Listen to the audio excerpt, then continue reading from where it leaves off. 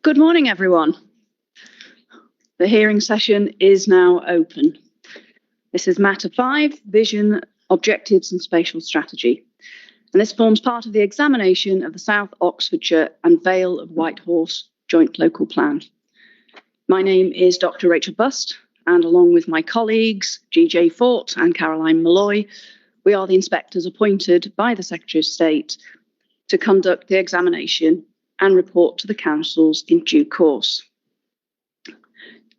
The format of the hearing is a structured and focused discussion that we're going to lead. So we'll start with some preliminary matters of introductions. If I can turn to the council, please. Thank you. Thank you, Madam. My name is Michael Bedford, King's Counsel, and I'm providing legal support to the Joint Local Plan authorities. Good morning, I'm Lucy Murfitt. I'm the Policy Manager at Southern Vale. Hello, I'm Juliet Evans. I'm Principal Planning Policy Officer at Southern Vale. Good morning, Emma Baker, Planning Policy Team Leader for Southern Vale. Good morning, Andrew Lane, Planning Policy Team Leader for Southern Vale. Morning, I'm Daniel Sharp, MRTPI from One Planet Abingdon Climate Emergency Centre. Good morning, Councillor Jeanette Camps-Walsh, Chairman of Beckley and Stowood Parish Council. Good morning, Fran Parmenter from David Locke Associates, representing Hallam Land. Morning, Caroline Chave from Chave Planning, representing Nurton Developments. Morning, Ian Ponter, representing Dorchester Residential Management Limited.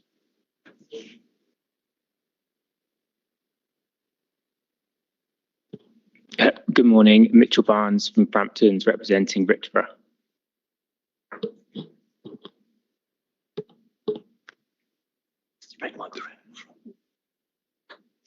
Beth Wells from WSP on behalf of DIO, stepping in for my colleague Chris Tennant.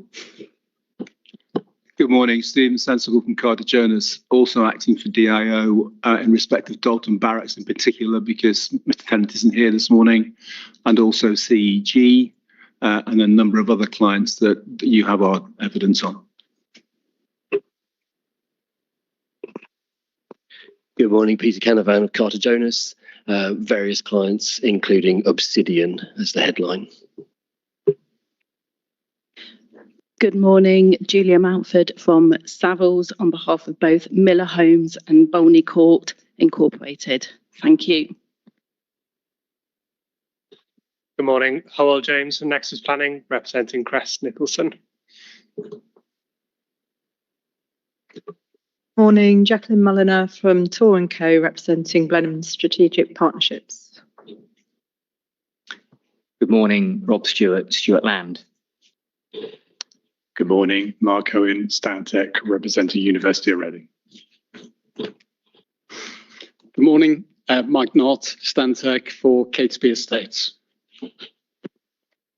Morning, Megan Streets for Gladman Developments.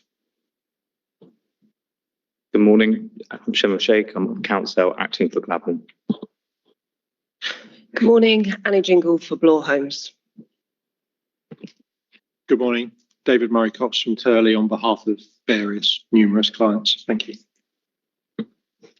Morning, Rachel Williams, Planning Policy Manager of Oxford City Council. Simon Bird Casey, providing legal support to the City Council. Thank you very much. So just to do a bit of a sound check, how does this echo sound today? We had quite an echo yesterday. There were twiddling of knobs and various bits and pieces, and we tried to adjust things.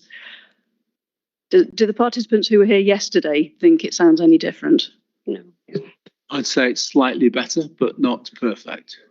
Slightly better. I've moved position. I'd say it's actually worse. Well, I already apologise for not hearing half of what's being said. Right. Sorry. That was going to be one of my questions. Does it vary between where you're sitting in the room? Because certainly down at this end, we're getting the reverberation through the room at the back. How is it over there? Is it clearer over there? Yes. Let's move on. That's. I'm not sure whether there are any more adjustments that can be done to this system. I'm looking to the council for any assistance here. It is a delicate balance. We get the echo in the room because the sound is coming out of the speakers overhead. If we turn that down, then it's hard to hear at the back of the room and in the audience section. For the audience section, there is a room downstairs, meeting room 1, which is crystal clear with no echo. I know that doesn't help for those around the table, but I would encourage anyone who would like to take use of that room, please do. On the live stream, I had a check last night and it sounds absolutely fine. There is no echo, so if that's reassuring. So yeah, it really is just about the balance, whether we do or don't turn down these roof speakers.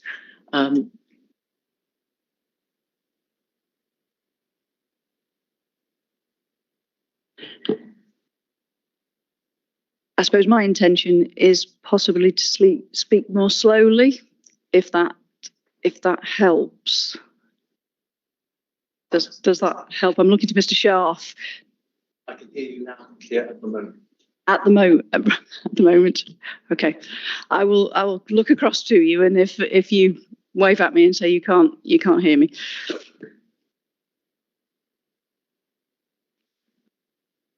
So the programme officer is Ian Kemp. You should all have met Ian. He's at the back of the room with us today.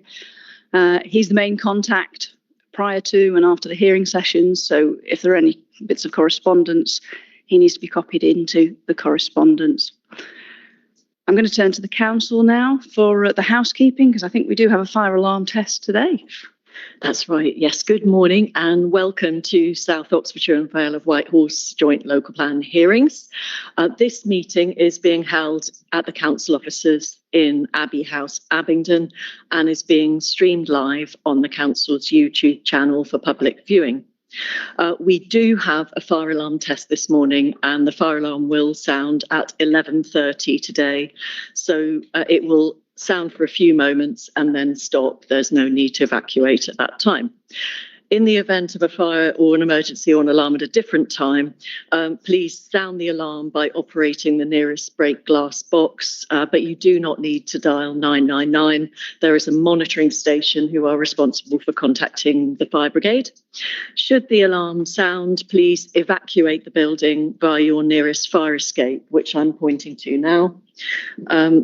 And go down the stairs and meet at the assembly point, which is located at the back of Abbey House in Abbey Gardens.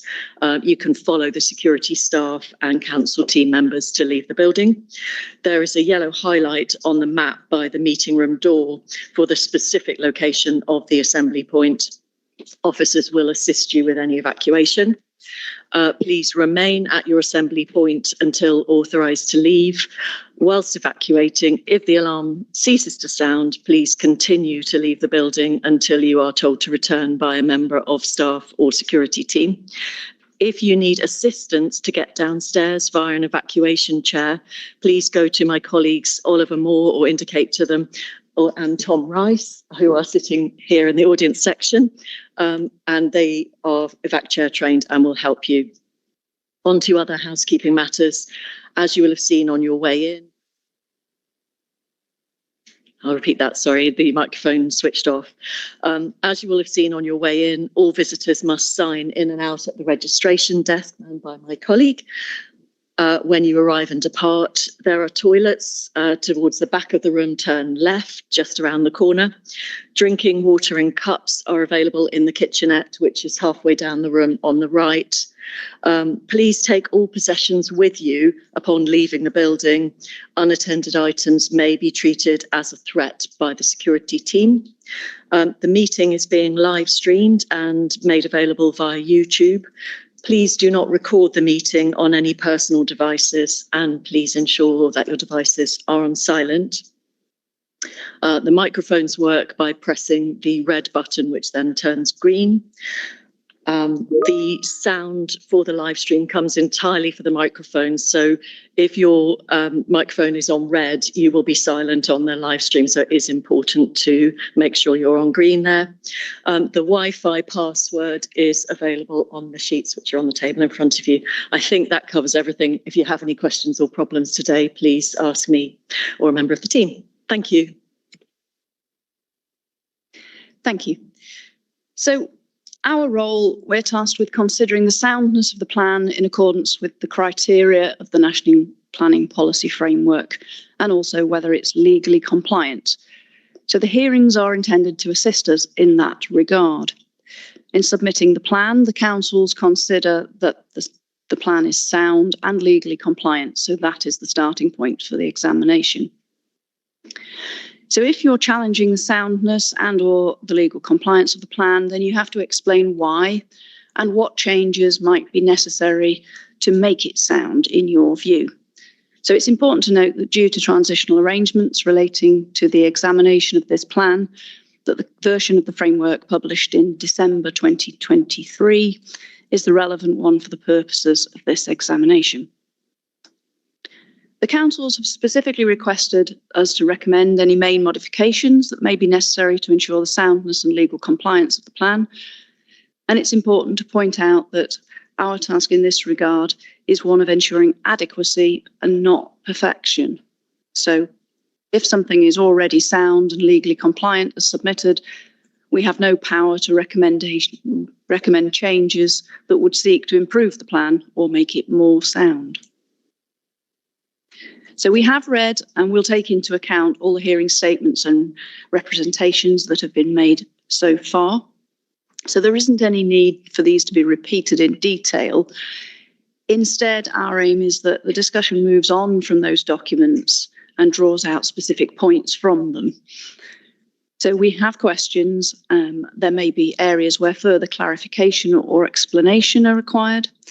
So at times we may ask for a more general contribution or a summary of your position. So when contributing to discussions, it would be helpful to us if contributors would stick to the matter in hand and try to refrain from commenting on unrelated or extending matters beyond. So in order to test the plan for soundness and legal compliance, we will need to ask questions, and you will have seen that we've already done this through preliminary questions and correspondence with the councils. There have been published MIQ documents and in other hearing sessions. So both the councils and other participants have responded to these. So we will continue with our questions today.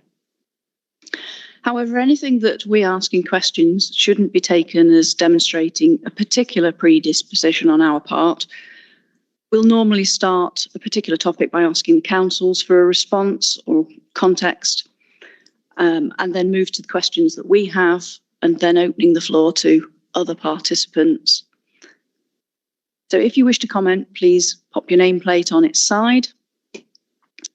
And we might invite contributions from you on specific points that may assist that particular aspect of the examination. So if you would like to highlight certain parts of your statement or other documents that form part of the examination library, then it would be very helpful to us if you can provide the specific reference.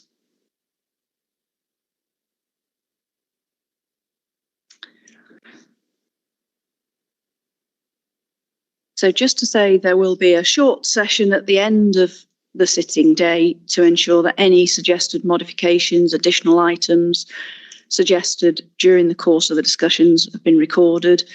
So any action points that we've talked about and we would ask the council to maintain that record of actions as we proceed. There's just a couple of questions that I've got on sort of procedural matters. So we talked about having a progress update on an action from yesterday regarding the recalculation of some figures. Just if I could just turn to the council and say, have you had an update of how that's going, please? We need a little bit longer before we update you. Could we update you after the morning break on that, please? Yes, that's fine. Thank you. And the action list from yesterday, I believe the council were going to just type that up and send it on to Ian for us. Yes, it's with you. Yeah. Thank you. Are there any other questions at this stage about the procedural aspect of the hearings today? No? Thank you.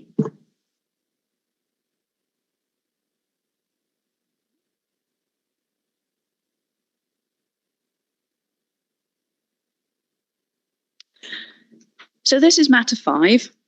So we're going to be dealing with the vision, the objectives, and the spatial strategy. So I'm going to start with the vision and objectives. So that's covering MIQs 5.1 to 5.5. And I think I will take questions 5.1, 5.2, and 5.4 together to deal with the evidence, achievable, deliverable, and how policies will deliver that vision and objectives. Then I'll turn to 5.5, which is about any other matters which have been suggested that might need to be included. And then I'll come back to 5.3, which is a proposed modification.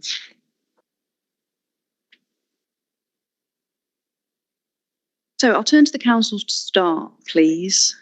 So if you could just briefly cover the position to respond to 5.1, 5.2 and 5.4 to set the context.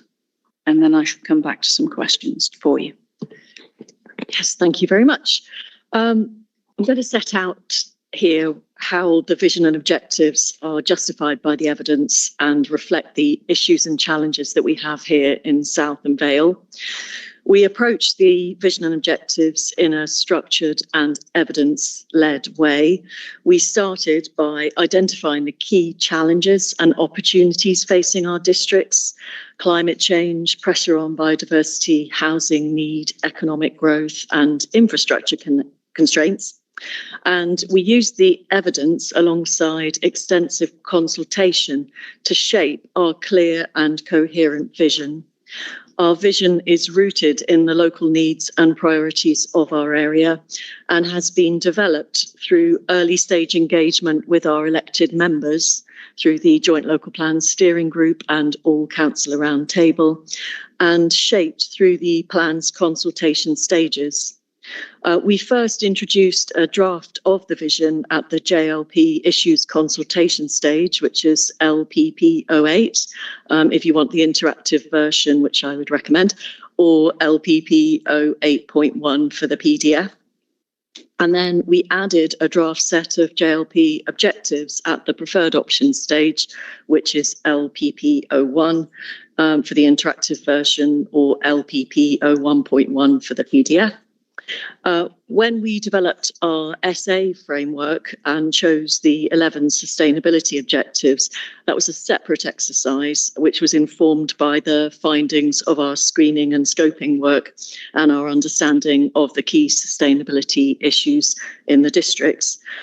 We've assessed the plan's draft objectives for compatibility with the SA objectives in line with guidance on SEA, and I could point you to the SA, which is CSD03 table 4.2, which is a matrix where you can see the 12 plan objectives cross-checked against the 11 SA objectives. And what you'll see is that there is a good degree of compatibility between the plan's objectives and the SA objectives. There's a strong thread running through the plan, from evidence to SA to vision and objectives through to the policy framework. And this gives confidence that the vision is not only aspirational, but firmly grounded, justified and deliverable. We consider that the plan's vision for the future is one in which planning issues are being positively and appropriately balanced. And if I can take you to the NPPF 2023, what does that say about visions? It says at paragraph 15, the planning system should be genuinely plan-led. Succinct and up-to-date plans should provide a positive vision for the future of each area, a framework for meeting housing needs and addressing other economic, social and environmental priorities, and a platform for local people to shape their surroundings. And we think we've done all of those things and provided that in our positive vision.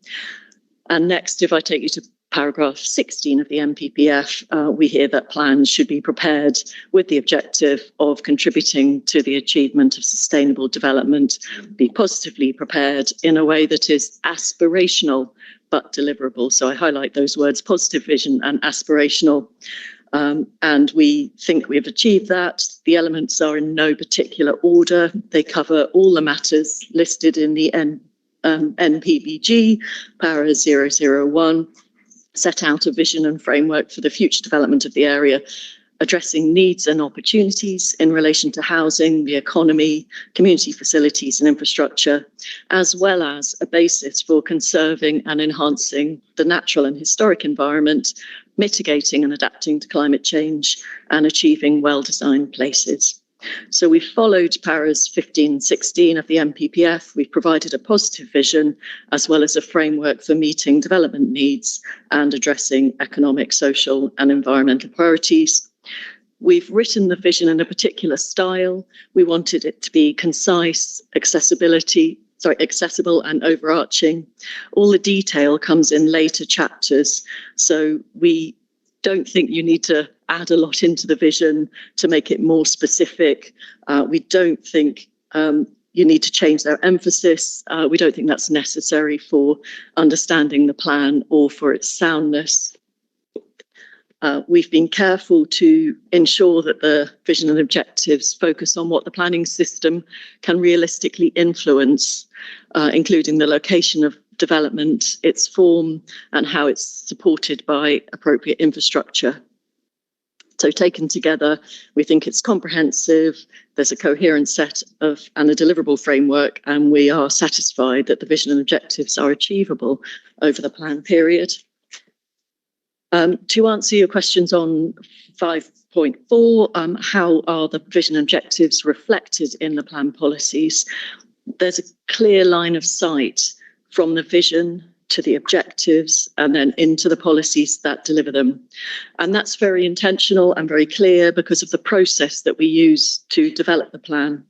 And if I can take you to the issues consultation stage, LPP08 for the interactive version, or LPP 08.1 for the PDF.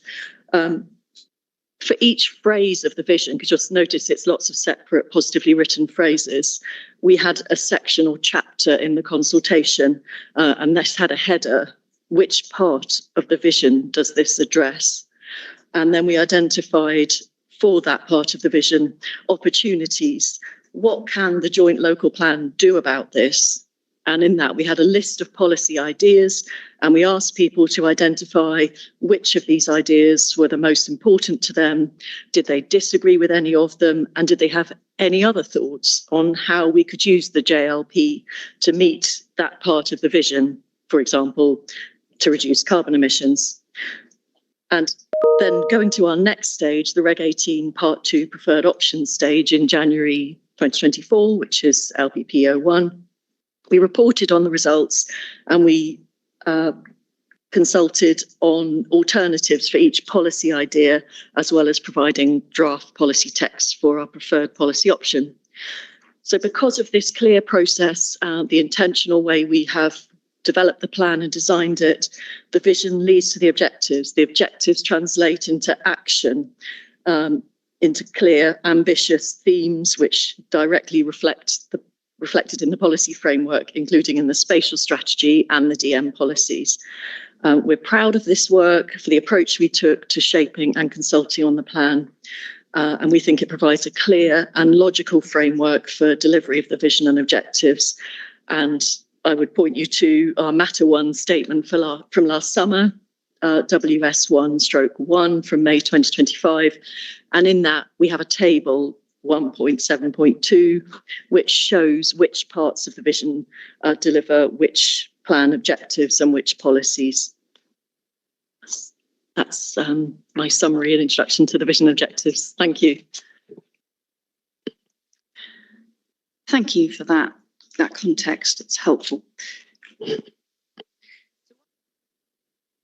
Whilst there is some support, there are some alternative views in representations and hearing statements. So in terms of trying to summarise those, I think there are thoughts around the justification and the evidence base that's being used to form the vision and objectives.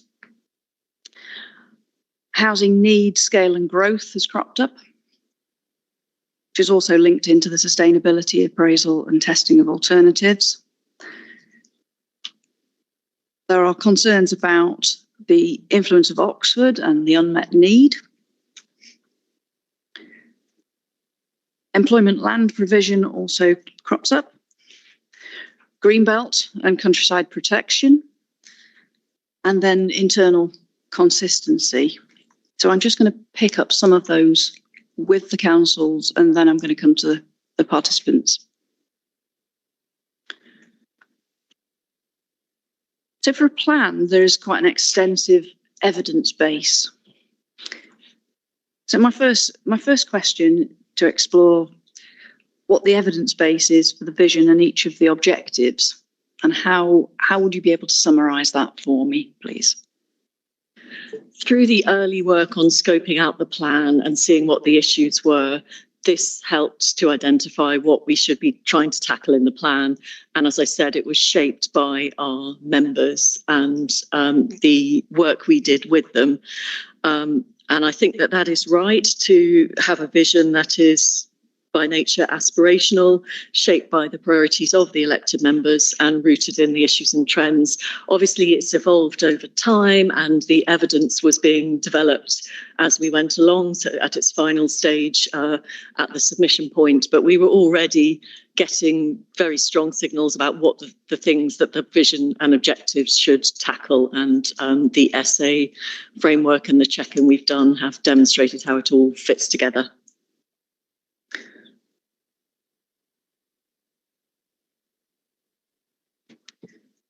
Thank you. Thank you. So does the vision, in your view, appropriately recognise the scale of housing needs over the plan period? Yes, because it sets out to meet in the needs, and then the later policies in the plan meet and exceeds those needs. Does there need to be more explicit reference to meeting needs? I don't think so, because I think if you look at the plan as a whole, then you will see how it does that. I think at the vision stage, you're just setting out what you're aiming the districts to be like in the future. And I think we have written these positively phrased objectives, vision sections, which cover all of the matters that they should, to do with thriving communities, which obviously there's an element of housing in there, and to do with valuable and rewarding jobs. So I don't think it would be a fair characterisation to say that the vision is in any way stopping or blocking growth or development. It is clearly rooted in social and economic elements, as well as nature, climate, community design, health. Madam, if I can just add, obviously you appreciated that kind of staged process of identifying a vision, then identifying objectives that would help to achieve the vision, and then identifying policies to achieve those objectives. And we've chosen the approach of setting out the vision clearly in section 3, and then objective 8 specifically is then plan for enough new homes to meet our needs. I appreciate one could say, well, you could put that into the vision rather than into the objective, but I think that's would be something that we would think comes into the category of it's an improvement. If you think it is an improvement, it's not a necessary, in the sense there's nothing wrong with doing it the way we've done it, even if you could do it in a different way. So I think we would be content with how we've done it, and we don't think it needs changing. But if there were a view that it was better to do it in a different way, I think we'd be perfectly receptive to that.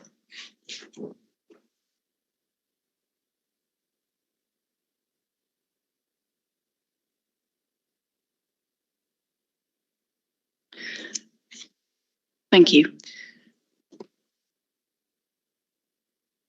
And as part of that process of building the vision and the objectives, how have the cross-boundary issues been taken into account?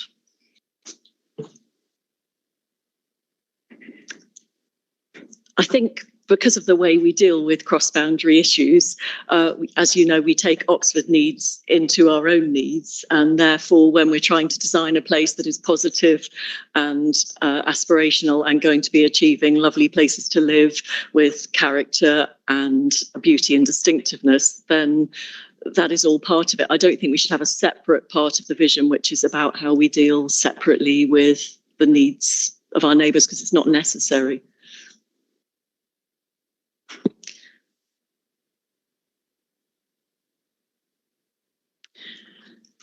And what sort of part of the process involved internally checking the internal consistency of the objectives to ensure one objective doesn't necessarily trip up another one?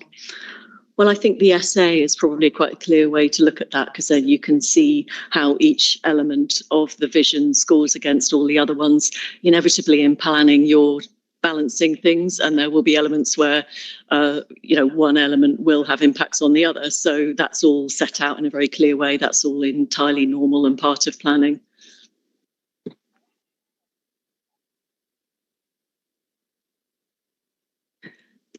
Thank you. I'm going to turn to the room now for any participants who wish to pop the nameplates up. They're coming up slowly.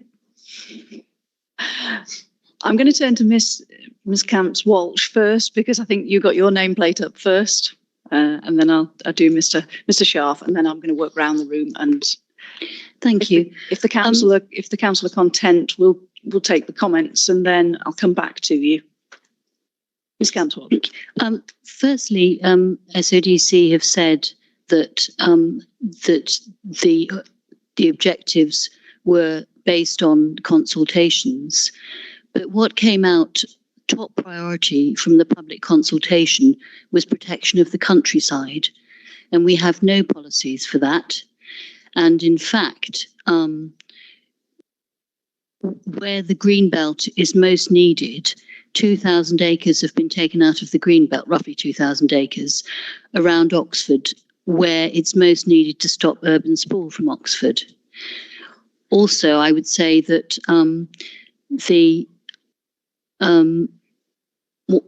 that one of the policies they have is, which is laudable, is that development should be first on brownfield sites.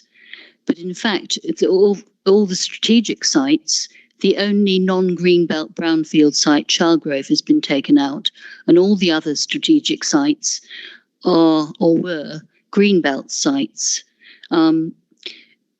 This is further impacted by, which we're going to discuss later, having more houses being built than are actually needed locally, which obviously has a negative impact on those of us living there already.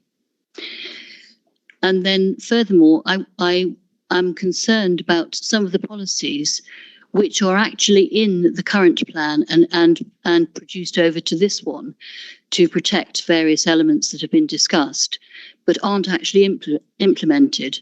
And we've noticed this because land north of Bayswater Brook, a strategic site, is in our parish and has outline planning permission. Now, in the current policies of the current plan and taken over to this one that we're discussing now, there is a low car policy, which is very important because it's very congested around there. That has actually been completely ignored when giving outline planning permission. And similarly with flooding, and also the elephant in the room, which is Thames Water inability to cope with any more sewage, which actually has impact on all this development. And, you know, it's just been put on hold and that hasn't been discussed. And there are further comments I would make in the same vein about protection of species. Certainly on land north of Bayswater Brook, we've got rare species which are really going to be harmed and badly affected because the policies haven't been implemented in the outline planning permission.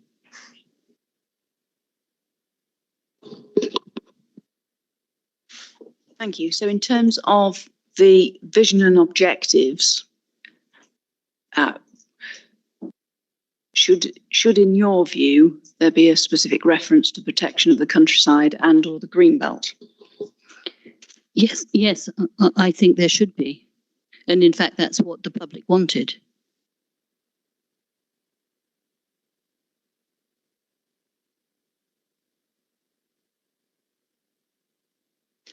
Thank you. Mr. Scharf. Thank you. Inspectors, I can hear quite clearly, actually. Somebody's improved it in the last quarter of an hour. And thank you for inviting me to the hearing. Although I've been invited to 10 similar hearings, and I should say that I have had no impact whatsoever, although my proofs have been very similar, and I didn't arrange the weather for today. It's not my fault that it's steaming hot out there, and it's a warning of what's to come. I say I come from One Planet Abingdon Climate Emergency Centre. Obviously, that speaks for itself. We're living on about 4 planets, or the equivalent of at the moment. And we are a climate emergency centre implementing the emergency declaration of the town council. We are under the county hall in the middle of the town, and we provide food and drink and refreshments and propaganda for anybody who wants to visit us over the course of the inquiry. You'd be very welcome. I don't represent them. We don't have a mechanism for me to say we had a meeting and it's minuted and what I say has been approved by our steering committee. I'm speaking simply as a professional planner, and I regard what I'm going to say as entirely consistent with the code of practice of the Royal Town Planning Institute, as I hope every member of the Institute will abide by during the course of this process, both this hearing and the progress on the plan. So I'm very comforted that my institute is leading the way in what it says, and we will all follow as best we can.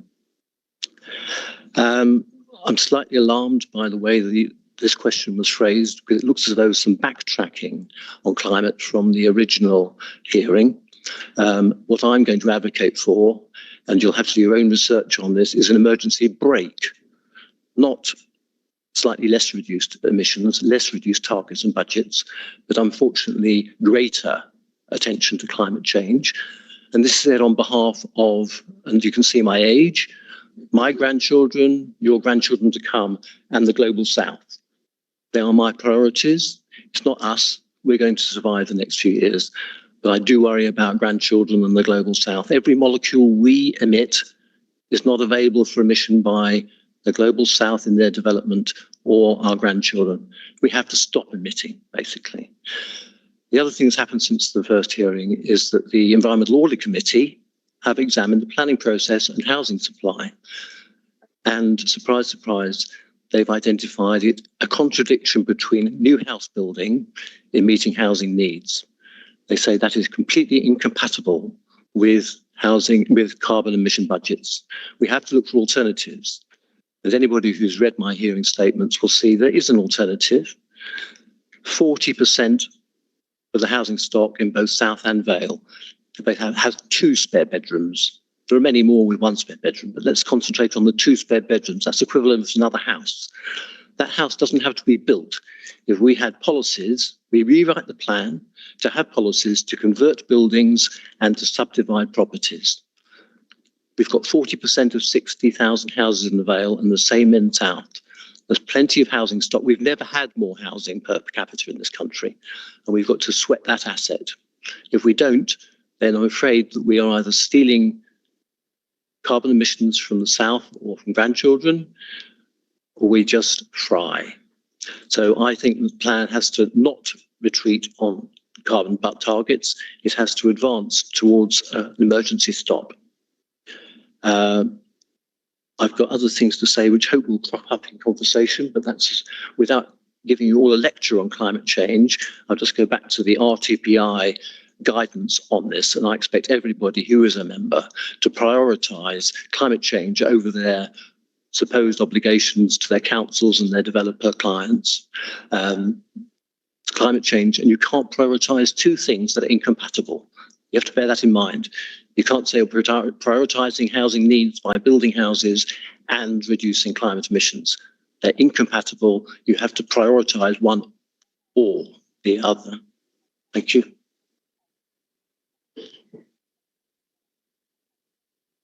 Thank you. So sticking with the theme of evidence to underpin the vision and objectives, just turn to the next. Pegasus for Dorchester. It's Ian Ponter on behalf of Dorchester Residential Management. Madam, I think our fundamental point really is that there is a disconnect between what is said in the vision and objectives and then what appears in the rest of the plan. So, for example, our vision includes at 3.3 a place where people can thrive, where people have housing choices they can afford. That's fine. What we say is that that then doesn't translate into a set of policies that sit behind the vision to deliver that. And so we say that's ultimately a failing of the plan, and it's something that we'll come back to tomorrow in the discussion on matter 3 in more detail. Insofar as the vision is concerned and the objectives that follow, in particular, I've focused on the housing component, 3.3 in the vision, and then that crops up at objective 8, planning for enough new homes to meet our needs. We think that there would be better chance of avoiding that disconnect if the vision and objectives were clearer about having to significantly boost the supply of land for houses. If that was clear in the vision and objectives, it may be that the policies that then follow stand a better chance of meeting that objective. And it's an important one because it reflects national policy and it reflects the local circumstances of Oxfordshire, where, as I said yesterday, we have a promoted nationally important economy that needs to be reflected in the housing provision made here. And so insofar as we'd like to improve the vision and objectives, it's to recognise explicitly the need to significantly boost the supply of land for housing. Thank you.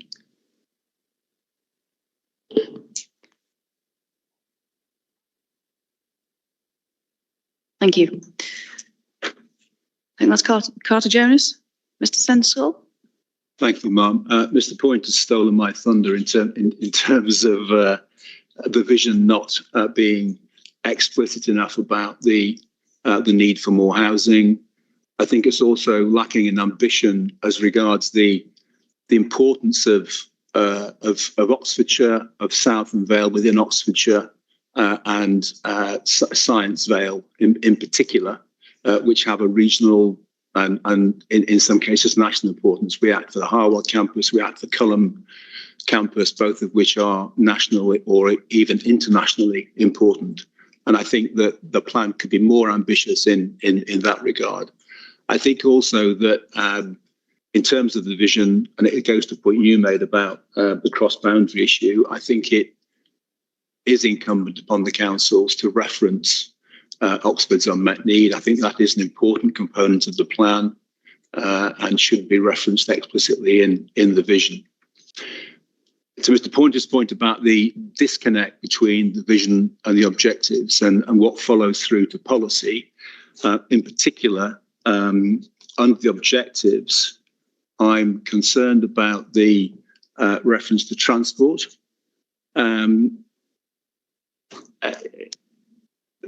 We are experiencing, insofar as the large housing sites that I'm promoting, which are the land at Culham for 3,500 houses and Dalton Barracks.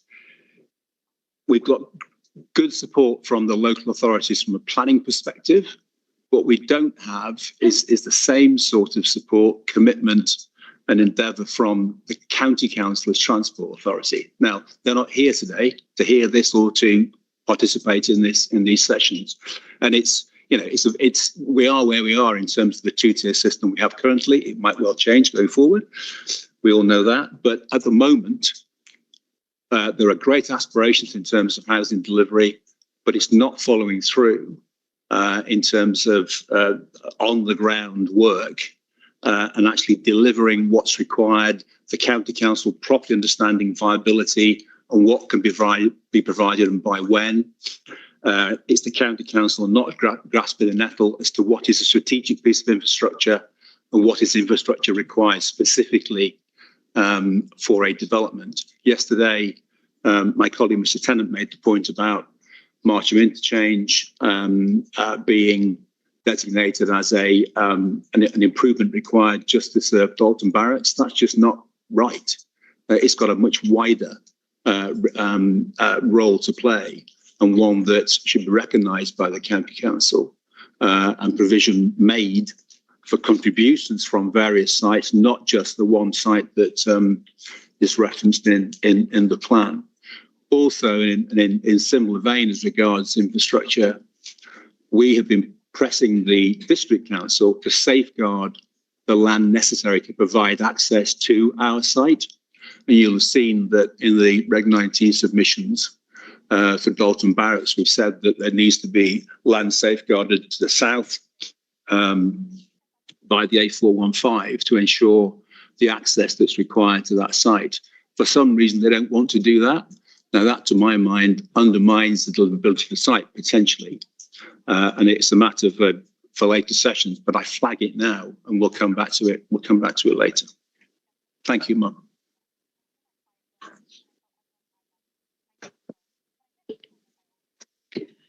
Thank you. I think those site-specific matters will come later in a separate session. So just trying to keep on top of the vision and the objectives where we are. I know you've got lots of different points to make, but if we can try and keep to that. I think Savil's next, yes? Ms. Manford? Thank you very much. Several of my points have again been picked up by those two participants before me, but just to really flag paragraph 60 of the MPPF 2023, which has the objective of significantly boosting the supply of homes. And again, I agree with the fact that whilst the vision does set out a place where people can thrive and where people have housing choices that they can afford, this doesn't seem to be carried forward into the objectives. Again, that disconnect that was mentioned. And those objectives set out about only planning for enough new homes and jobs. And so there's therefore concern around planning adequately for homes and growth and ensuring there's true commitment to deliver on that vision and really ensuring that those housing choices are there that people can afford. And as also mentioned, I know that we'll be talking further about that in matter 3 and the housing requirements. Thank you.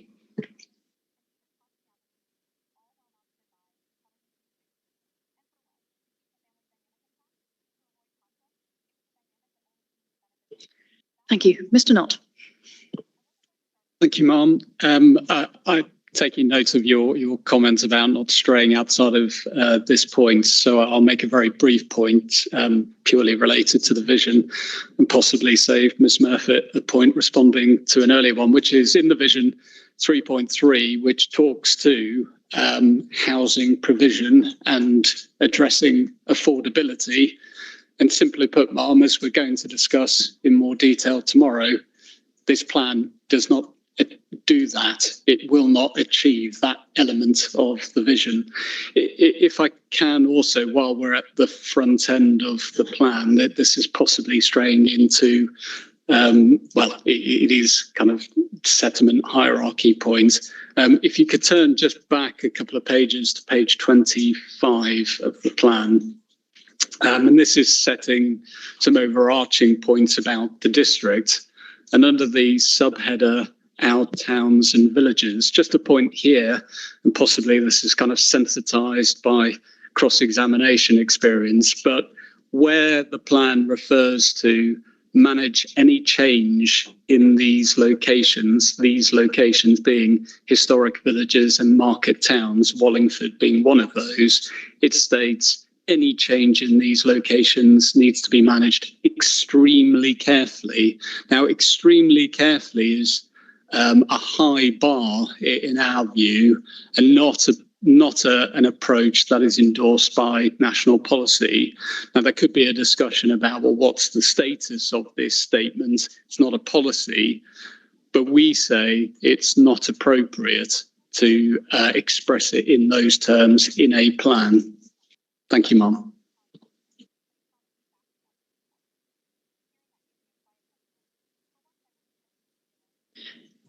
Thank you. Mr. Bird? Madam, just in relation to Objective 8, we do see that there's a need for express reference to the unmet needs of Oxford City in that objective. The words new homes to meet our needs is at least arguably ambiguous, but that ambiguity is removed when you look at the objective as a whole, because it then goes to refer to the needs of our communities. So it's a district-centric objective. And it's not clear that there is the commitment to meet the unmet need which the MOU identifies. And that's compounded when you go back to the context, which leads to the vision and objectives, which does not refer to where the Oxford and the needs to meet Oxford's unmet need. And we'll come to SP1 in due course, but it's a separately identified objective within the strategy to meet need, and that should be reflected in Objective 8. Thank you. Would the council like to pick up some of those points? Yes, thank you very much. I think as a general response, I think those who would like to suggest changes, I haven't really heard many detailed changes apart from that one. It seems to be suggesting a sort of fundamentally different approach, different plan, more greenfield development, more growth, stronger emphasis on employment clusters, more unmet need from Oxford, etc. To me, it seems that the right approach for a local plan vision, and we just need to remember what is the vision, what is it for, it's right at the start of the plan. And I think the right approach is that it's aspirational, shaped by the priorities of elected members and rooted in the issues and trends in the local area, and that it's supposed to be designed to shape those things over the plan period in line with the priorities. So I think it would be sad, wrong to try and change the vision right at the end of the process of the examination to make it into a different person or organisation's vision. This is our vision. Ultimately, I've never seen a planning application determined against a local plan vision. I don't think changing it is required, necessary for soundness. I think it is just a starting point, which then links clearly into the objectives, and the objectives link clearly into the policy. So that's just my overarching point on the role of the vision and what it does. And I think a vision should be narrative, perhaps slightly poetic, to evoke feelings in the people who read it, to understand what the plan is going to do. And I think, some people may find later sections of the plan more technical, some planning jargon, but to write a vision in simple, active terms so that it's understandable, people get what the plan is about, is important. I don't think adding more specificity, more detail, place names, numbers is the right thing for a vision to do. That comes later. This isn't a shopping list, a to-do list. This is a vision to evoke emotion and describe what the plan sets out to do and why, based on what the work we did at the early stages. And I noticed there was a comment about page 25 of the plan and the sentence about our towns and villages, just to say that really isn't a policy. That is just setting the context for the districts. And that was early work we did in order to inform the vision, sort of set out what were the challenges and issues. And that's all part of the early evidence to inform the vision. To go through some of the more detailed points from Ms. Camps-Walsh, I don't think we need to add protection of the countryside to the vision or protection of the green belt. The vision is about painting a picture of what we want the future to be like, what kind of place. And those things you mention are really about how we do it. And we already have those things set out. So the how, I'll point you to the spatial strategy, SP1, criteria 1 and criteria 8. And we also have the whole of chapter 12 on nature recovery, heritage and landscape. So I don't think we need to add any more to the vision on that. Mr. Scharf, just to say we are going further than most councils towards net zero. And I don't think that the vision itself needs changing to achieve what you're seeking. The vision says our vision is for carbon neutral districts for current and future generations. It doesn't say any more than that at this stage. It's just setting an ambition. The points that we had about significantly boosting the supply of land for housing, just to say that we do meet and indeed exceed housing and employment numbers in the plan. So I don't think we need to change that. Mr. Sensical talked about science fail and the international importance of it. That is something which is specifically mentioned in the vision. If I point you to 3.6 of the vision, growing the opportunities in science fail for the districts to contribute on a national and international scale for solving pressing global issues. So I think we've already evoked and painted a picture of the importance of this area at not just national but at international level. So I think we have that covered. Finally, the point from Oxford on Objective 8, which refers to meeting our needs. I've already explained that we have taken Oxford needs and made them our needs. So I don't think we need a change there, but I wouldn't have a massive objection if you wanted to add and the needs of Oxford to that, because we do indeed plan for enough new homes to meet our needs and the unmet needs of Oxford as agreed in the MOU. Madam, could I just add on the point in relation to paragraph 60 of the NPPF? First of all, the obvious point, that paragraph needs to be read as a whole. And secondly, the plan needs to be read as a whole. When you read paragraph 60 as a whole, it doesn't simply refer to an objective of significantly boosting the supply of homes. It goes on to explain what that means. And what it means is it's important that a sufficient amount and variety of land can come forward where it is needed, and that the needs of groups with specific housing requirements are addressed. It also goes on to say in the final sentence, the overall aim should be to meet as much of an area's identified housing need as possible, including appropriate mix of housing types. As we've already identified, we have articulated expressly in the plan that we are planning for enough new homes to meet our needs. So we're achieving what the government has expected through paragraph 60, and there is no need for this plan, or indeed any plan, to simply cut and paste or parrot words in national policy which it is already delivering on. That is not in any way, we would suggest, a soundness issue.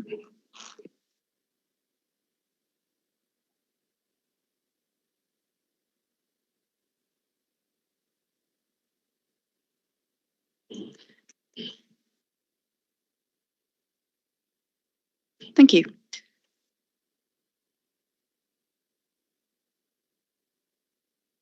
got your nameplate up, Mr. Scharf. Is it to relate? It was a correction to what? It was a correction to my hearing statement, if I can make it.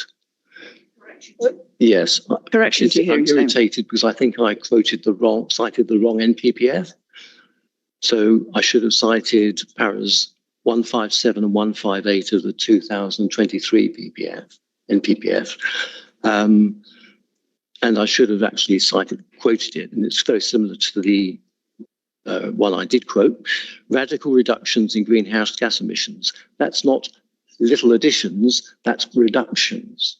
And the only way to do that is to sweat the asset, to use our existing infrastructure. And I would also like to respond to Carter Jonas, who kindly brought to our attention infrastructure. It's not just housing that emits upfront carbon, it's the massive infrastructure that goes with it. Thank you. Thank you. Can I just move on to the issues and challenges? Is that related to the point that Mr. Scharf's just made?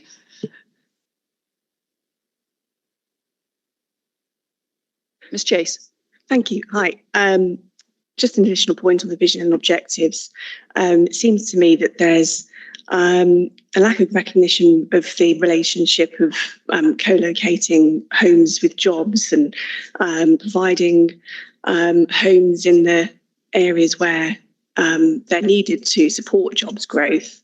We've got separate strands of the vision in relation to achieving carbon neutral, people being able to reach facilities for everyday living with sustainable choices, and providing valuable and rewarding jobs and growing opportunities in science fail, and they feed through to separate objectives. But it seems to me that there should be recognition of providing homes near to jobs where they're needed to actually make positive change in respect of climate change and affordability. And then the different strands of the vision would work positively together.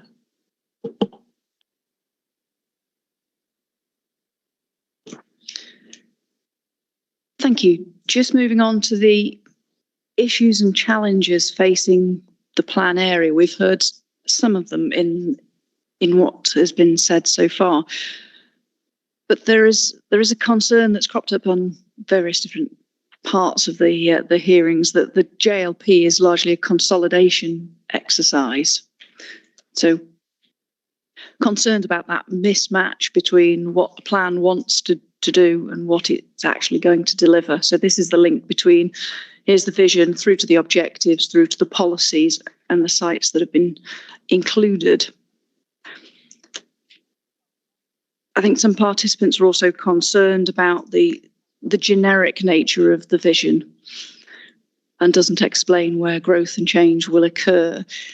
Now, I know the council have said earlier that it is a vision, it's overarching, it's a starting point.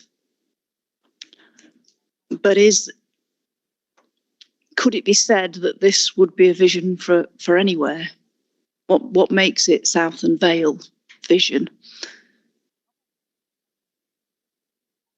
And another thought in my mind is about how the plan's aspirations may depend on matters that are outside of the council's direct control, and how does the plan respond to that? So I think sort of bringing all those bits together, my question to the councils is, could you explain how the JLP takes the plan area forward? How does this vision and objectives take the plan area forward, particularly in light of the views that have been expressed about the consolidation point and how it might be seen to be constraining growth, which is what we've heard in various different sessions so far. Thank you. Thank you. I think I'll take the point first about how this is a local vision. A vision is about what people want and believe for the future, and therefore this vision is local in that it was shaped by what our elected members representing our communities would like. We also spent a long time looking at other visions, trying to understand what would be the best way to do this, how could we get best practice into this. And I think that the way that we have talked about nature and heritage, landscape, character, high up in the village vision, beauty and distinctiveness, shows that we have rooted our vision and the start of the plan in the things that we know are great assets for us. You wouldn't have that in your vision if you were writing a central London plan or something. This is related to the kind of place we are, the kind of things that we know are important and need to be valued and cherished in the important work we do of shaping and growing and changing the place we're in. I think it's very clear how the vision links through to the objectives and then the policies. And I've tried to talk you through the process we went through between the issues consultation and how at that stage each part of the vision was its own heading chapter with ideas on policies below it, and that then these have worked through, the plan has evolved and matured into the set of policies that we now have before us. So yeah, I do think it is the right vision, the objectives all work, and it leads through to policies which do that delicate balance of achieving what the government wants, but also reflecting and achieving what local people and our councillors want. And I think this chapter is a place where those feelings about the area need to be conveyed, and then it looks forward in the detail as to how we're going to achieve all those things. So as I said, it's not a shopping list, it's something to evoke a vision of what the future would be, and I don't think it needs changing because of it reflects the process we went through. Thanks.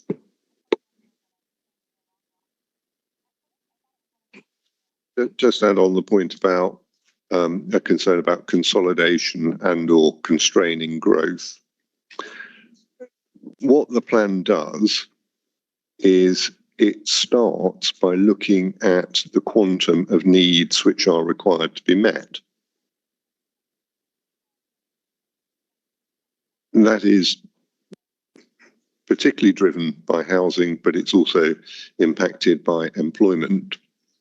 And both of those topics have been looked at to identify, by reference to the guidance that was applicable to this plan when it was being prepared, the then method set out in national policy, particularly for addressing housing, but also the guidance in the PPG on how one looks at employment land issues. That produced a quantum of development needed for the plan period. I know we have a debate yesterday about the precise dates of the plan period, but that doesn't matter for this purpose. What the plan then does is delivers on that quantum of development.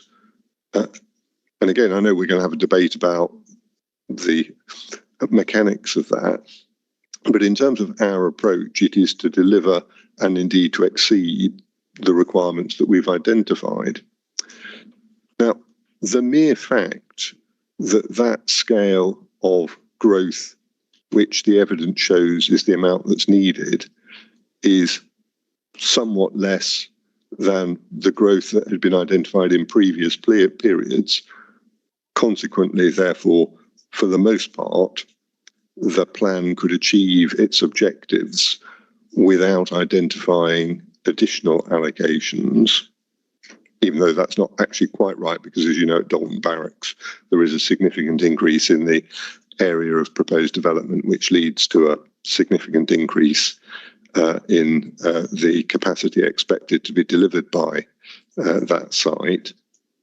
But the fact that the figure is a different figure to the earlier plans isn't an indication that that is an inappropriate approach if you're satisfied, as we are, that the needs have been correctly identified, the needs have been correctly quantified, and the needs are going to be delivered by what the plan proposes.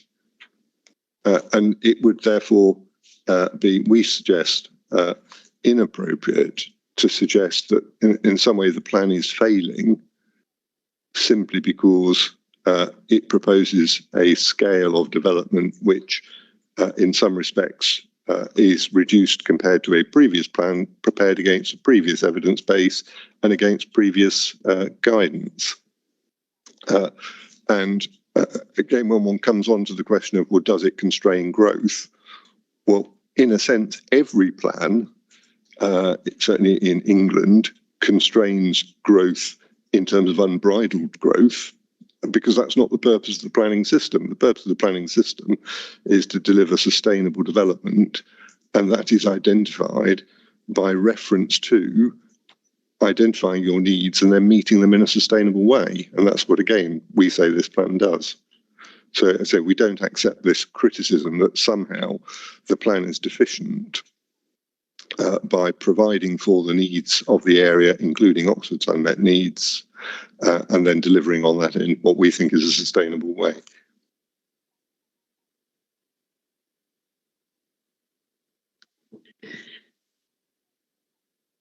Thank you. I'd like to look at the achievability type of question now. So this is now a recurring point is that often the concerns about achievability might actually relate to the detailed policies later in the plan. So we're still in vision and objectives at the moment. So there are some suggestions that some of the objectives might not be capable of being achieved. And there appears to be a dominant theme of the climate change and the net zero objective and whether that is achievable. So to the councils first, please, what evidence demonstrates that the plan's net zero ambitions are achievable, and how have you assessed that deliverability?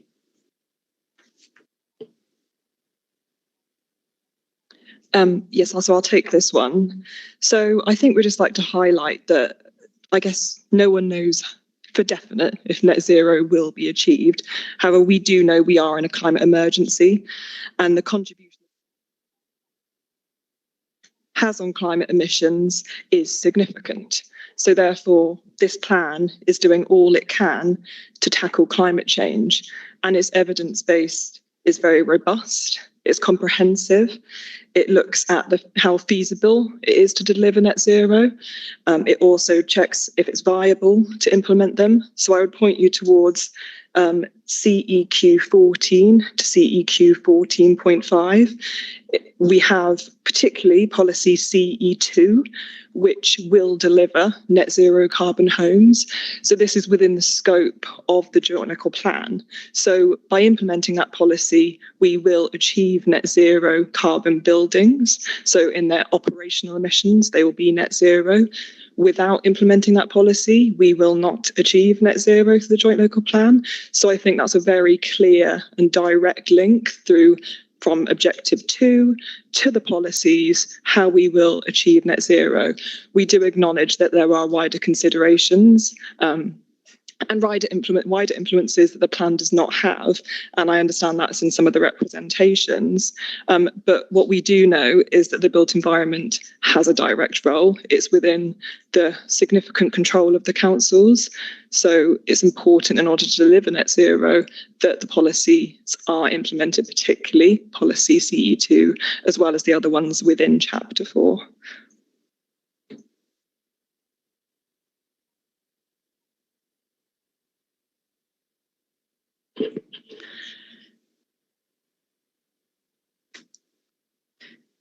So I think from what you've told me there, the extent of the achievability depends on the later policies and the monitoring that will follow from that policy to determine how effective it has been, which then returns to whether you've achieved that objective.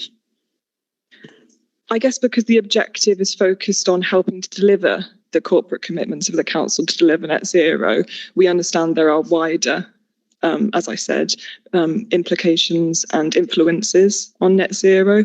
But I think as soon as we implement policy CE2, it will deliver homes to near zero operational emissions.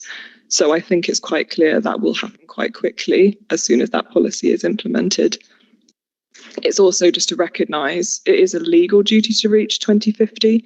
I know some people said that our corporate commitment of 45 was particularly soon. However, I wouldn't say it's significantly soon. It's only 5 years before that corporate commitment. And if we can achieve that, then I think it's necessary considering our climate emergencies that both councils have declared.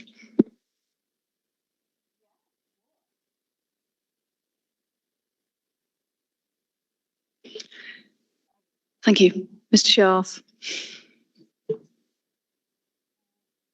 Thank you. Thank you. I neglected to say and compliment the council. I think this local plan is as good as it gets, but it just follows the convention of building new houses and infrastructure, which is incompatible with the targets and the budgets that are required to meet the Paris Agreement. And just to repeat paragraph 157 of the NPPF, which requires more than net zero, it requires radical reductions in greenhouse emissions. Having built anything, we have that building has to contribute to the reductions, not the smaller increase. It's the building is incompatible with the NPPF 157.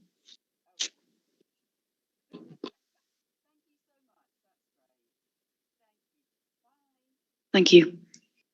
No one else on that point? Yes, please.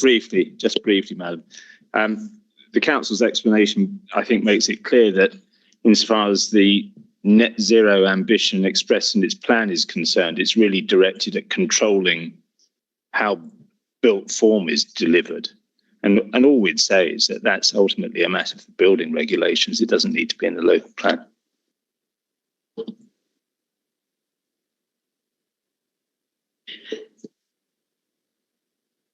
Thank you. Still trying to stick in the vision and objectives without getting into the details, which are later in the plan and crossing over into other topics as well.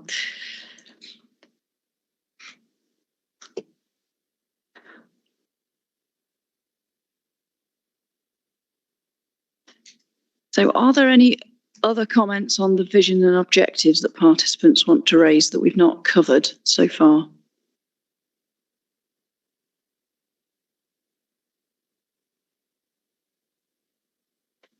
No, thank you. So I just wanted to turn to the council. In your statement in paragraph 5.1.7,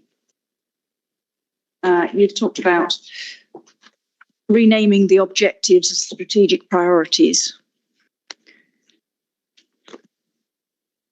I just wanted to pick up on that in your statement that you said that you're open to renaming the objectives as strategic priorities.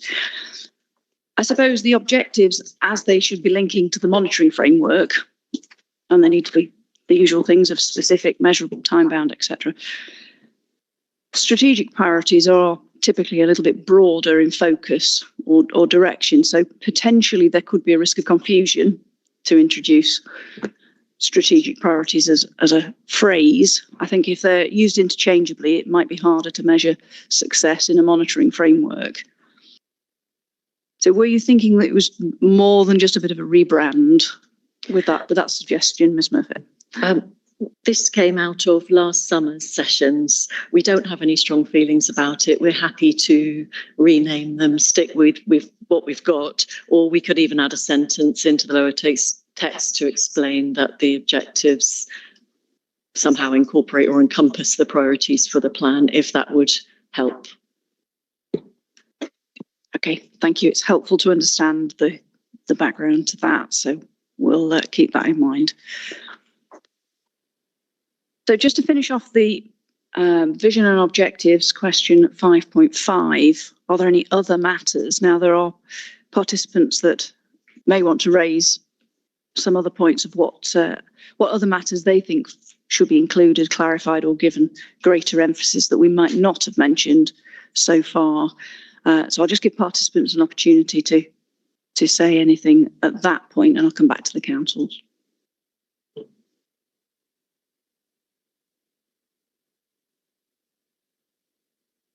No, we'll move on. Question 5.3. So there's a proposed modification, MM01.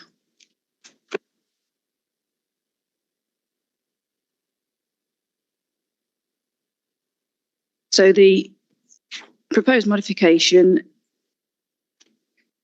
is needed in the council's view for an update in relation to the South Oxfordshire District Council's latest climate action targets. So this is just an update.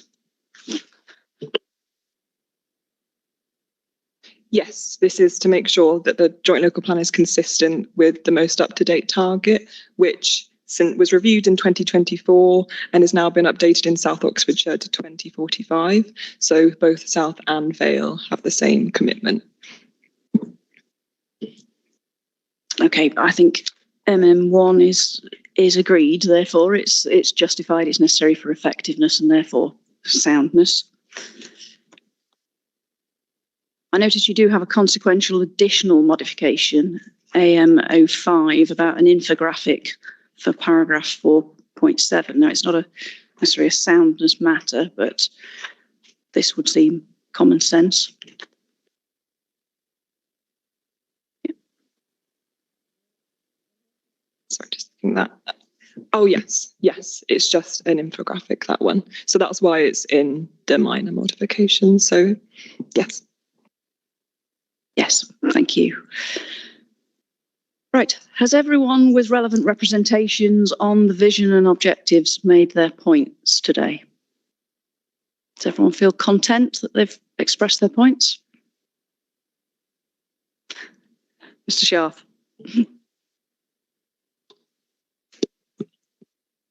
Sorry, I don't know when to raise the point, but it's the policy on self and custom building, because it's part of the provision of subdivision.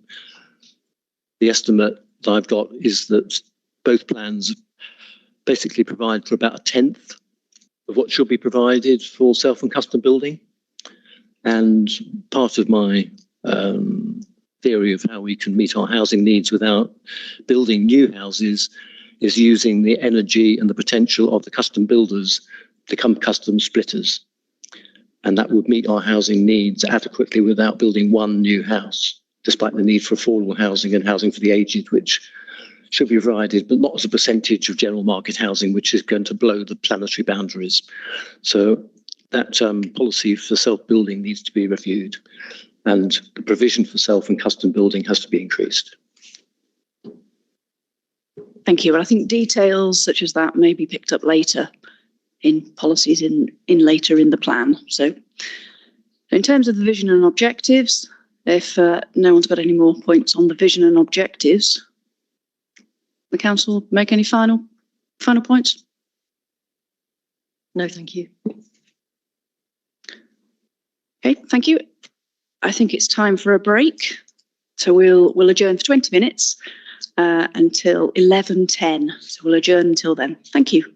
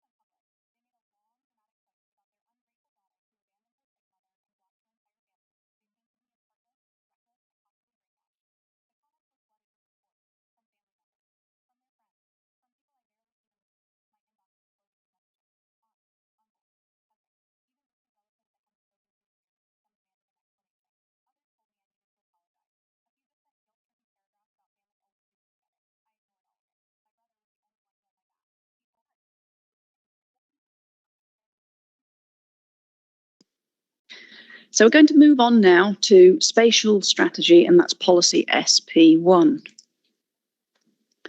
Did you want the update on progress on documentation? Yes, please, if there is an update now. Thank you. If I can simply say, the update is, yes, the consultants are working. They're working at pace on updating the various LPA documents that we referred to yesterday. The aim, if I put it that way, the aim is to achieve outputs that can then be provided to the programme officer by the end of today so that they can be uploaded before tomorrow. But I should just caveat that there are obviously a number of different calculations that need to be done. They need to be checked and so on and so forth. So I say that is the aim. Whether we are actually in a position to provide a suite of all of the documents by the end of today, or it may be that we'll provide what we can, and it may be that one or other is left over. I don't know yet, but that's where we are.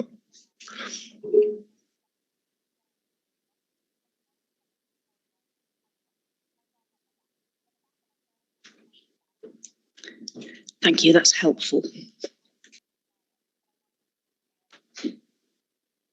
So let's move on to the spatial strategy and policy SP1. So this is MIQs 5.6 to 5.11. So I'd like to start with the topic paper, please. And that is TOP 08.2. So in the topic paper, this describes the 4 policy options, the one that was preferred, option A, and 3 discounted alternatives. So the preferred option is the one that features in the plan. And paragraph 5.8 of the topic paper sets out the summary of why option A was chosen as the preferred option. But I'd like to explore the alternatives for a moment or two. So there were 3 alternatives, options B to D. And these were presented in the preferred option stage of the JLP and developed as being sort of distinct and realistic, reasonable alternatives. So we have option B, C, and D. So I'd like to turn to the council first to explain briefly how they tested each of these alternative options and why they discounted them to set the context. Thank you. Thank you. I'll take this one. So yes, the topic paper sets out in section 4 what the various options are. As you say, preferred option A, that is a almost carbon copy of the different elements of SP1 that the options translated into. Option B is a distinct alternative, and that alternative, again, it's visually represented in the topic paper on page 23. These are another spatial distribution option, and this would be an option that would look to, rather than a strategy of somewhat reliance on ensuring the existing commitments come forward, this would be a different option of seeking out alternatives at various settlements throughout the districts. So these would be primarily what you would call urban extensions on greenfield sites. Important to just clarify, we didn't go with an option of specifying sites. This is very much spatial distribution option testing in order to inform the plan. And then option C is another distinct alternative, which I think a lot of representatives around the table do support, which is the co-location of housing and employment. I think within Southern Vale, you can very much see that this could be a greater focus at Science Vale, or even a greater focus at some of the individual higher tier settlements where housing and jobs are located. But I think important again to say that these are not tested on a site-by-site basis, so sites don't form part of the assessment here. It is a distinct alternative from a spatial perspective. Lastly, this is the more dispersed option. So this kind of reflects potentially some of the lower tier villages, tier 4 within the settlement hierarchy, having a targeted approach to development of those. And again, that would be an alternative to the current strategy.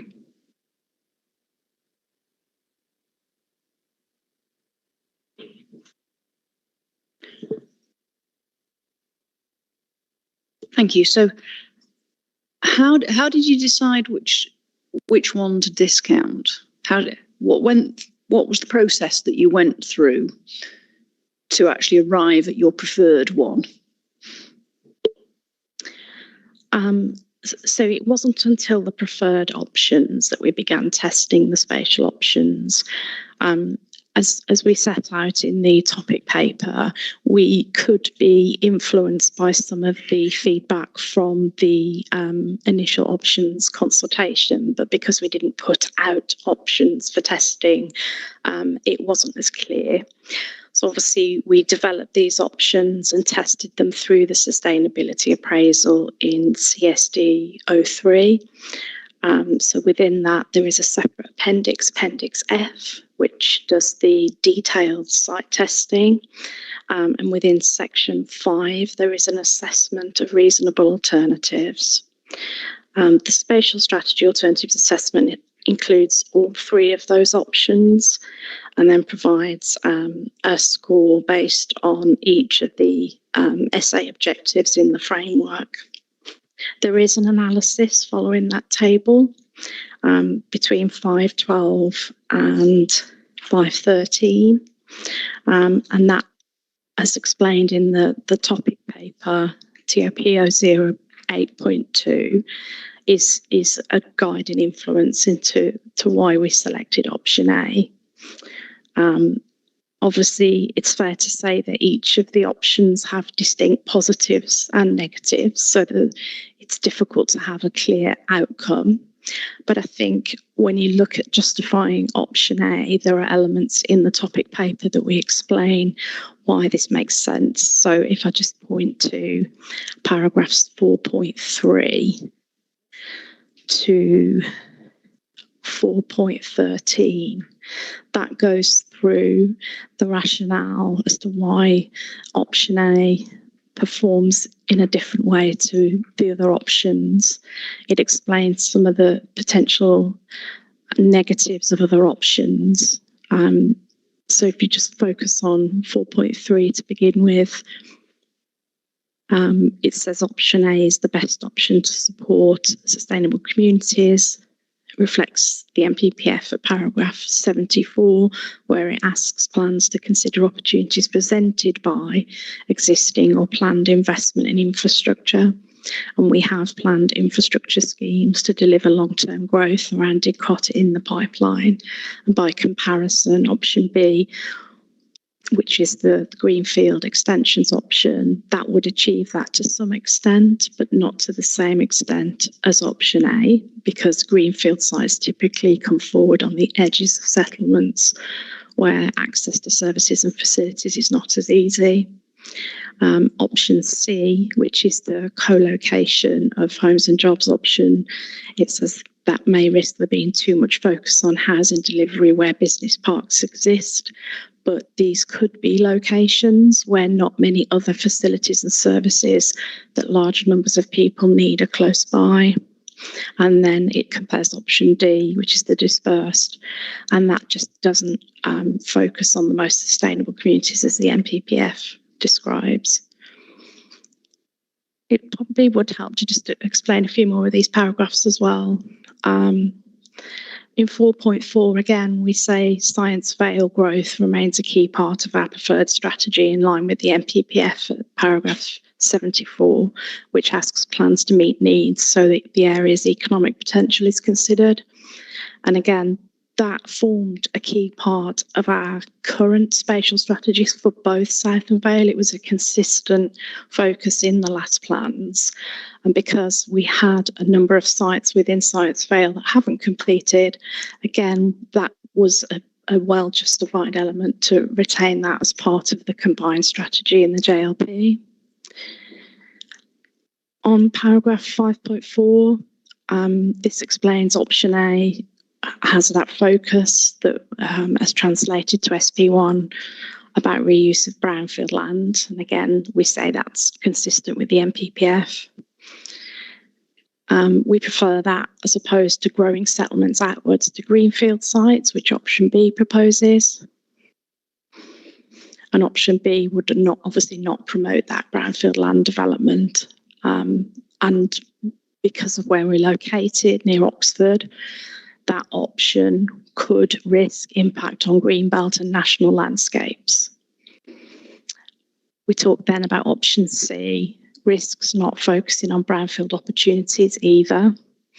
And option D, again, because of where we're located, risks impact on greenbelt and national landscapes, especially at some of those smaller settlements in those landscapes.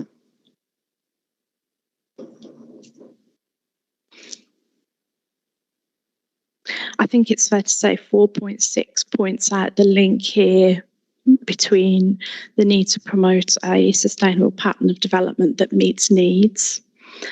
So evidently the needs for employment and homes that we're presenting in the submitted plan will influence the extent to which the other options are alternatives that you would choose. I think we explain in the topic paper that a lot of the options, the alternative options, almost present you with a scenario that you've got credible and deliverable sites that you would essentially not prefer to continue to deliver over the options of finding new allocations, but without that real kind of justification that the current sites wouldn't continue to deliver. Obviously, there are some sites that we don't think can continue to deliver, but largely they're on a path to delivery and well supported by infrastructure, which is also underway.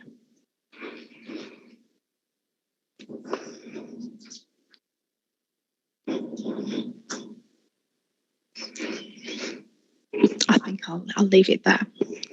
Could I just add a small additional paragraph reference number? I think that Ms. Baker referred to paragraphs 4.3 onwards.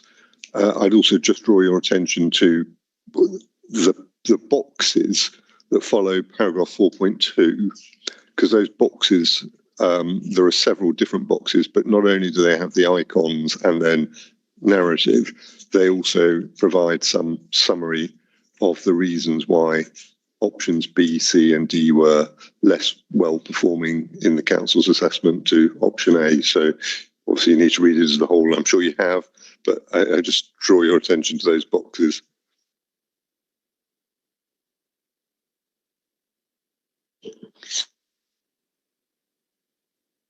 Thank you, that's helpful.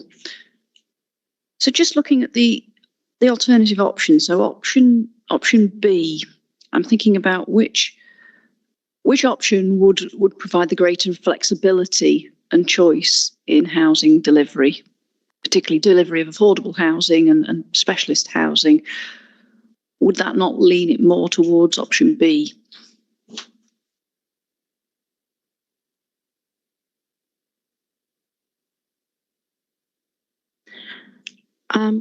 We would say not. We've said as such in our matter statement, we believe option A itself is the one that creates the flexibility. The reason for that is what you presented is with a number of different ways of delivering growth through the spatial strategy. It doesn't rely on that single source for employment or housing. We say it presents a balanced portfolio of existing commitments, the site allocations that remain deliverable, It presents brownfield opportunities and acknowledges that there would be windfall development that would be delivered as well. Many of those sites, particularly the site allocations, are consented or underway, and we say that reduces uncertainty. If you compare that to the other options where you're looking at new site opportunities, option A is clearly the one that offers that surety. We also say that the overall supply in the plan exceeds the requirements, and that provides flexibility and choice as well. And that ensures the strategy is robust to changing circumstances.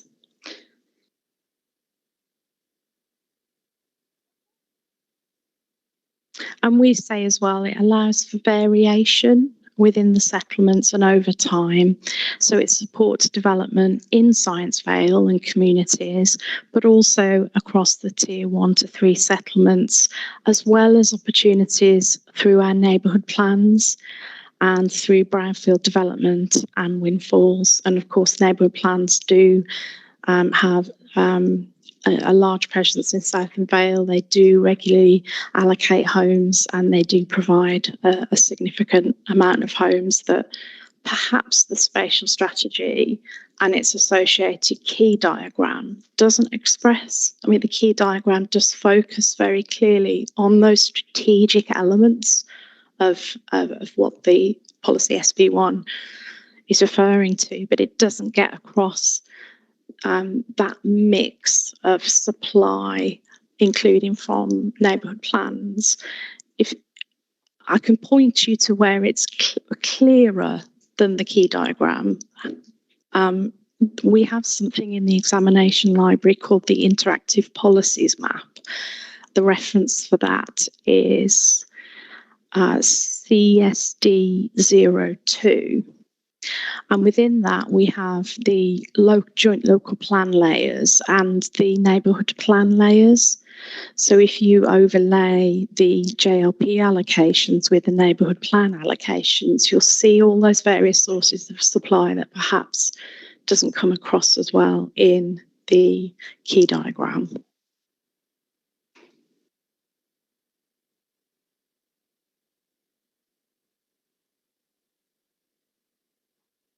Could I just add again, if you look at what the box against option B says on page 23 of the topic paper, obviously the context is that option B is building on the fact that there are existing allocations in the adopted local plans. So it then seeks, even taking that context, to propose greenfield expansion at the tier 1, 2, 3 settlements. And whilst it might, in a superficial sense, say, well, the more choices you've got, the more flexibility you've got. Two things on that. First, as that box recognises, flexibility is only one issue in terms of ensuring that the plan is effective and deliverable. There is also the importance of sustainability, that the development is sustainable, and that box identifies some sustainability disbenefits to the over-provision of housing. But secondly, as the final sentence of the box on page 23 makes the point, that if you effectively over-provide in a given area at the same time, as it says there, it may also slow down or undermine the delivery of housing and other development principles at our 3 garden communities. So it's not quite cutting off your nose to spite your face, but there is a risk of just throwing more into the mix doesn't necessarily mean that you get more out. It may mean that you actually have sites which then deliver more slowly than they would otherwise be able to deliver, which would be counterproductive.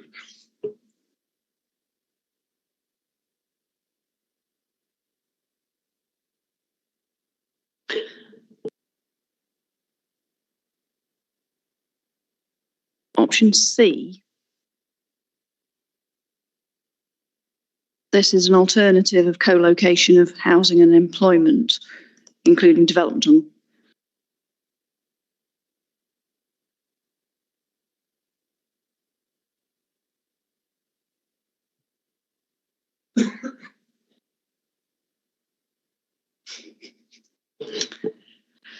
Option C was the alternative, the co-location of housing and employment, including development on greenfield sites. Given the importance of Science Vale, would option C have better supported economic growth objectives and support Science Vale and the wider economic strategy for Oxfordshire as a whole? We do recognise that. If you look on page 24, again, pointing to these boxes, we do say there that there is an overlap with option A. This alternative, you could say that part of the SP1 approach does take forward option C. So option C obviously does score well in the SA framework in the same way that option A does. I think it's fair to say there are potentially other employment areas throughout the districts more dispersed that this option could support as well, but obviously that would detract from Science Vale as a location. So I would say just elements of option C, we agree, is reflective of what we want to achieve in the vision, and has featured in SP1, but as a distinct alternative, option A with the blend of other options and commitments is preferred to this. And we still retain a large focus on Science Vale. There is, as you know, a headroom of supply, particularly employment supply, very focused on key locations around Science Vale and the towns within it as well. And it's in excess of half of the housing that comes forward in the plans is within that Science Vale area. So it is still a significant focus.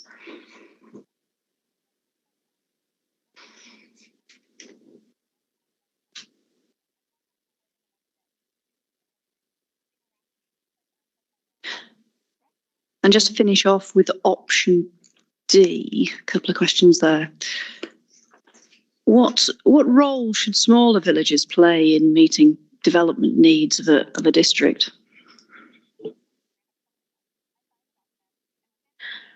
Our approach within the spatial strategy is to refer to policy SP2 to guide certain types of development to come forward within development in those tiers.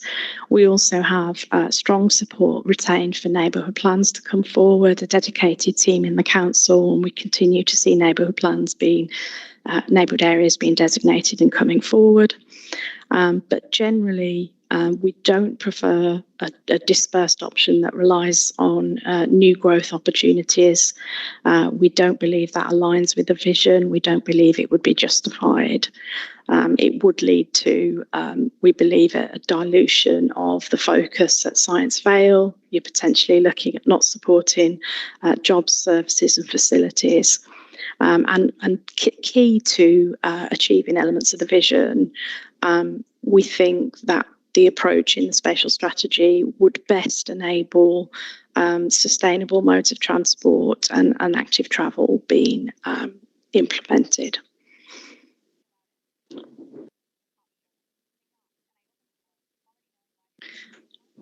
Thank you. Just sticking with tier 4 at the moment. So what does the evidence show in terms of tier 4 settlements? Are they inherently less sustainable locations for growth?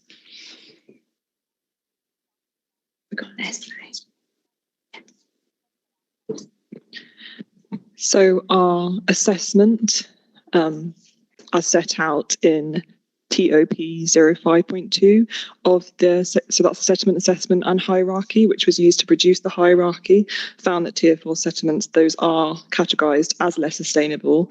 They have more of a limited range of employment services and facilities. So therefore, as you can see listed in SP2, there is a more limited range of development that will be acceptable in that tier.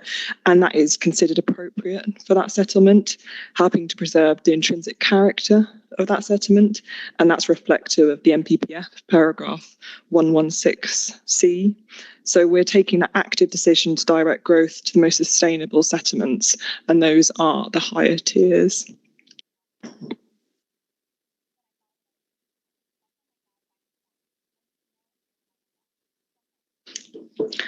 So given that the JLP is bringing two plans together, and you've told me you've got existing commitments, you've got sites that are brought forward into the JLP, to what extent has that approach and the existence of an identified supply constrained the consideration of the alternative options? It hasn't constrained it. I think we do just acknowledge that there is an impact when we have done the judgments on which of the options we should proceed with.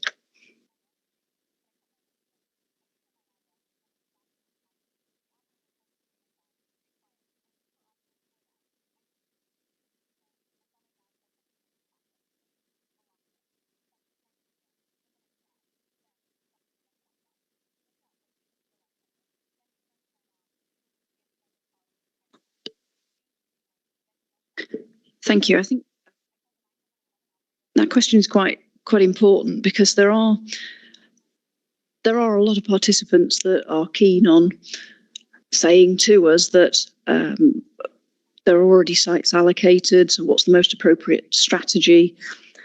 And I think that's part of one of the central debates in this examination on the spatial strategy of to what extent has the merging of those two plans to create the joint plan affected how you've delivered what we see in the JLP.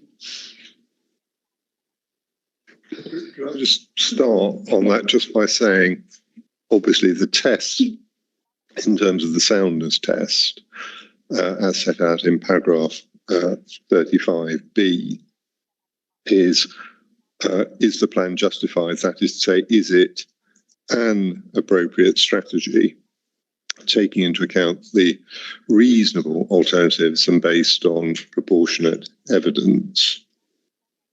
And you'll be aware that was a change from an earlier version of the NPPF, which had focused on whether the plan proposed the most appropriate strategy. And that, we would say, recognises that actually with many of these things, there's no, as it were, intrinsically right or wrong answer. There are just different ways of dealing with the challenges that an area presents. And as it were, no doubt there is legitimate scope for divergences of view between any number of planning professionals and or interested persons about what that balance of options should be or should be preferred. We think, as we've articulated in the material that you've got, that we've not only provided an appropriate strategy, we think we have actually provided the appropriate strategy. But as I say, we're conscious that others may take a different view, you may take a different view, but that wouldn't make the plan unsound. It's only if you actually see some material deficiencies in the strategy that's put forward. Then going back to the issue about, well, are you constrained by working in a sense with what you've got? Well, in some senses, inevitably, yes, where you have got something which not only is an allocation, but is also a planning permission, because in the real world, sites that actually have planning permission are most unlikely to be revoked by a planning authority because of the compensation implications. Sites with planning permission may end up not being built for a whole reason of deliverability or viability reasons. But when you're plan making, for the most part, you would assume that commitments which have already got through the planning process and have become planning permissions are essentially part of the baseline that is likely to be carried forward. Sites which are allocations but haven't got to that stage, there's obviously more flexibility because the plan maker can revisit allocations. And as we know, that is the process that was adopted in this case with some of the allocations of the earlier plans, and indeed some of them were deallocated, obviously notably at Chalgrove, but also Nettlebed and so on. So it wasn't the case that the council just said, well, we're stuck with what we've got, we've now got to plan make. They did take a considered approach of looking at what they got, reviewing the suitability of what they've got against a sustainable spatial strategy for the area, acknowledging that they were also meshing together two different districts for that purpose and trying to achieve, as it were, a commonality of approach between them. So I think we would simply say it was a legitimate exercise that was undertaken. It took into account the relevant factors, both as constraints and the opportunities, and it has produced a result which is coherent. And I say undoubtedly there are others that say you could have gone a different way, but we don't think, and we still don't think, that that actually shows that this is not an appropriate strategy. It simply shows that if other people were sitting in the planning department, they might have produced a different plan. I don't know whether there's anything Ms. Baker wants to add. Please, yes. If I point you again to TOP 08.2, the topic paper, and paragraph 3.8, that there explains that we'd identified that the existing strategies of South and Vale had some very similar aims. I'll just read them out because I think it's important to show that this is in no way constraining. Both strategies look to focus growth and infrastructure in Science Vale. Both looked at garden communities. Both looked at allocation of large sites. Both use a settlement hierarchy to support further growth. Both facilitated neighbourhood plans, and both address the existing unmet need of Oxford. All of those, I think everybody here would say, are positive elements of the strategy that would enable development and in no way constraining. In the strategy, it makes sense to continue the support of the delivery of the garden communities that have not yet completed. Didcot, Berensfield and Dalton Barracks. It's important because these communities continue to focus on their own aims and ambitions. There's a significant infrastructure and facilities and cultural and green infrastructure enhancements that are still to come for these areas. There's obviously lots of investment secured for these communities, and we recognise that some difficult decisions had to be made about growth of those communities in the last local plans, including some greenbelt release. And I think it's important to make sure that those commitments deliver as it was intended, and that those garden communities remain a focus of the strategy. And we also say that many of the other housing and employment sites, not in Science Vale, are important to continue to deliver as well, to ensure and removing them, replacing them with alternative sites wouldn't result in greater housing delivery. They would obviously be further behind in terms of any kind of requirements, planning process. So we believe this is more resilient in terms of long-term infrastructure planning and confidence.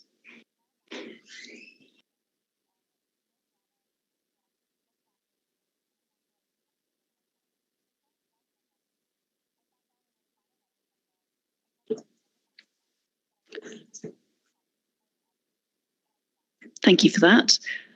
I'm going to look to the participants in the room. I can see Mr. Knott. Are you going to be the only person, Mr. Knott? No, there are others. Mr. Knott, you can still start. I would have been surprised if I was. First point I just wanted to pick up, and Ms. Baker will correct me if I've recorded this wrong, but I think one of the points in support of the preferred strategy that was put forward by the council was that it supports variation of sites. I won't get into settlement specific detail now, but that on our case just isn't right. We'll pick that up later in this session. Then turning to the topic paper, if we could look at paragraph 4.7. This is a point that we picked up in our regulation 19 representations, albeit erroneously referred to paragraph 4.6, but the offending sentence is quoted. And at the end of paragraph 4.7, it states, it would be unreasonable for us, the councils, to select a preferred approach for the spatial strategy, which would mean significant amounts of new developments beyond meeting development needs. Now, 2 points here. One, we haven't kind of specified or defined what significant amounts is, but one could read that to include option B. One could also further conclude that that might extend as far as meeting the latest local housing need figures for the areas plus Oxford City's unmet need. Maybe that's a point the council wish to comment on. In any event, to state that it would be unreasonable to consider that, we say just isn't right. And I think just kind of pausing on this, one of the points which the council have put forward on a number of occasions already is they say that the JLP is all in accordance with the government's transitional arrangements, and nothing they do on their case, it sits outside of that. And of course, the government wouldn't have put transitional arrangements in place in the first place had they not wanted plans to come through. Now, that may all be right, and that probably will be substantively tested tomorrow. But of course, there was nothing in those transitional arrangements that prevented the councils from advancing a JLP actually to accord with the 2024 December MPPF. Now, there was a question of timing, but there was a clear direction of travel in the consultation document that was published at the end of July. And as we know from the LDS, the councils went hell to leather to have their Regulation 19 consultation published by December in order to meet those transitional arrangements. In any event, coming back to the point, we just simply say that to have concluded that it would be unreasonable to have tested an option just isn't right, and I think is another indication of the not positively prepared approach that the council have pursued. The next point I wanted to pick up was in respect of option B. The council's position is that high levels of growth, particularly greenfield growth, would adversely impact and slow the delivery of the existing strategic sites. I don't believe there's any evidence that's actually been put forward to back that proposition up. And I think in an area where the market conditions are as strong as they are, probably the strongest nationally, I would question that view. And then lastly, inspectors, if we could just go back up to section 3 of the topic paper. Sorry, if I just scroll back as well.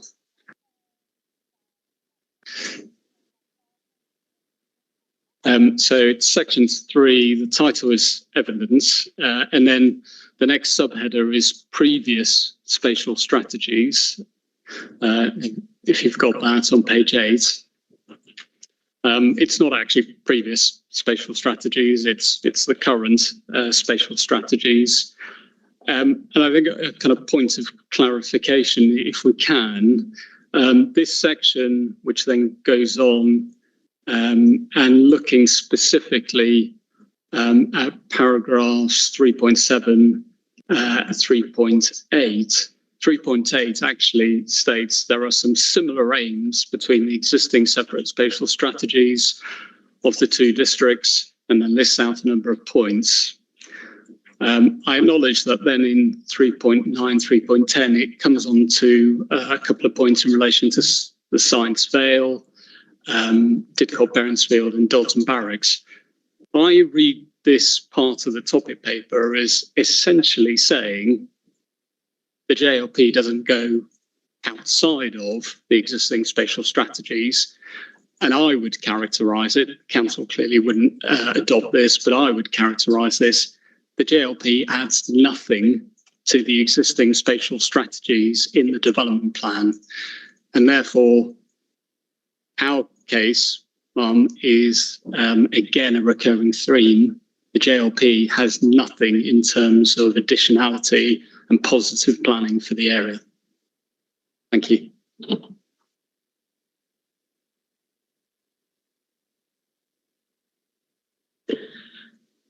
Thank you. I think there will be several participants who want to come in on this. So just looking at the council, how would you like to deal with this? Are you happy to go round the table, or would you like to do them in groups? I'm happy to do around the table and come back at the end. Okay, we'll do that. In which case, I'm going to start on my left, and we'll start with Mr. Murray Cox for Turley. Thank you. Thank you. Our fundamental concern is that the plan does not contain a genuinely spatial strategy. Rather, it's essentially a statement of matters to be protected. What it does is then carry forward the previous strategy and presents it as if it were new. But yet what the topic paper that you've been talking about does is refer to it specifically in terms as our new strategy. So if that's the case, then what paragraph 20 of the framework requires is an overall strategy for the pattern, scale and quality of development. That strategy has to, at its heart, set out why growth is distributed in a particular way. And you should be clearly able to draw a line between what that strategy is and why the allocations have then been chosen. And if anything, our submission is that the process here has effectively reversed that. The strategy has evolved around inherited commitments rather than the allocations being a response to the strategy, despite that being what the topic paper says. What the topic paper says in terms of option A is this: the strategy is to guide new development to Science Vale, to garden communities and locations in the highest tier of the settlement. There is one part of the plan which is absolutely conspicuous by its absence in option A. There is no reference to Oxford at all. It is not Science Vale, it is not a garden community, and it is nowhere in the locations in the highest tier of the hierarchy. We struggle, therefore, to understand that the strategic rationale for why growth is distributed in that way. And logically speaking, if option A is taken at face value, what you would have before you now is a plan that is very different, especially given its Science Vale focus, to the one which was submitted.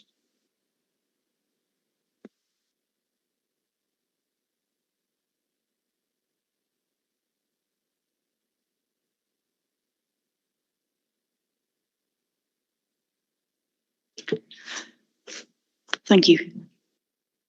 Sorry, your nameplate's actually twisted. Right, okay. We're talking about the University of Reading. So, Mr. Owen. Thanks.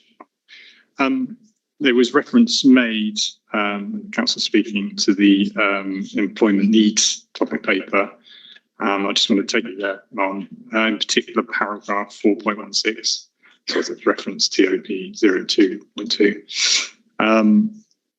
That paragraph just relating to that, the impact of the Science Vale and the importance of the Science Vale, I think is very much highlighted in this paragraph. Obviously, it picks up on Culham, Harwell, Milton Park, how it's essential to fostering economic innovation and addressing future needs.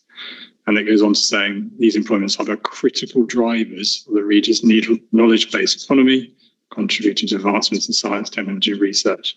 And then it again refers to the paragraphs 85 and 86 of the NPPF. And I think there was a point that was made earlier. The importance of the science can't be underestimated. But alongside that, it's the co-locating of homes. And Didcot, as a garden community, yes, it's seen a lot of plan growth in the past, but what this plan does is focus very much on legacy, but it doesn't look forward. And relating back to my colleague Mr. Knott's point, being ambitious and looking ahead and the opportunities to foster the organic growth of Didcot as a garden community, I think is incredibly important and supports that spatial strategy point, but it doesn't quite actually doesn't come through in the plan in terms of meeting those needs.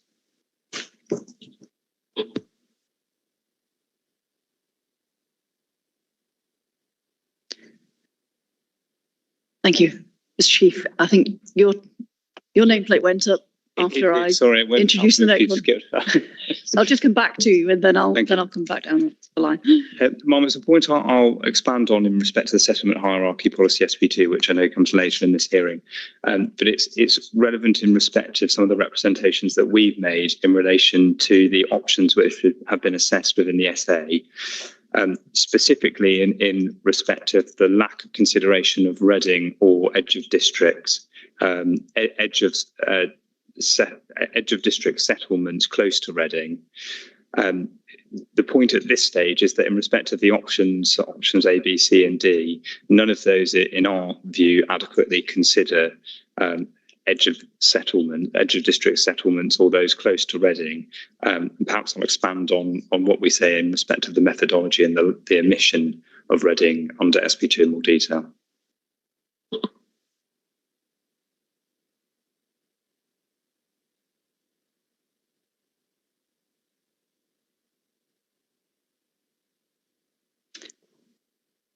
Right. Thank you, Mark. Thank you.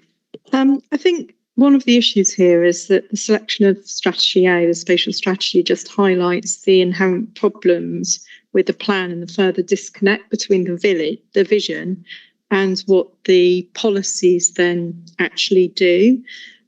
We can see that option B, for example, highlights that there would be development at the most sustainable settlements, but then equally says it's unlikely to achieve the aims of carbon neutrality and reducing the need to travel. I mean, that can't be right.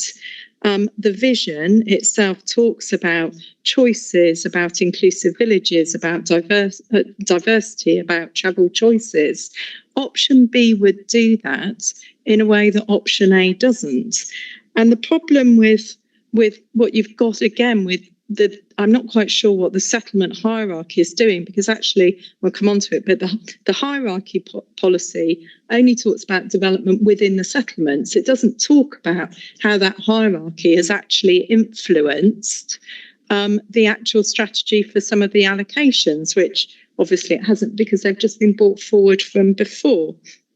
So in terms of then looking at how you might use these policies just to understand, for examples, if there's a housing land supply shortfall and you need to be guided by some of these things as to where you're going to look for opportunities to provide that boost in land supply. The policy itself, the spatial strategy is actually quite restrictive, because it only talks about windfall development, brownfield development, and it doesn't use the settlement hierarchy to actually provide that influence and that guide, because it's just so restrictive. And so you then just turn to national policy, which doesn't seem to me to be a complete and comprehensive view of what the plan should be doing.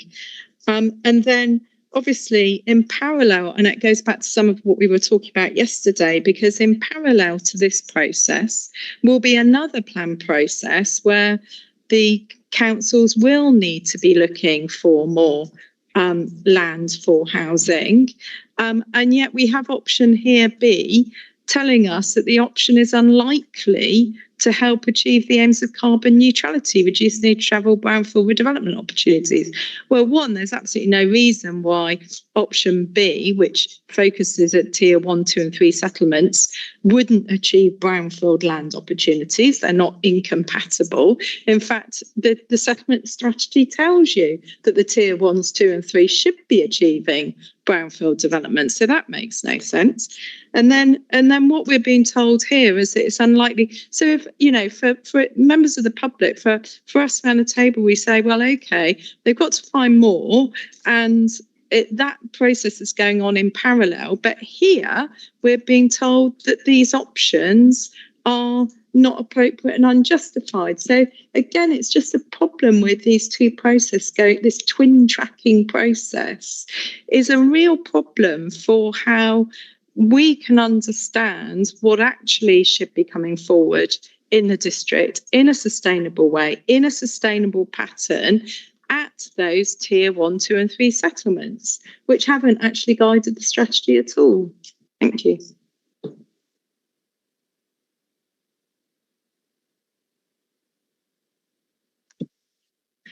Thank you. Ms. Manford. Thank you.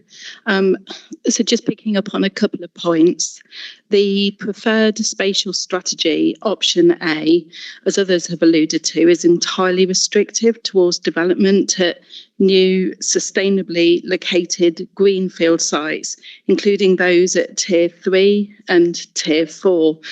And just to flag, the approach to tier 3 settlements, such as Stanford in the Vale, which is identified as a larger village, appears more restrictive than that in the currently adopted local plan. So this seems to contradict the aims of the vision and also national policy to provide a positive vision.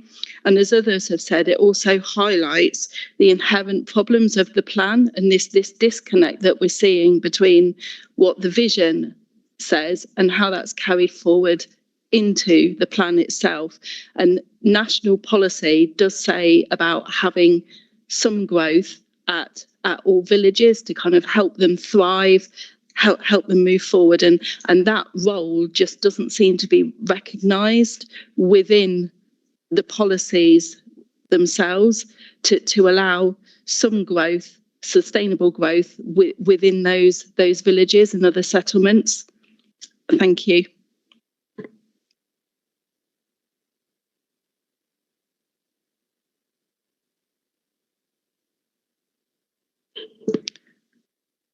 Thank you. Mr. Sensel. Thank you. Just by way of context and to be transparent about this, I'm representing clients that have allocations in both the current adopted local plan and proposed allocation in the emerging local plan, which is bound to an extent, influence the comments I'm going to make. I do understand the frustrations of colleagues around the table. I do understand the comments made around the twin tracking point and whether this plan should be taken forward or we should just concentrate on the new plan. But given where we are, on the basis that at the present time we have an emerging local plan and the council being committed to then a new plan going forward, and concentrating on Dalton Barracks, I think whichever strategy the council were to follow, Dalton Barracks would be high up in the list of potential sites for allocation. We say it's a brownfield site as a whole. It is going to be redundant come 2029. It's located very close to Oxford. It's located on the edge of Abingdon and very close to and can serve the wider Science Vale.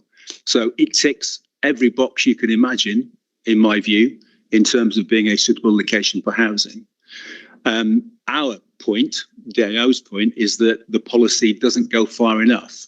And if we think about the discussion we're going to have tomorrow around unmet need and current views on local need, what we say is that there should be a larger allocation at Dalton. We think there is justification now for a larger allocation, and we'll discuss that further tomorrow. Or at the very, very least, the remainder of the site should be safeguarded for future development, because the remainder of the site at present is still green belt.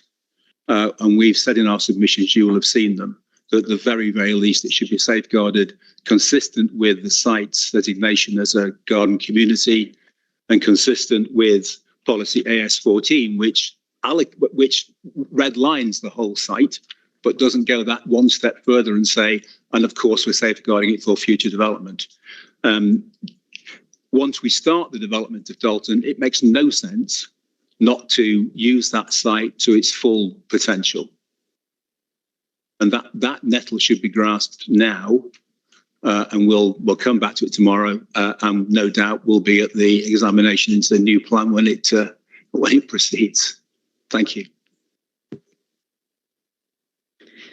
Thank you. Thank you, Madam. Ian Ponter on behalf of Dorchester Residential Living. The point we make here is relevant to the discussion on spatial strategy and settlement hierarchy. I make it now and then I won't need to make it again later. It's also connected to a point made at the outset, I think, by Turley, which is that if you look at the topic paper on spatial strategy options, there is a glaring omission insofar as it doesn't refer to Oxford and its presence. It refers to Oxford's unmet need, but it then doesn't recognise Oxford as a physical settlement that has all manner of facilities that might serve residents. So that's an omission. And as a result of that, it doesn't specifically then address one credible option for meeting housing need, including Oxford's unmet need, and that is some sustainable urban extensions to Oxford, albeit within South Oxfordshire's administrative area. It doesn't address that. And the result of that omission in the topic paper no doubt leads to the equivalent omission in the local plan, because that doesn't appear in the spatial strategy or settlement hierarchy as part of the spatial strategy solution to meeting needs. And we say that that is a failing. Just to deal with the council's point on the definition of soundness, and in particular paragraph 35b, the definition of justified, which is an appropriate strategy taking into account the reasonable alternatives based on proportionate evidence, we make 2 points. Without the approach we've identified, the council's spatial strategy is not an appropriate one, so it fails at that hurdle. And without considering urban extensions to Oxford, it doesn't take into account reasonable alternatives, so it fails at that hurdle as well. Thank you very much.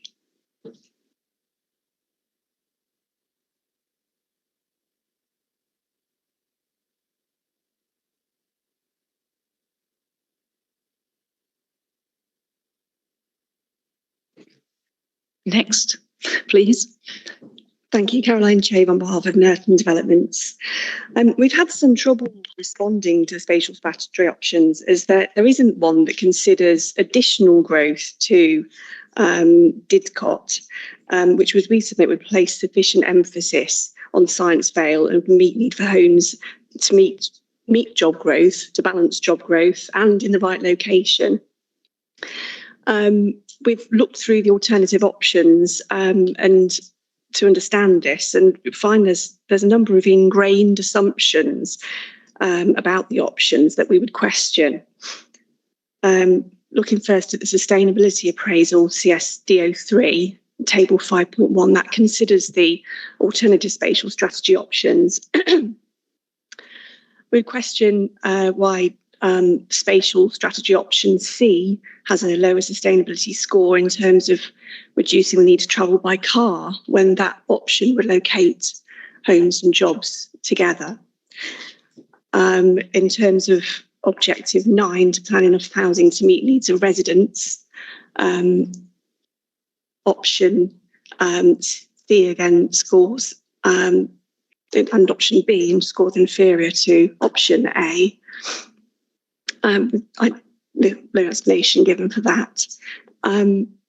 Turning to topic paper 08.2 on the spatial strategy, that includes for option B assumption that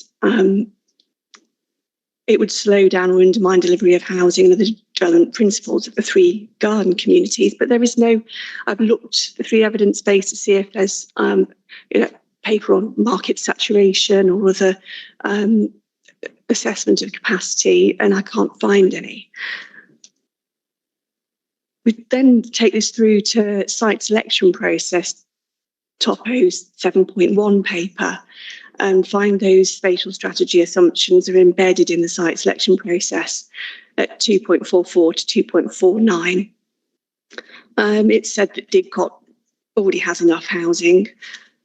Transport infrastructure is at capacity on Didcot, Culham, Bennersfield corridor, but I can't find a modelled assessment of that in the evidence base because that option hasn't been explored, and that any site options, that alternatives are too small to replace existing allocations, so it hasn't considered any additional allocations, and it's also assumed that sites are too small when my client's promoting housing sites for up to about 700 homes at Didcot. So I found there's a number of ingrained assumptions throughout the different options tested, and it seems to root back to the fact that the options have been very limited and haven't considered additional growth at Didcot.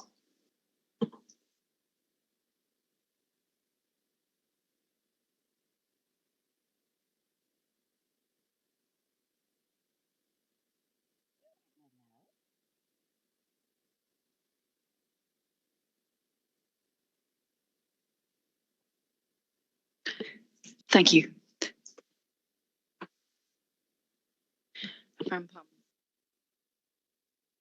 Fran Parminter on behalf of Hallam Land. Again, a point around the plan consolidation and what appears to go back to a real preoccupation with objective 1, creating a unified set of policies and then largely ignoring any of the remaining objectives, and that having driven the allocations outcome, and that's really playing out in our collective inability to sort of reconcile the hierarchy in the spatial strategy, and that brings 2 challenges. The first is setting a robust strategy, and the second is supporting a level of growth that meaningfully affects real change and drives plan outcomes. And there are probably 2 points. Firstly, in relation to the kind of pattern of development, and we've looked at the spatial strategy topic paper. Paragraph 316 states, as there is no need to undertake a wide search of new sites for the JLP, this means there's no justification to explore new elements to the spatial strategy. Previous strategies remain extremely important. So in the case of where is Oxford, given the acknowledged importance of existing plans in spatial distribution terms and supply terms for the JLP, does the spatial strategy ignore any reference to the contribution of Edge of Oxford sites that are a fundamental part of that same strategy that's carried forward? If you look at the spatial strategy diagram, 3 out of the 8 sites that are coming forward are edge of Oxford, but that component is ignored, and it's clearly part of shaping a sustainable pattern for the future. So that's the kind of the strategy distribution point, but we can't ignore the scale of growth point. So in locking in the preferred strategy position that really no search of new sites is needed, you've then suppressed the scale of growth and the ability to effect plan change. So, you know, looking at the policies for climate change, improving environmental quality, that are probably the most significant change to the policies from the 2 blended plans, and much made of that through the vision. How can you really deliver those shifts that the vision describes with the same ingredients? How can you do more with the same? You've got supply for allocations, you know, within HOU2. It's only those that really can affect real change. The completions and the commitments are already locked in. So that's just 28% of the planned housing supply. You've got 13% windfalls each authority, which is not an insignificant figure, but there's no certainty about where that's going to arise, because the vision doesn't really have any spatial reference. It doesn't help drive delivery against vision, so it's kind of place neutral. So we really remain unconvinced in the ability for the plan, the strategy that's selected to actually deliver the plan outcomes. I think if I continue, I'm straying into question 5.6, so I'll stop.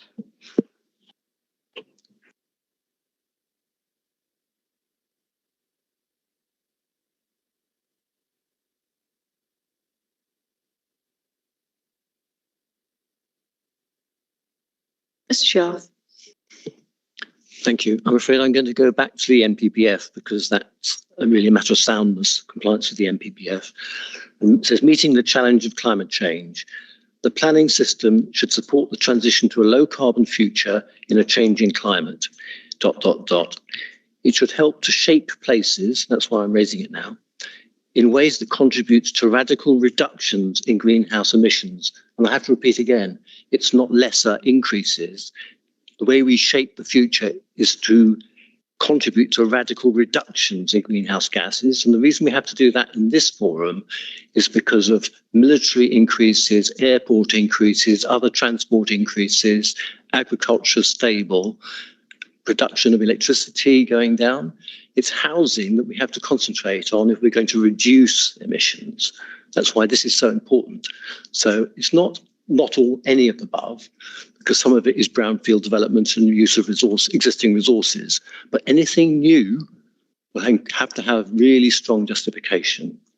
It says minimize vulnerability and improve resilience, encourage the reuse of existing resources, which is what I've been banging on about, sweat the current assets of our current incredible housing supply that we already have. It's just unequally distributed, including the conversion of existing buildings. And then jumping to 158, plans should take a proactive approach to mitigating and adapting to climate change. Thank you.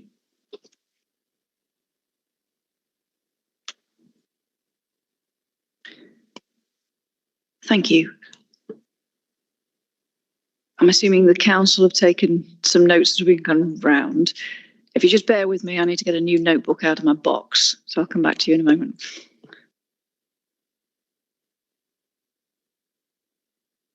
I think just whilst my colleague is getting a new notebook, I think in responding to those points, and particularly in terms of what we've heard about reasonable alternatives, and pointing you towards the PPG on SEA and sustainability appraisal. So this is paragraph 18 of that.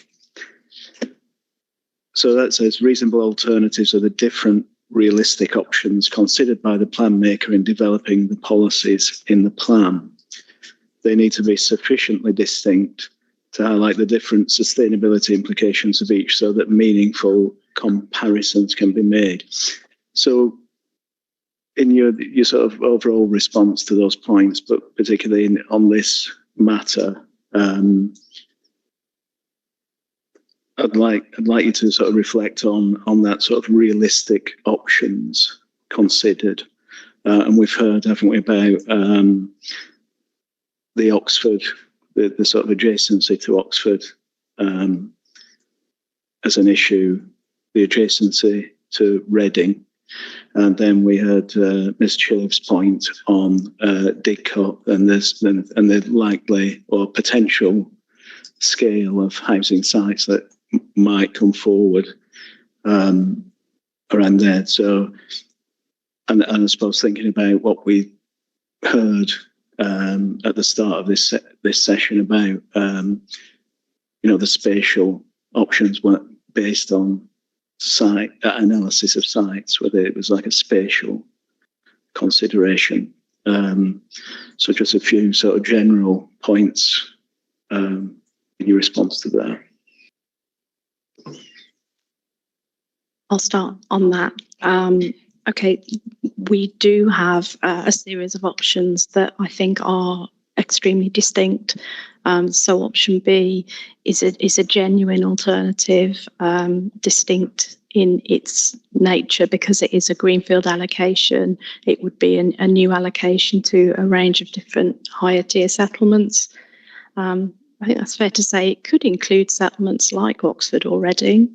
The same sustainability outcomes would ensue. You're still assessing a theoretical option that would have the same access to facilities, the same kind of constraints that any other settlement in Southern Vale would result in.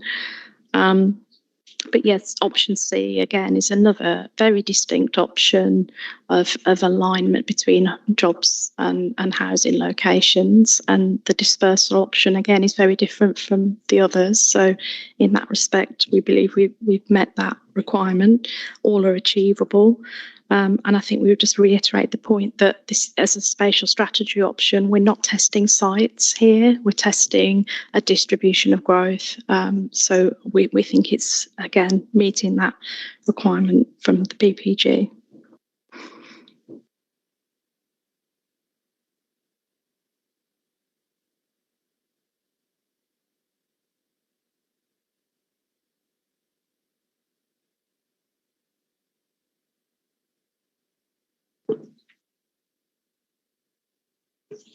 So can I just add one or two comments on some of those matters? Going to that point that you raised about the approach to sustainability appraisal, obviously we had quite a lot of discussion about the SA as part of the Matter 1 hearings, and I don't obviously reopen all of that. In the light of that, well, not you personally, sir, but your colleagues asked us to do some further sustainability appraisal work, which we did, which was presented and obviously was open for discussion yesterday, albeit actually didn't give rise to any particular discussion on that additional work. It is just worth making the point that when one considers reasonable alternatives for the purposes of SEA, the regulations, that's the 2004 regulations, describe reasonable alternatives by reference to taking into account the objectives and the geographical scope of the plan or programme. So your starting point is, well, what is the plan aiming to achieve? What are its objectives? And that frames any consideration of reasonable alternatives. And certainly in the context of considering locations for growth, as we've already made the point, having identified the amount of housing and employment needs that needs to be delivered, and having identified how that could be delivered by the commitments which were largely speaking already in the previous development plans. Certainly there was no question of being able to identify an exceptional circumstance for removing additional land from the green belt in order to meet the plan's needs. And when you recognise that, as it were, as a starting point or a parameter for what would be a reasonable alternative, and you then look, and you can see it illustrated by the key diagram from the JLP, you look at Oxford, obviously the immediate open land around Oxford lies within the green belt or is subject to floodplain or, as it were, constraints that would preclude it from consideration. And so in the context that if you can meet your needs without needing to address land within the green belt, you wouldn't have an exceptional circumstance. So national policy wouldn't point to, as it were, urban extensions to Oxford in the local plan area as being an appropriate way forward, given the objectives of the plan and its geographical scope.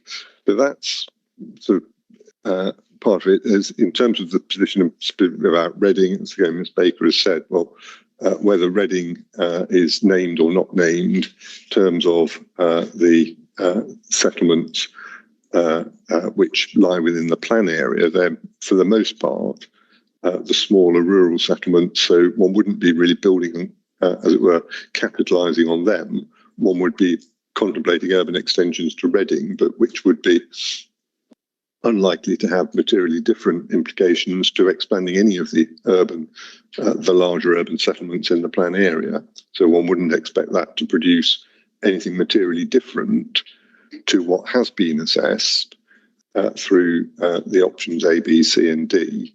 And the point, so which I think you highlighted from that reference to PPG, you only are expected to assess alternatives which are meaningfully different to each other, so that they would actually throw up materially different outcomes. And if you've already assessed the implications of urban extensions to existing settlements and concluded that that doesn't perform as well as your preferred option, it doesn't really make much difference which settlements that you apply that SIV to. That's not going to be a materially different outcome. Can I then just turn, I think there was a couple of points that were raised on the topic paper. One was a point I think made by Mr. Knott about paragraph 4.7 of the topic paper, where he suggested to you that what it showed was that the council had not considered and had not had regard to an option of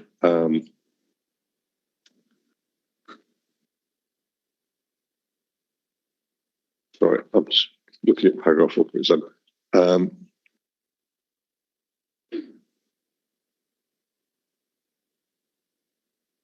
An option which would have included significant amounts of new development beyond meeting needs.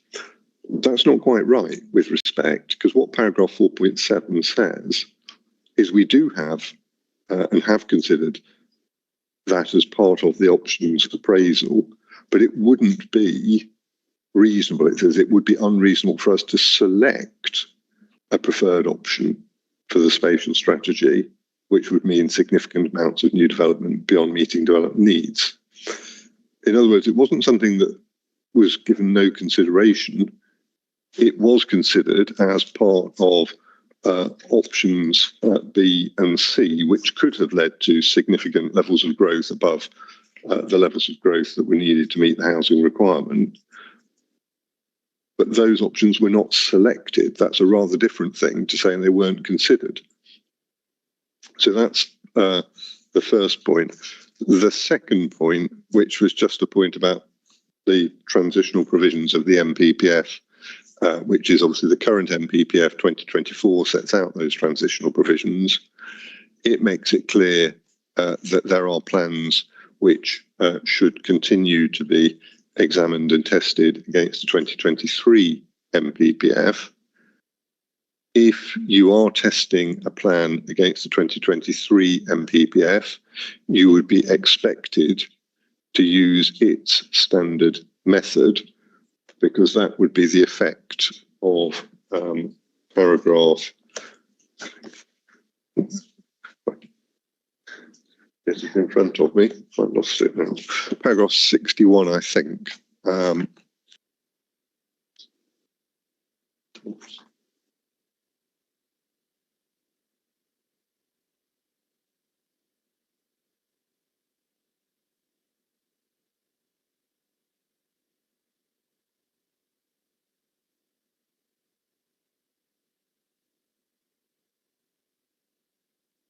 Yes, sorry, it is paragraph 61, which expects you to use the standard method in national planning guidance. That's in the first sentence of paragraph 61. And that takes you, obviously, if you're in the 2023 MPPF, to the standard method that we have used, not the standard method of the 2024 MPPF. And it may be an interesting question as to whether you could be compliant with the 2023 MPPF if you used the new standard method, but whether that is right or wrong, in a sense, you don't need to answer, because the only thing that you need to address and focus on is, would this plan be unsound if it had used the standard method of the 2023 MPPF in order to assess its housing need? And the answer to that is completely straightforward. Of course it would not, because that would be entirely consistent with the MPPF against which it is being tested. So it couldn't possibly go to soundness to suggest that this plan should be criticised for using the standard method which the relevant MPPF expects. And I think we will see tomorrow, so I don't want to, in a sense, anticipate too much, but I think some of the participants tomorrow have provided you with the interim letters from the Horsham and the Mid-Sussex inspectors' examinations, and they make it very clear that for the purposes of those examinations, they are examining those plans against the 2023 MPPF and against the standard method that flows from the 2023 MPPF. So I think those were the points I wanted to pick. I don't know whether anybody else had anything else they wanted to add. I think I've got a very long list of things now to come back. I think first I'd say just on paragraph 4.7, it's important to remember that even option A, and as it translates to SP1 itself, does provide for a housing requirement that is above housing need. It's not just the alternative options. I think on the issue of there being no evidence of option B providing potentially slower sites or slower delivery, I think what you look at in this exercise of justifying your strategy is you're comparing that option with options that have infrastructure funding that are partly completed in some cases. So I think we remain justified in that regards. I think on the point about the coherence of the strategy, I'd like to come to that.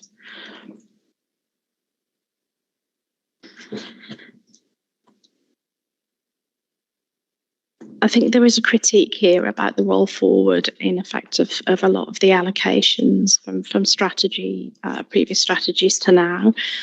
We would just remain part of the current strategy. They're not separate from the strategy. They remain sustainable and deliverable. We believe that delivering that committed growth is not a failure of planning. We think it's evidence that the strategy is working and those sites continue to deliver. We say SP1 is clear in its intent. It's clear on what the strategic pattern of growth is, and it identifies those components within the spatial strategy in distinct areas, which is the continued growth in Science Vale through housing allocations and economic development, growth of the garden communities, support for development at higher tiers, protection of the green belt, brownfield first approach where appropriate, and also then those restrictions on inappropriate development in the countryside.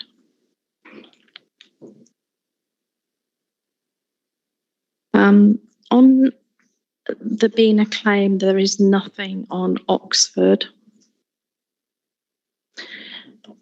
Policy SP1 itself is clear about Oxford's unmet need. The policy incorporates Oxford's unmet need, and obviously that is part of our own housing requirement, and we have continued those Oxfordshire-wide commitments. The fact that an exact figure is set out elsewhere in the plan, we say that doesn't make the strategy unclear, or it doesn't tell you that the strategy has ignored the issue.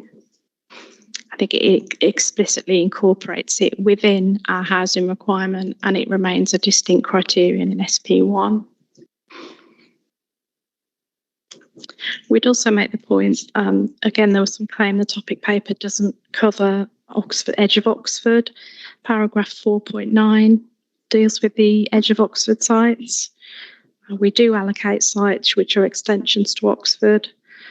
Further additional allocations would require greenbelt release, and we have no exceptional circumstances to justify this. We are meeting those needs.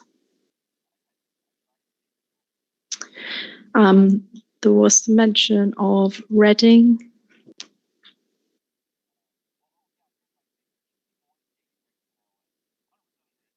Oh, first I'll come to Science Vale. Some mention of the importance that SP1 gives to Science Vale. We say it's explicitly recognised in SP1. There are significant housing, employment and infrastructure growth directed there. The plan supports Didcot, Harwell, Minton Park and Culham that contribute to Science Vale as a part of the strategy. And I think I mentioned it earlier in terms of supply of homes, there still remains around 50% of the homes that will deliver within Science Vale.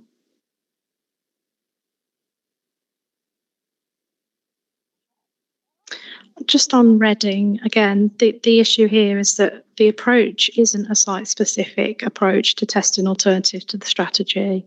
It doesn't kind of test edge of Oxford or edge of Reading as binary choices. It tests patterns of distribution, and it does test concentrated growth at sustainable locations like option B. And just in terms of the outcome of option B, that obviously would deliver certain benefits such as proximity to employment and services, but I think it's fair to say they also generate adverse effects that must be considered, especially on landscape, heritage, environmental aspects, infrastructure capacity, and in the case of Oxford, Greenbelt as well.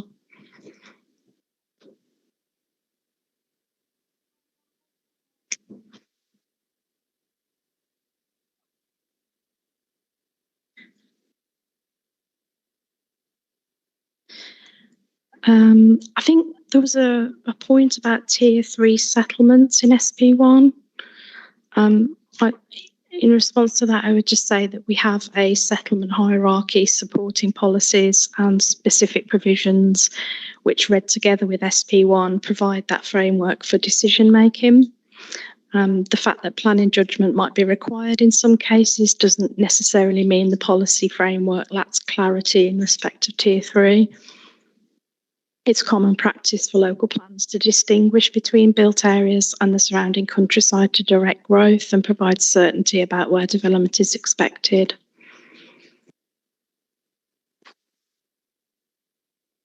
And I think I'd just make the general point that the hierarchy would have little purpose if every settlement would be expected to expand wherever adjoining land becomes available.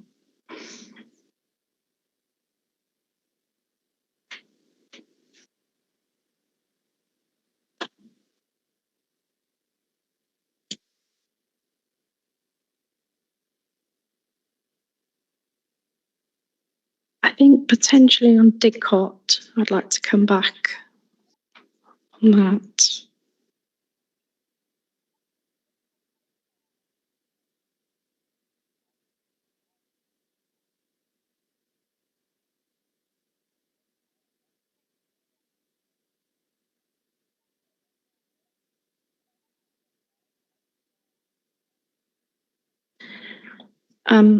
So we say Didcot already accommodates a very large concentration of the JLP's housing, employment and infrastructure. Our existing allocations continue to provide future capacity and we believe remain entirely relevant to the plan. The Garden Town strategy is a long-term programme that relies on coordinated delivery. And I think we'd set it out in our response to the main issues, LPA 48, that there is around 9,000 homes that Didcot is expected to provide within the plan period as submitted, so 21 to 41. Yeah, those allocations remain a principal source of our future delivery.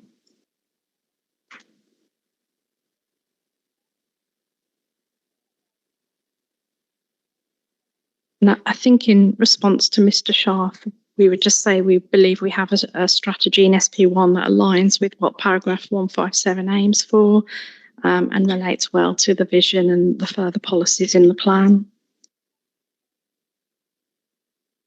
I think that covers it. Thank you.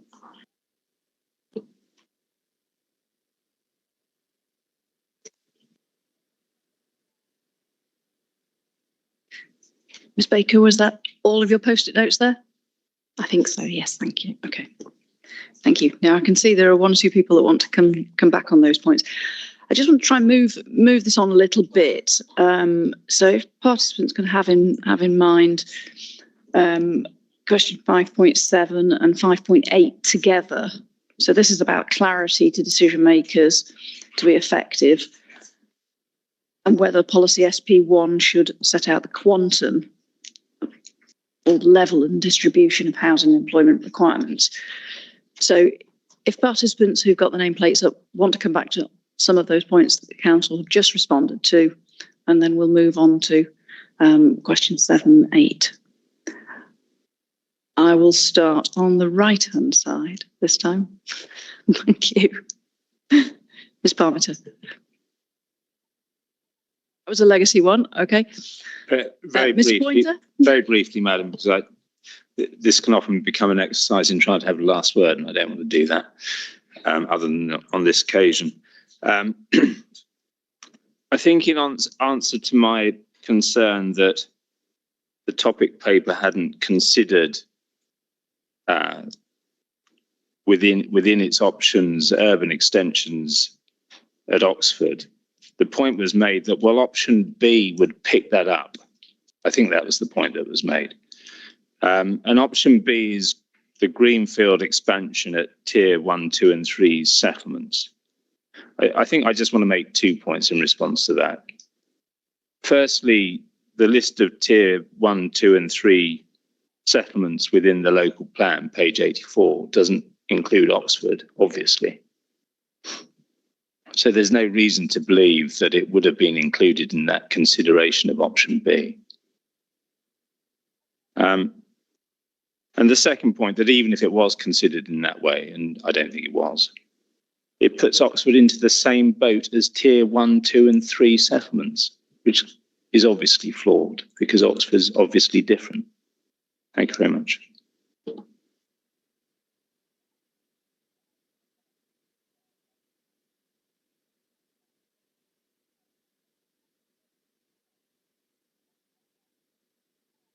Mr. Knott.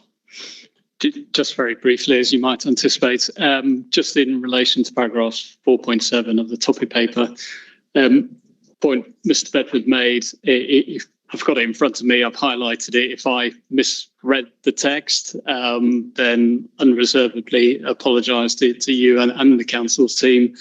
Equally, if I wasn't clear on the point that was being made, simply put, it states it would be unreasonable to select a preferred approach, and then goes on, and I don't need to repeat it again. And our position is simply that that just can't be right to say in terms it would be unreasonable to do that. I think Mr. Bedford correctly makes the point, and a point made by others, matters of judgment in terms of how those options are considered. But to go as far to say it would be unreasonable, we say just isn't right. And let's hope not, because I think participants around the table, certainly on this side, would hope that that is exactly what JLP2 will do in the fullness of time. So I think, to be absolutely clear, that just can't be right. Thank you.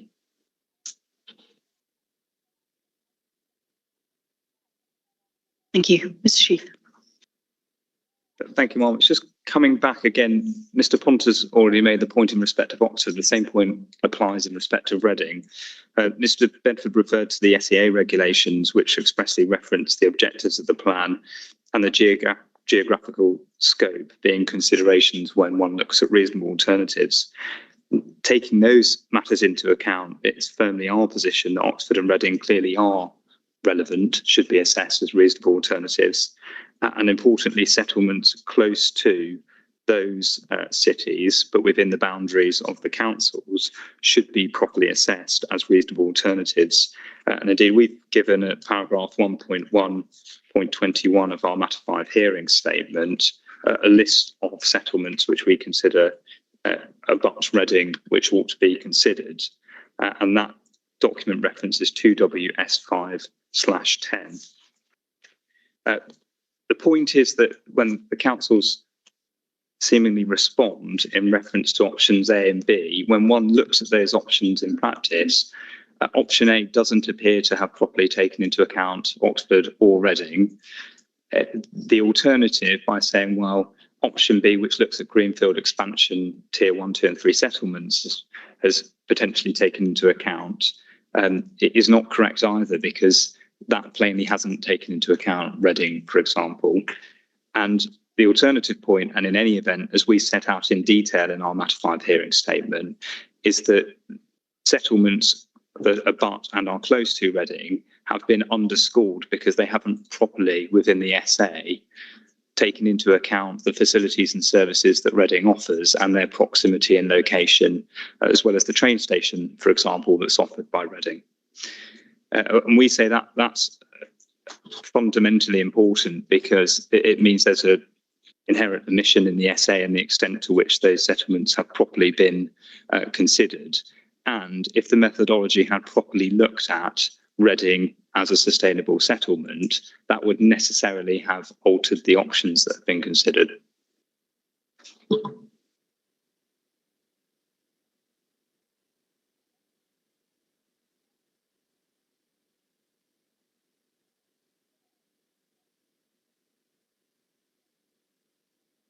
Thank you. Would the council like to make any response to those sort of additional follow-on points? And then I'll come back to some more questions. Yes, please. On the edge of Oxford point, I referred to the topic paper, paragraph 4.9. For sites delivering for Oxford unmet need, these sites previously allocated or indicated to help meet the needs of Oxford will continue to remain allocated to meet the level of need that South and Vale agreed to deliver. This remains relevant to this plan. Providing alternative sites is not needed because the sites that would contribute remain deliverable in this plan period, and there are more than enough sites close to Oxford, including on previously allocated or indicated sites, that would continue to meet those needs. Removing the allocations and reneging on the previous agreement to provide for unmet needs would not reflect our obligations to address Oxford's unmet need.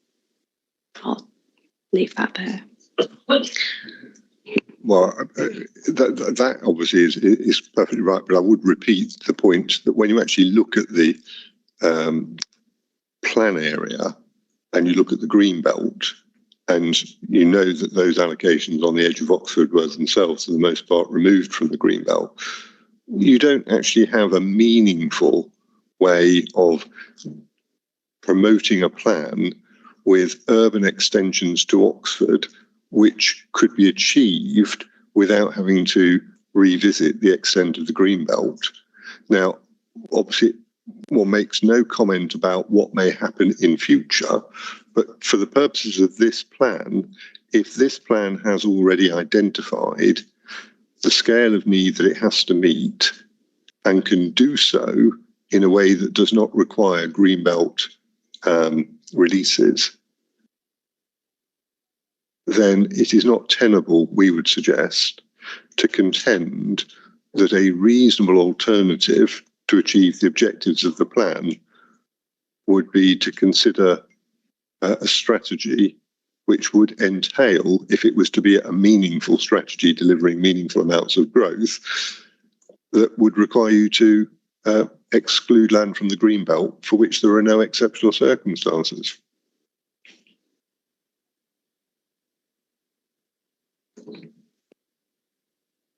I think I'd just like to add as well, just on paragraph 4.7, it isn't justified to go above, significant amounts. We stand by that. And, we are examining JLP1, not a future plan. And just on Reading, again, based on the situation with Reading and the engagements that we've had, we don't believe there should be a separate, distinct option of site testing around Reading based on the justification that we have.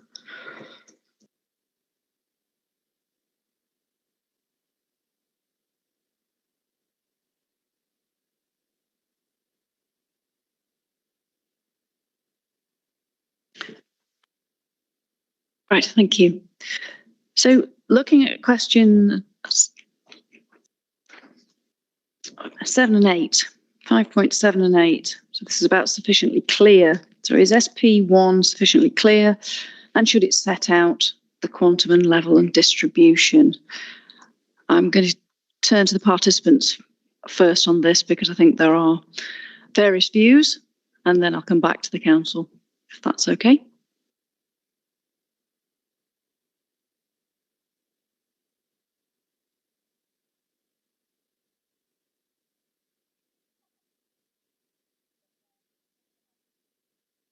I'm not seeing any nameplates. Mr. Shee. Yep. If you've got a point to make, please. Thanks, Mark. It's a point we've raised in respect of Q5.6, but also Q5.9, which deals with about whether SP1 is sufficiently flexible. It's about the clarity point in any event, and it's in respect of what decision makers are directed to do in the absence of a 5-year housing land supply. So essentially, at the moment, SP1 as drafted does not allow for or anticipate any change in circumstance, for example, when it comes to housing land supply. And as such, it doesn't direct decision makers as to how one should apply the policy or come to a decision. And we've referenced at 1.1.12 of our hearing statement some examples of policies in other local plans that outline what local authorities are expected to do where, for example, there is a lack of 5-year housing land supply and how that policy can be applied in any event. So we think that the policy should allow for more flexibility, is currently not sufficiently flexible or clear, and ought to address that specific circumstance. So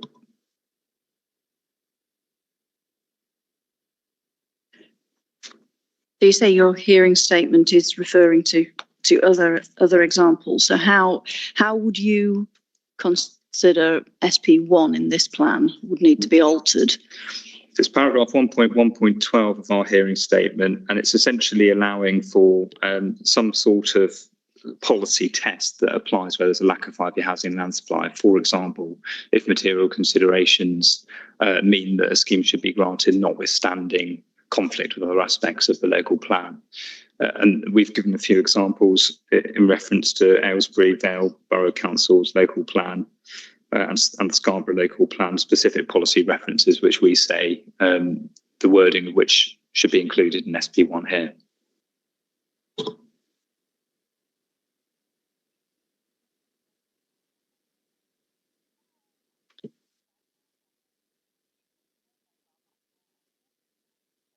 Thank you for that. I was just thinking whether there was a supplementary question. Mr. Knott. Thank you, Madam. Just in relation to policy SP1, this is criteria 11. We've heard repetitively from the councils that this is, in their case, a positively prepared plan. If I can just draw your attention, Ma'am, to the third sentence, which, aside from Tame, which still has an outstanding requirement, all other designated neighbourhood areas have a 0 outstanding requirement. It does go on, although communities can choose to exceed this when preparing neighbourhood development plans and neighbourhood development orders. I won't get into the detail of that, but I'm not aware of any such neighbourhood plan areas that are indeed looking to exceed their requirements. And we would say that is inherently not a positively prepared plan.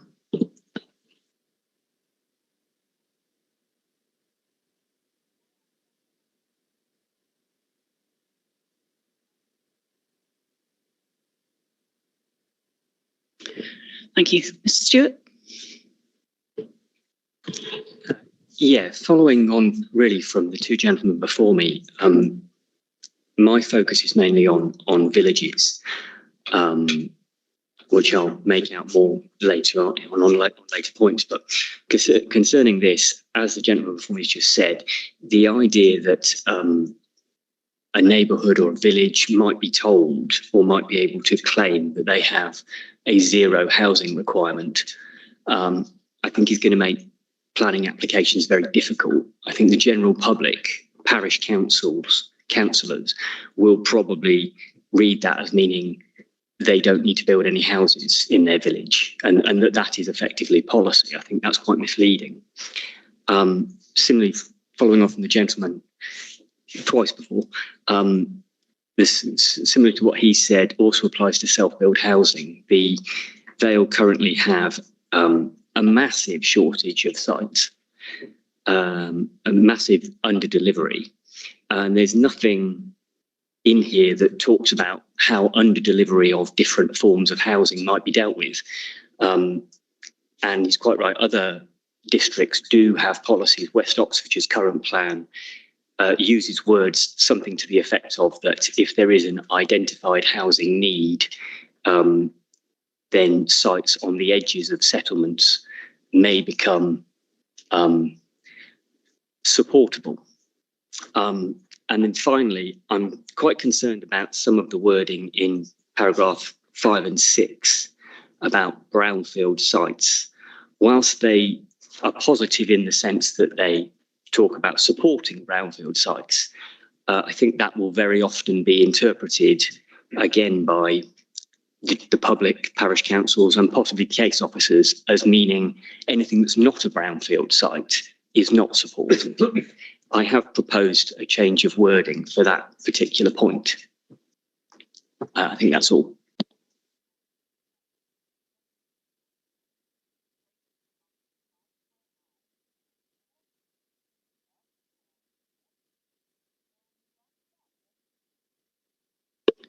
Thank you. Mr. Canavan. Thank you, Ma'am. A couple of short points. I think just again carrying on and reflecting on what has just been said. I think greater positivity in this plan, in this policy, could be reflected with changes to criteria 6 and edge of settlement development. And again, this is overlapping what we're going to talk about tomorrow, because the need for growth is there. And again, how you properly respond to changes in circumstance isn't really reflected here. Having said that, at least criterion 6 is one of the few parts in this plan, in this policy, that has some specificity. Because in the written reps, and I thought this was the question you're going to ask, we've suggested that greater specificity about the quantums of growth, about the scales and the actual distribution of growth, rather than just the vague locations, should be included in this policy, or at least properly signposted where it exists later on, just to create some sort of certainty for the decision maker.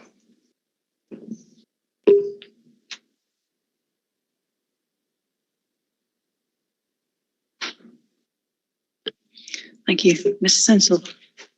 Thank you, Ma'am. Again, in response to your question 5.7 and pursuant to the points I made earlier, I'd be suggesting a change to SB1 with a new criterion after 5 to reference the remainder of Dalton Barracks being safeguarded, which picks up on the need for growth point that, again, we'll debate further tomorrow.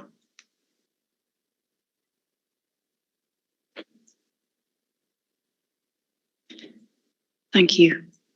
Ms. Parmenter? Thank you. So this question is about the operation of SP1 in a kind of decision-taking context, and bullet 6, windfall housing developments, is really important, or could be, because there aren't really any allocations. So it goes on to say development of the types described in policy SP2 will be supported within the built up area only. So, and then it says of the highest tiers, tier 1, 2, 3. But so that is telling us that development of types described. So types of development will be described in policy SP2, but I think if you go to policy SP2 and you are looking at a main tier 1 settlement, Tame, for example, I can't see an explanation of the types of development that would be suitable. I think tier 2 and 3 has a bit of wording around what might be suitable, but tier 1 doesn't. So we've got the presumption in favour, but it's just a point around the relationship between SP1 and SP2 and how they don't hang together.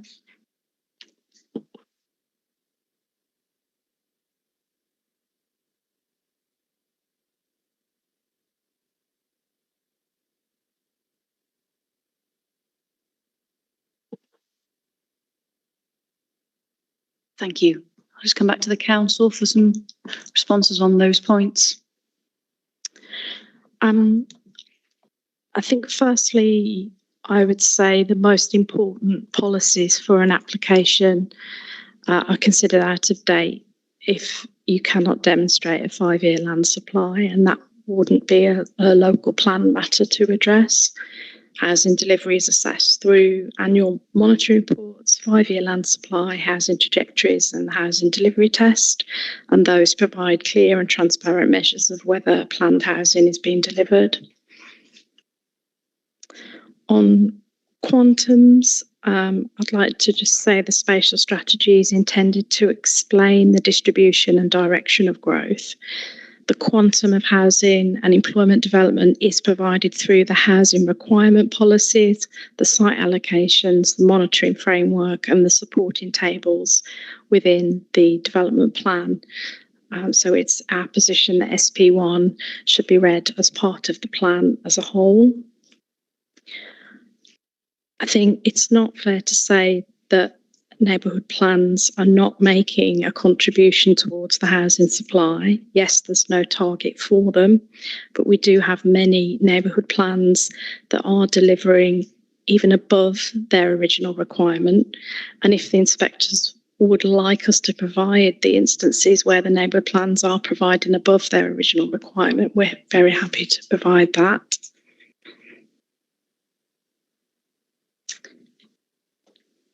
I don't think I have anything else. Could I just add a couple of points? There was the point which is I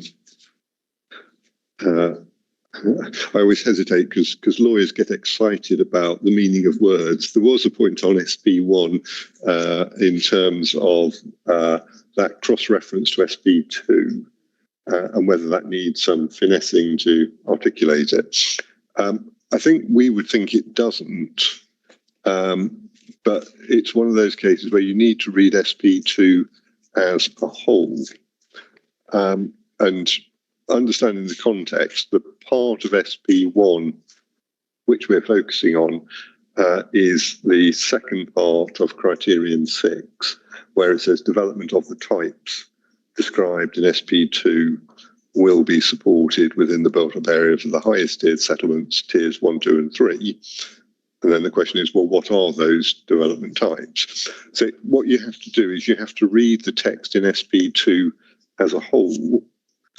And certainly if you just read tier 1 in isolation, you might be left thinking, well, I'm not sure what falls within that reference in the second sentence. There is a presumption in favour of sustainable development within the built-up area of tier 1. But it does become clear when you contrast that to what is said for tiers 2 and 3, because for tier 2, the equivalent type is within the built-up area of these settlements, brownfield development, infill development, backland development, replacement dwellings, or subdivision is appropriate in principle. And then you can contrast that with tier 3, which is within the built-up area of these settlements, brownfield development, infill development, replacement dwellings, or subdivision is appropriate in principle. So it's a narrower category, and then obviously tier 4 is narrower still. So what you are seeing is that tiers 2 and 3 have, as it were, a list of things which are appropriate in principle, but they're relatively limited. Tier 1, it tells you that if it's sustainable development, then it's appropriate in principle. So when you read the 3 together, which obviously you do have to do when you're reading any development plan policy, there is a sufficient clarity. So I say we think that the answer is it is clear enough. Obviously, if you thought that it needed some further attention to make that clear, possibly in the supporting text to clarify things, I don't think we'd be averse to that. But as I say, I think as a matter of approach, we think it is sufficiently clear. And then can I just go back to, I think it was Mr. Shake's point, but it was also slightly echoed in some of the other comments about, well, what do you do if there's no 5-year land supply, and where's that spelled out in the policy?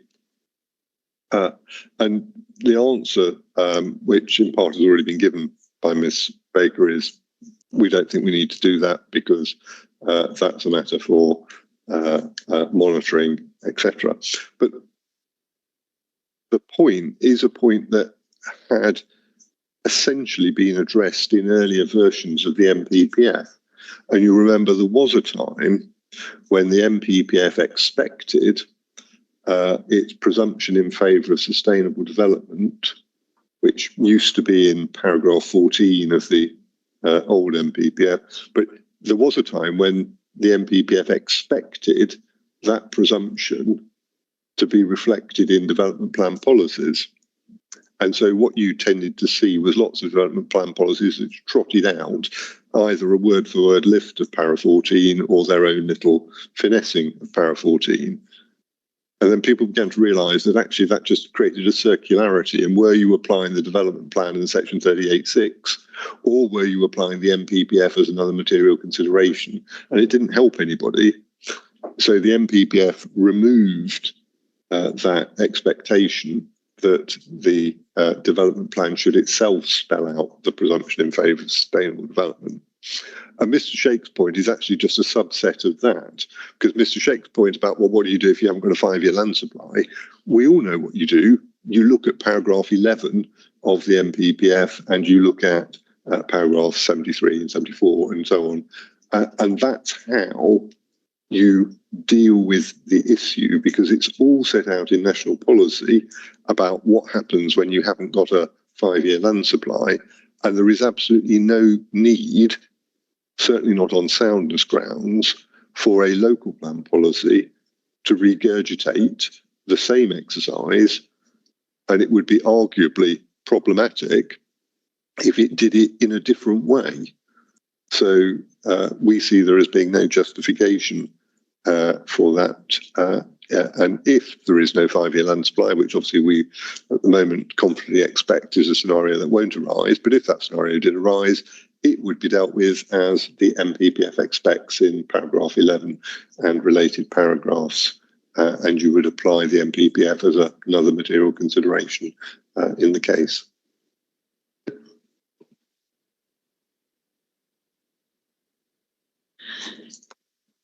Thank you. It's 1:10. I think it's an opportune for a break. So I think we will break for Mr. Knott. Is it a quick point? Well, very briefly, Ma'am, and just kind of looking back at your agenda, we're obviously, we've got all of the settlements strategies to deal with. Just kind of whether a steer from you and your colleagues as to how far you might anticipate getting through that for those who've promoting sites at a settlement further on in the alphabet. Understood. Our aim is to cover matter 5 today as a whole. That's still our aim. Policy SP1 we've possibly not quite finished by an adjournment, so we will come back to that after lunch. But then I want to move on to the settlement hierarchy. So we will. It's 11 minutes past 1, so we will break until 11 minutes past 2. We're adjourned now. Thank you.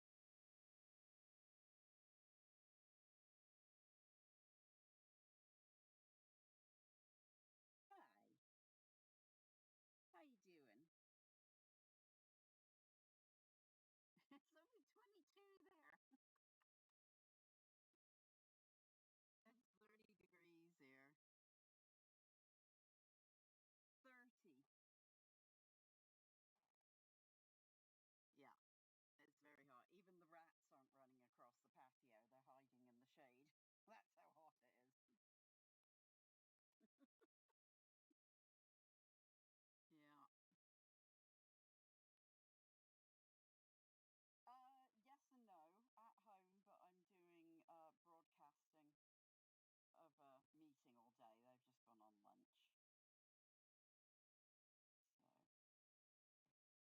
yeah, very boring. Oh, here she comes. I'm on the phone. Pumpkin's got to come and cause chaos. If I'm on the phone, Pumpkin has to come and suddenly be interested and want to sit on our laps, and so funny.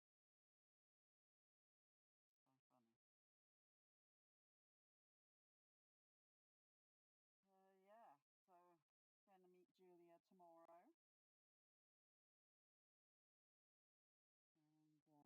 hopefully it's okay. I've managed to get Saturday off because I mean, on Monday I was like, I can't keep doing this. I can't cope having to work 40-hour weeks, and I'm only getting Sundays off. I mean, on Saturday I was in bed by 8:30. I didn't get up all day Sunday. I haven't got a weekend because I'm just too exhausted.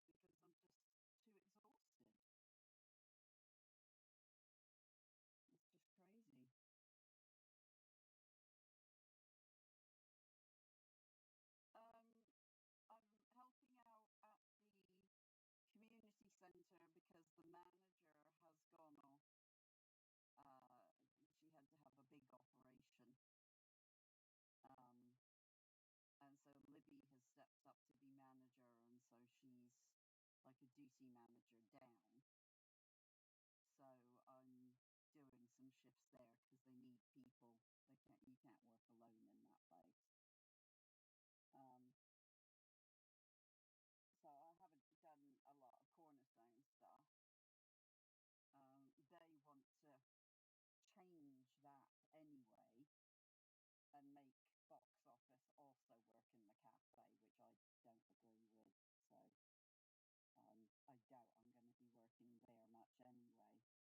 They say it's a consultation, but then they also say, "Oh, have you signed your new contract yet?" And it's like, so yeah. But I do 22 hours a week just at the town hall.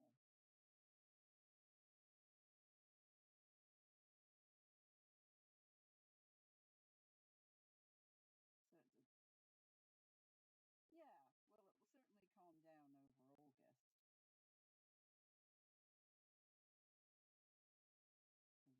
there's not as much going on.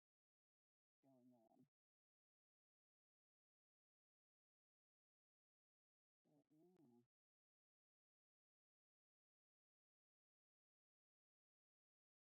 Just trying to keep cool again. Supposed to be 33 in London tomorrow. Yeah.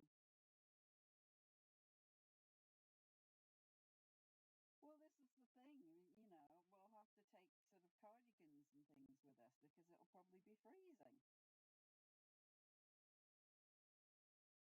Yes, exactly. Crazy.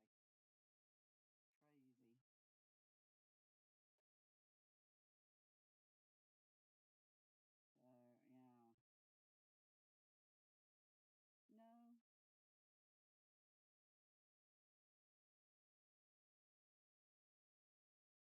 Yeah. Yeah. Cooler. Yeah. Bless him. Yes, it's very hot out there for them. I mean, yeah.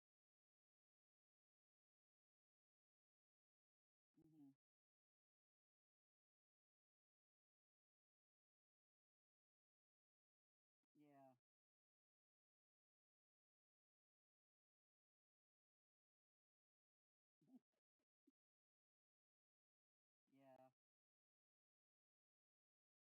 Yeah, he's probably shedding like crazy.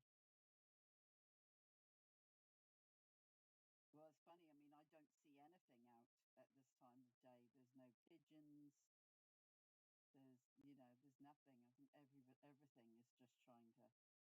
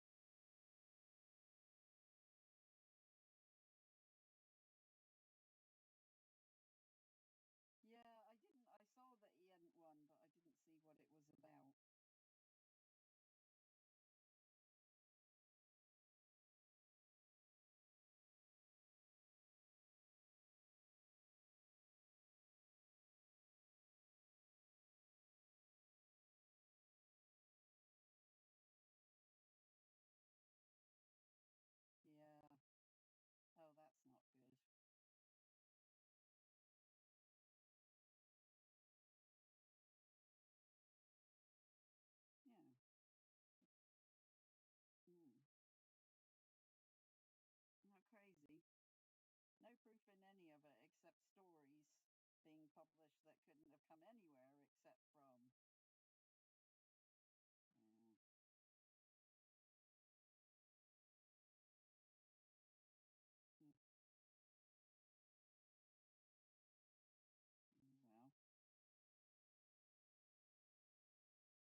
Well, I can't even really say, have you seen anything good on TV? Because I haven't really been watching it.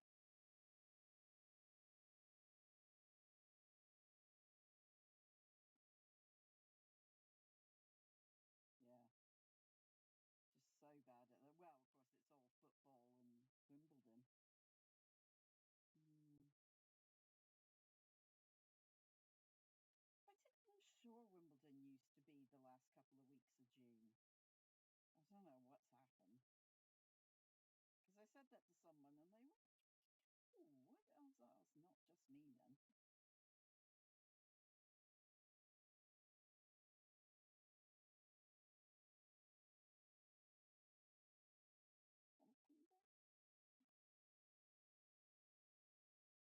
Well, no, I've not been told otherwise. I hope so. It looks a bit of a weird production. I don't know. We'll have to see. But I saw, because I'm on the mailing list, I saw that the Blue Man Group is coming back for a week in February, so we're going to go and see them as well, because they're very good. The men, they don't say anything. They're just kind of in tunics and trousers and covered in bald caps and blue paint. And they do music, and it's sort of comedy. And we've seen them once before. It was very good. It's a lot of fun. Sort of interactive and everything. Yeah, no, they're very famous.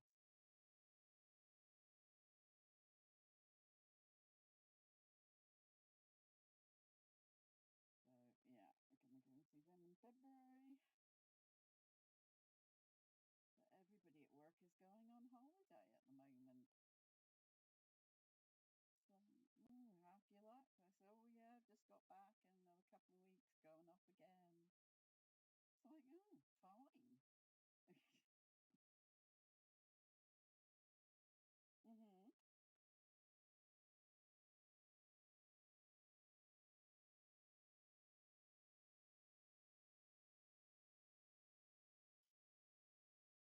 Yeah. Yeah.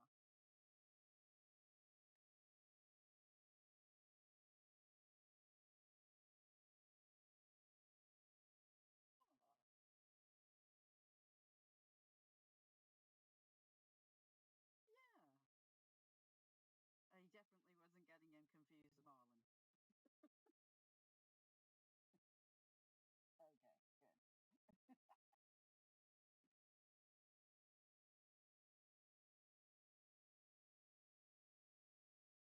Yeah. Yeah. It did.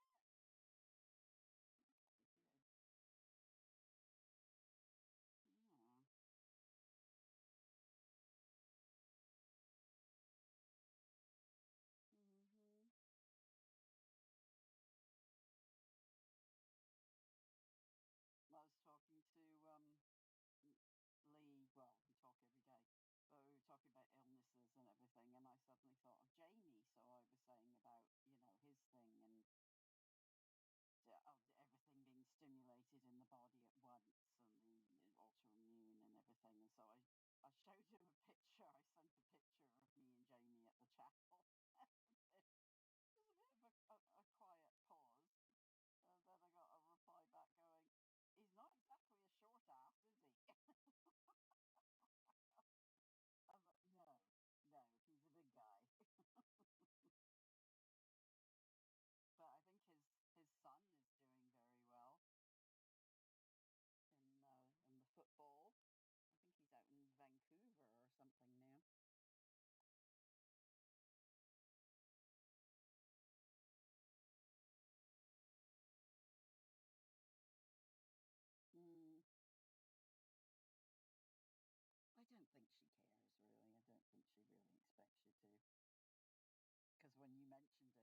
kind of like, what? Oh, that. I mean, I put a picture of me in my Canada hat and my Blue Jays Canada Day T-shirt and everything, and then put it on Facebook with "Oh Canada" blaring in the background and said "Happy Canada Day" and got lots of likes. Carol was one of them, saying she'd had a quiet day. But it was lovely, and Fran Richardson said, hope we see you in September.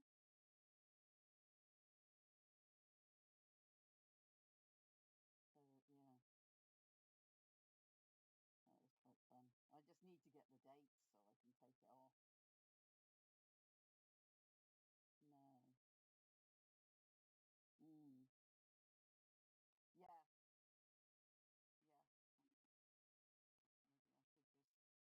Yeah.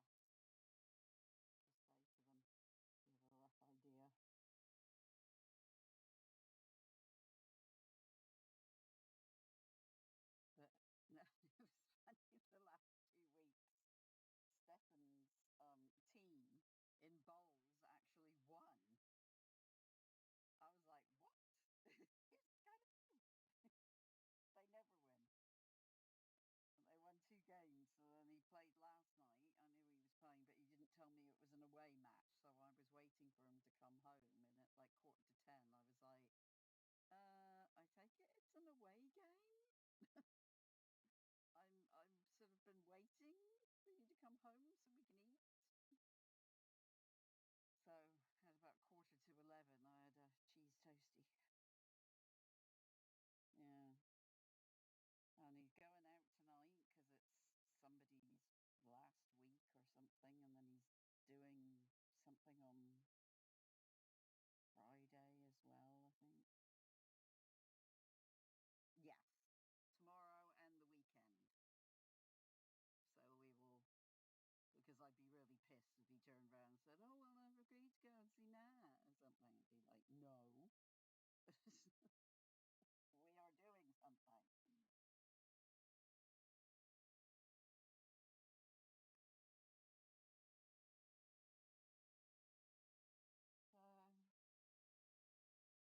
Who? Oh, God,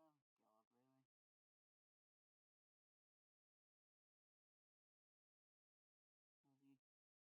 Is he full of gossip or looking for gossip? Mm.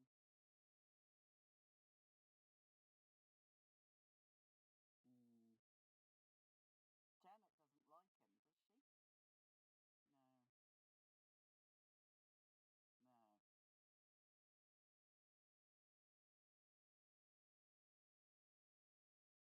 No.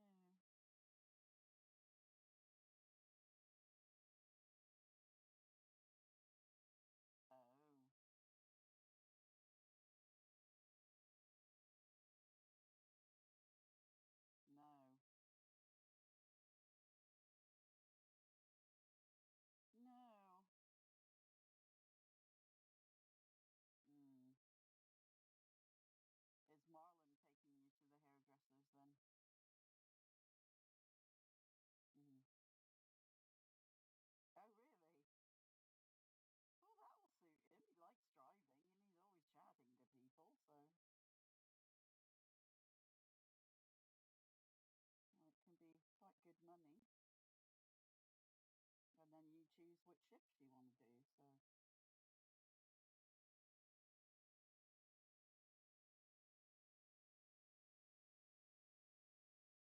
Oh, yeah.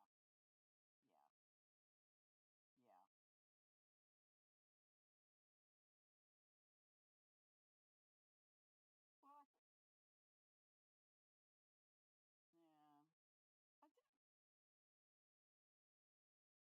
Well, yeah. I don't know, but I don't know if if every taxi firm insists you have your own car. I'm sure some places.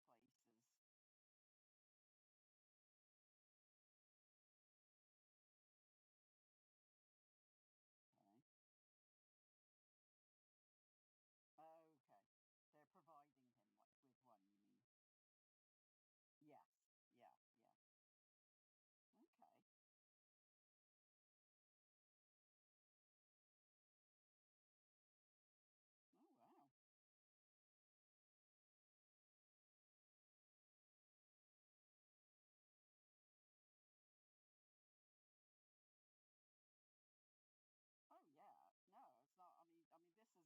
excellent because one, he's earning money, and two, he's out of the house.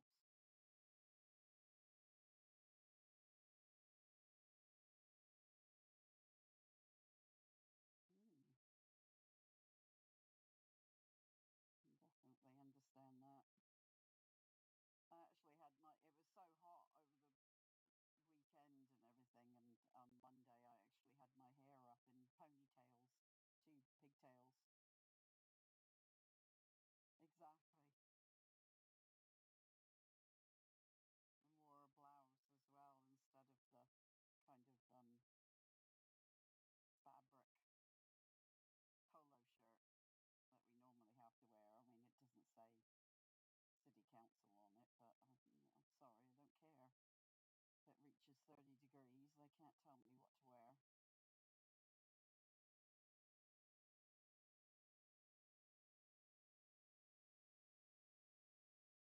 No. No. I mean, oh, yeah. Yeah, absolutely. No. I mean, they told people to work from home because the town hall was going to be completely stifling. So, I mean, it must have been close to 40 degrees up in the main hall, and all the keepers have to put out chairs and move things around. It's absolutely insane.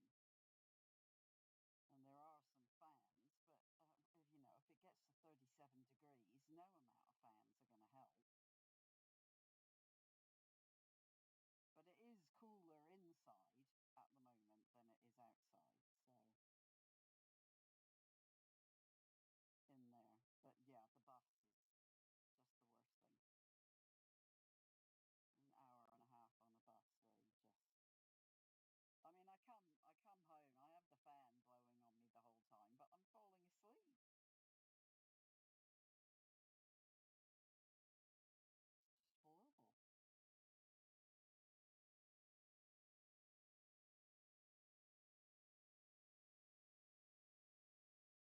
Just horrible. Oh yeah, I mean, I come home and open the rabbit hutch so that he can come out and run round and everything, and sit on the sofa, put my feet up, and snooze. And Stefan came home on Monday, and he was like, I'll make supper," and I was like, "Yeah, okay." And next thing I know, he's like shaking my leg, going, "It's ready." He didn't come and eat it. I was like, "Oh, okay." Out cold.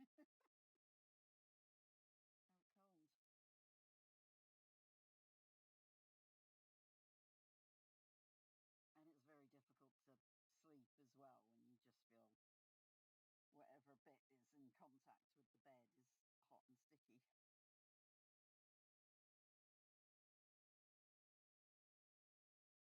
Mm, yeah.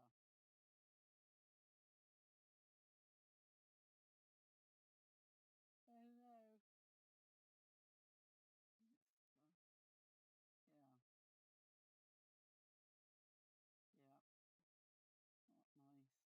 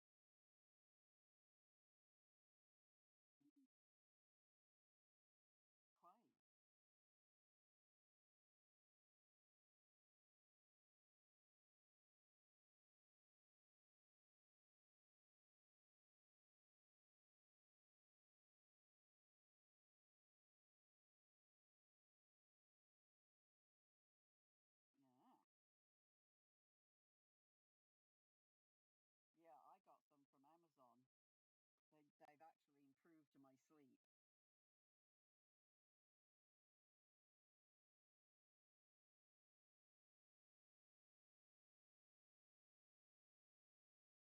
Oh. Oh, the ones I got from Amazon are in a. All right. Well, I've got they're quite a good make. They're in a blue, a resealable foil pouch kind of thing. And it says take 2 a day, but they're massive.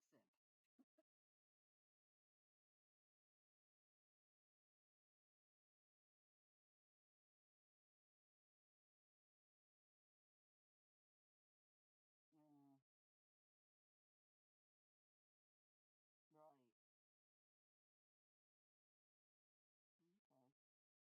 Nobody asked if you were sitting down when you started weeing, just to make sure you weren't standing up and peeing on your feet.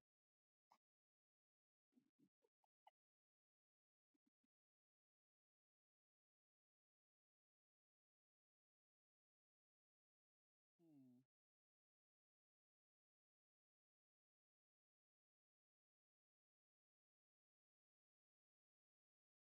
Oh.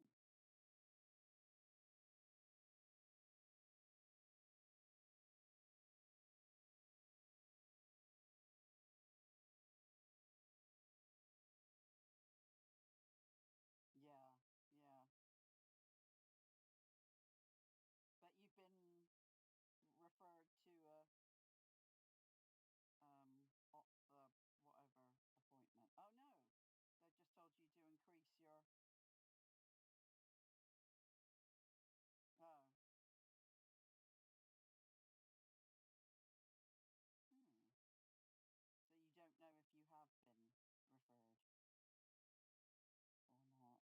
Hmm. Well, I actually got a phone call from the pain clinic to go and see them. I was like, oh my God. Yeah, so we'll see whether they just go, well, are you happy? Because if you're happy, you don't experience pain. And then see how much the bail is set for when I punch them. Yeah, crazy.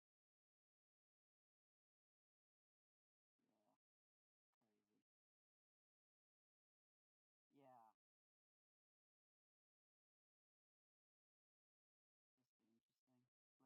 Lee was saying, make sure that you write down everything because your mind goes blank when they say, so tell me your story kind of thing, what hurts, and you never remember it all. So I was like, no, that's a good point.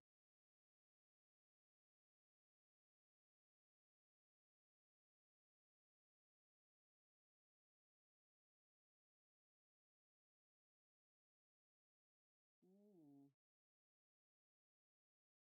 Mm. Back just for pictures at the eye hospital on Thursday. But at 3 o'clock, and I'm supposed to start a shift at the community centre at 4, so that's a bit awkward. So I've got to try and go up early and see if they can get me in earlier, because it takes nearly 2 hours to get back.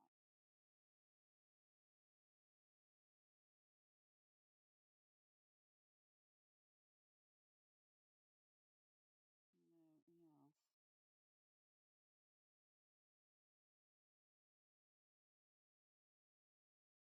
Well, no, they rang me and offered me that time, and I said anything earlier, and they said no.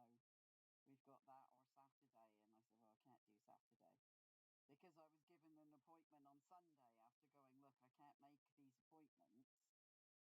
And I was like, oh, bastards, my one day off. And I've got to go in at 10 a.m. on Sunday.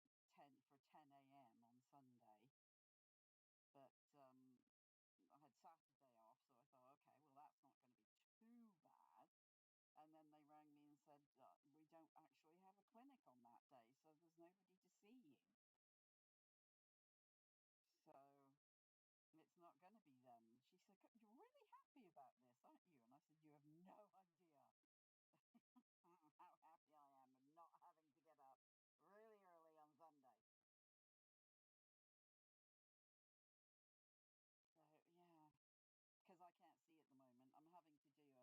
Fletcher and wear 2 pairs of glasses to see things, to read stuff. I mean, I left at 3:30 instead of 4 on Monday. I said to Sheena, I can't see anything. I just can't read the type. It's all too small for me. I don't know what I'm typing in. I can't read it. And she was like, it's fine. Don't worry about it. You know, your health comes first. We'll get it sorted.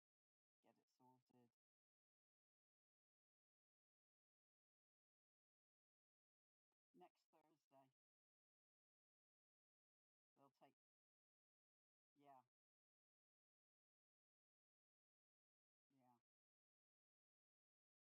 And that was the first appointment they had anyway. And they're just going to do scans and then discuss, you know, what's going to happen. And if the swelling is back, and then I go, yeah, well, I'm not going to have injections every few weeks. There's got to be alternatives.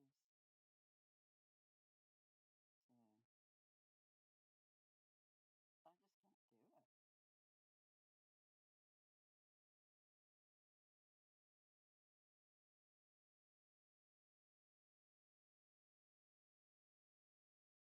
I mean, maybe if I had someone to drive me and bring me back and everything, but afterwards I have to find my way out of the hospital because it's my good eye and you can't see out of it straight away very well. So I have to make my way back through the hospital to outside to the bus stop, make sure I'm getting on the right bus. I can't really see when the bus is coming. And then sit on the bus for about 2 hours going in my head. You know, to then get home. It's not easy. No.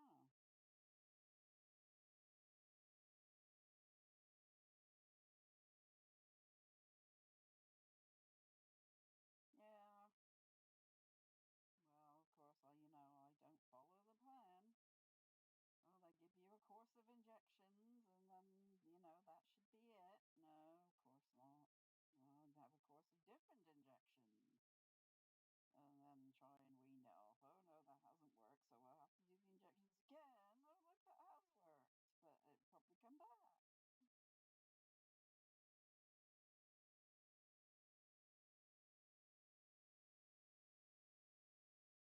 But, it's horrible. Everything's I just can't see. I must look ridiculous at work because I'm having to get up to a couple of inches of the screen or make it so much bigger that only a few words fit across it. It's exhausting.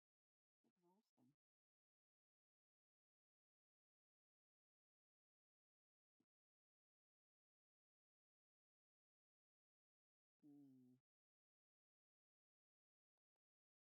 Well, yeah, you're low 20s though. You're supposed to be in this amber heat warning as well, but I just looked it up and it said you're 22, which is lovely. But no, it's 30. It wasn't even supposed to be 30. Oh no, maybe it is supposed to be 30 here. Yeah. Yeah. Right. Yeah. That's nice.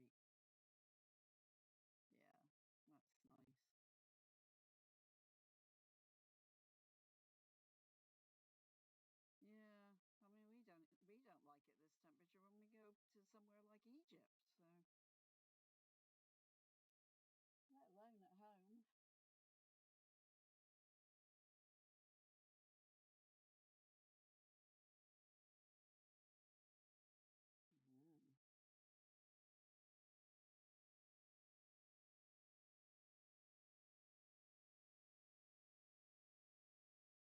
Mm.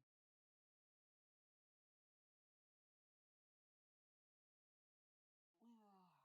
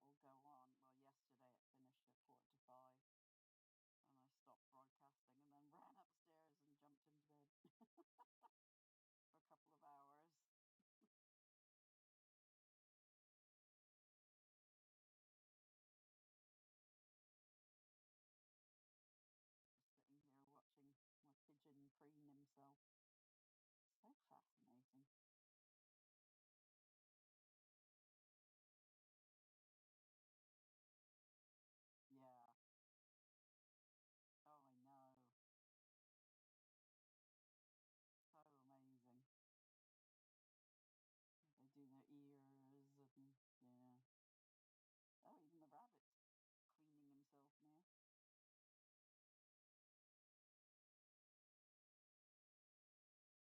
All right, I better go. They sent me a message earlier and I haven't been able to see what it is, so I'll check that just in case it was important.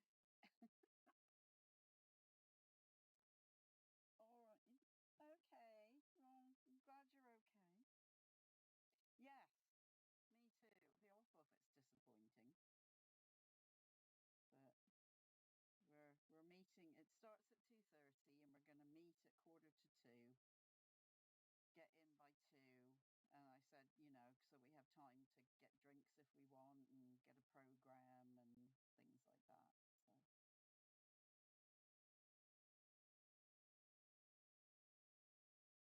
Yep. Mm.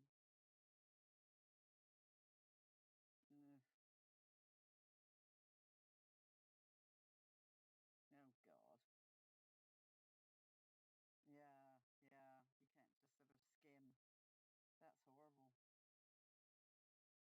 So you need somebody to do the audiobook version of it.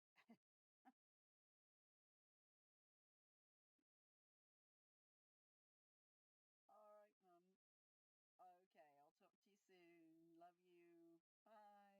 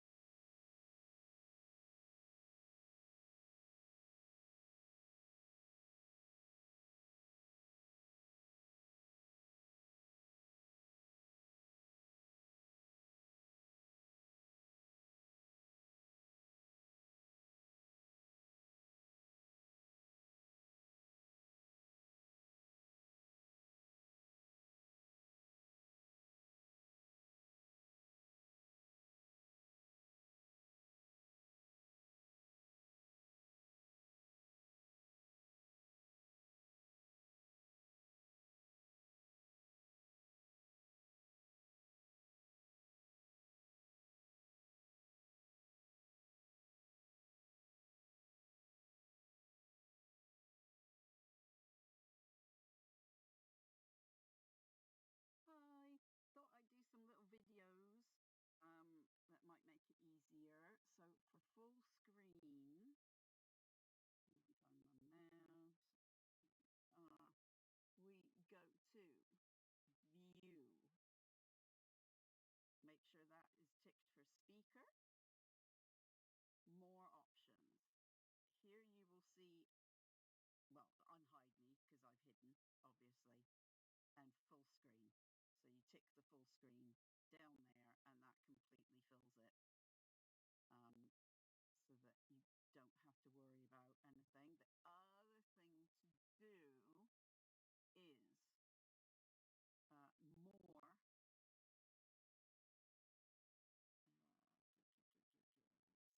And then it will say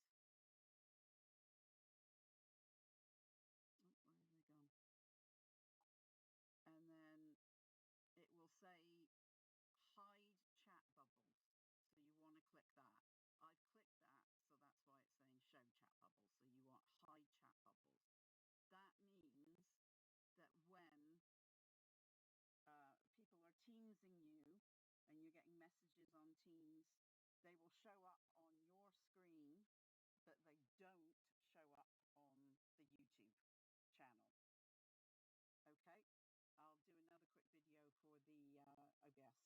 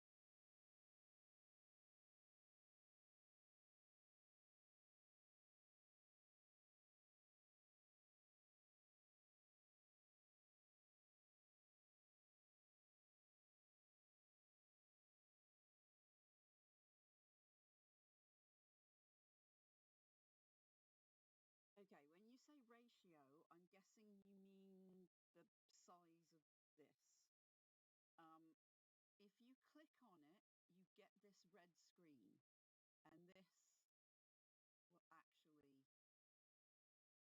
change the size, and then there'll be a slight delay on here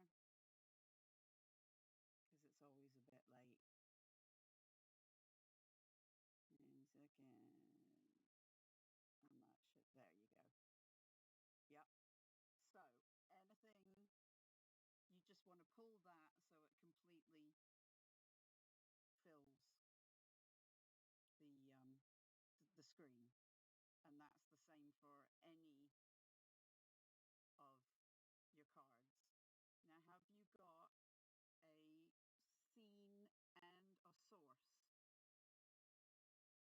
one? Obviously,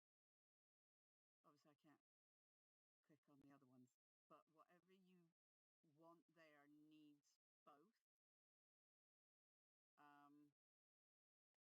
If you want, I can be available tomorrow for 9, and we can go through. You hear my pigeon.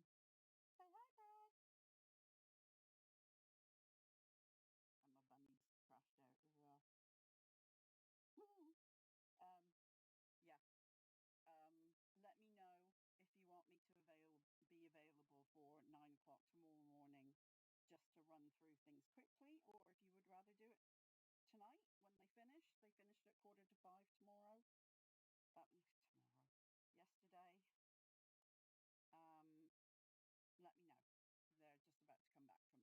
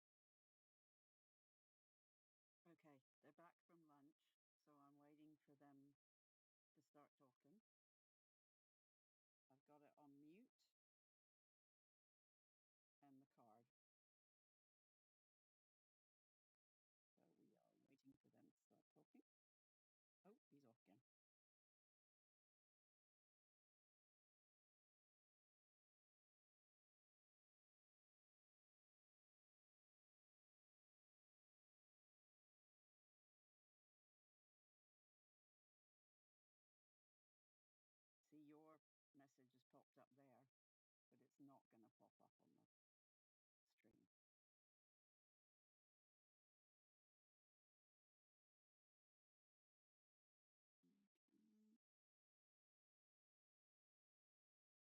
Well, they're ready to go, so I'm going to unmute.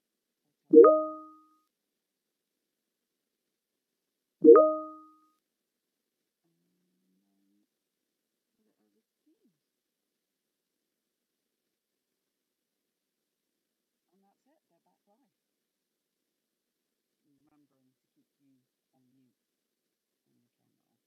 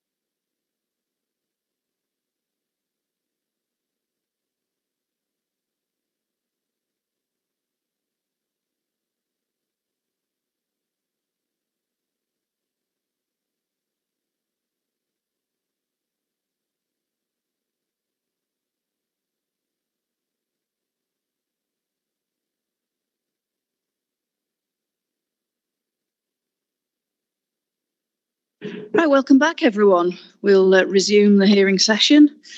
So we were still in policy SP1. I think just sort of as a reminder that participants, we are here to examine the plan that's been submitted. So we're not here looking for emission sites or discussing emission sites. If you can just bear that in mind. I know it's easy to bring in sites that you want to talk about, but we're trying to stick to the plan that has been presented to us. So I'd like to finish off SP1 now with any final points that people haven't already made in relation to the policy SP1, and then we can move on to SP2 in the settlement hierarchy. So for anyone who wants to make a point on SP1 that hasn't already made the point, here's an opportunity. Okay. They're still going up. I'll start with Mr. Bird. I'll start with Oxford City Council. I'll start on the left. Thank you. Thank you, Madam. This is responding to question 5.10 in particular, but it does cross across a number of issues you've already heard about, so I'll try and keep it brief. As I said yesterday, we're concerned about the absence of any spatial dimension from SP paragraph 10, and you can contrast that with Strat 1 in the existing South Oxfordshire local plan, which is ALP 01. That's conveniently set out in the topic paper 8, if you still have that open, Madam. Because I always want to go to another paragraph in the topic paper. And you can see in little 6 that effectively it identifies that meeting unmet housing needs of Oxford City on strategic allocations adjacent to the boundary of Oxford, near to where that need arises. And I referred you yesterday to policy 8A in ALP 4, which is the Vale Part 2 adopted plan, which had the Oxford Fringe and Abingdon sub-area. That degree of specificity has gone in terms of spatial context, and the reader of the plan is left with no guidance from the policies of the plan as a whole as to where the need is to be met.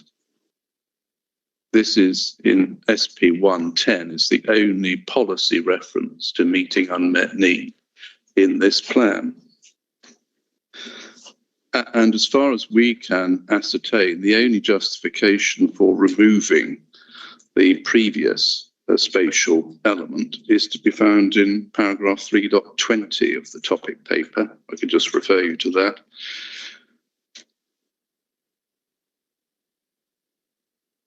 Which in fact refers only to the previous Vale local plans and points out they identified strategy sub-areas within the Vale of the White Horse. It then says there's now no justification for continuing this for the following reasons. Firstly, there's a need to continue to focus on planned growth at Science Vale in line with national policy and local economic strategies that support the area. Well, Madam, equally rolling forward the allocations in the existing plans to meet Oxford's unmet need is part of the strategy of this plan. There's close to 7,000 dwellings rolled forward to meet the needs. The second reason given is that we've chosen to create specific town-based policies in the joint local plan, which means that there's less need for sub-areas. Well, the fact that you have added or amended your existing strategy to pursue town-based policies doesn't remove from the strategy the fact that you're relying on the fringe of Oxford and Abingdon to meet the unmet needs of Oxford, so they are still part of the strategy. But then finally, it said also the adopted Vale local plan part 2 commitments for meeting Oxford unmet needs are adopted and are delivering, meaning the purpose for that sub-area designation has now fallen away. Well, some of the sites are delivering, but not all of them, and none of the sites are delivering in South Oxfordshire. So the need hasn't gone away for that spatial requirement to be included in SP1. So none of those reasons are good reasons for removing the spatial element from the strategy. And it can be relatively easily remedied by reintroducing Oxford Fringe and Abingdon as areas to accommodate the unmet needs of Oxford. The sites are already identified. There's no change of substance to what needs to be provided for. And secondly, amending the key diagram so that those sites which are to contribute towards meeting Oxford's unmet needs are asterisked and identified for that purpose. Thank you.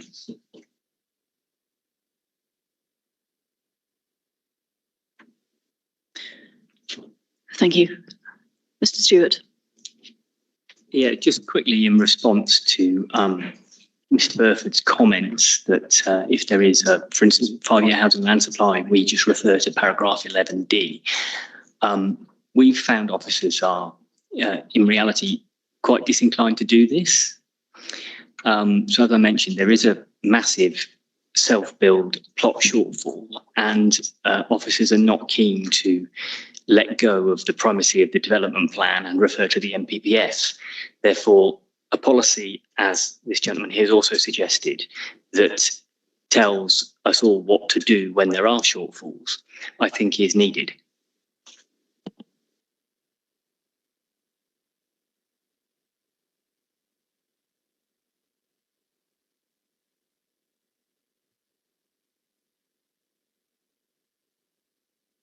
Thank you.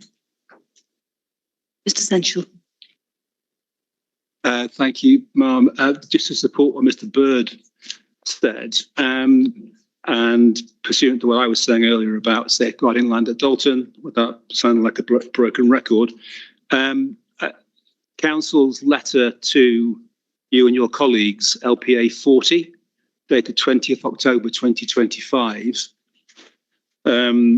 suggests a solution in the event that you conclude that further land should be earmarked to deal with Oxford's unmet need, and references specifically in the penultimate paragraph on page 6 that there are wider opportunities at Dalton Barracks where land could be identified now in this plan to deal with that possibility of if you conclude that there is an additional unmet need from Oxford that should be accommodated.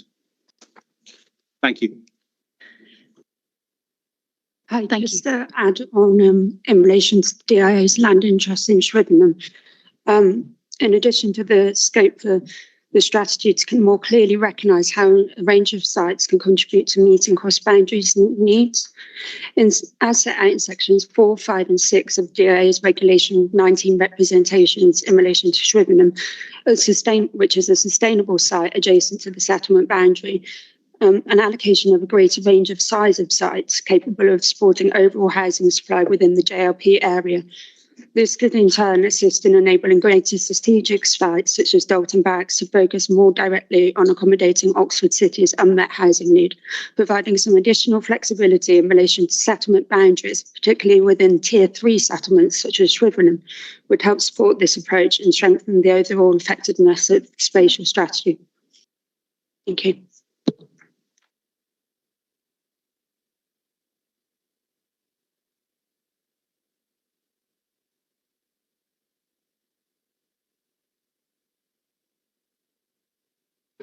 Thank you. Mr. Barnes. Thank you. Just a quick point in relation to point 3 of SP1. At the moment, I think the wording, as in the plan, is restricts economic growth in the Science Vale to only Culham, Harwell and Milton Park.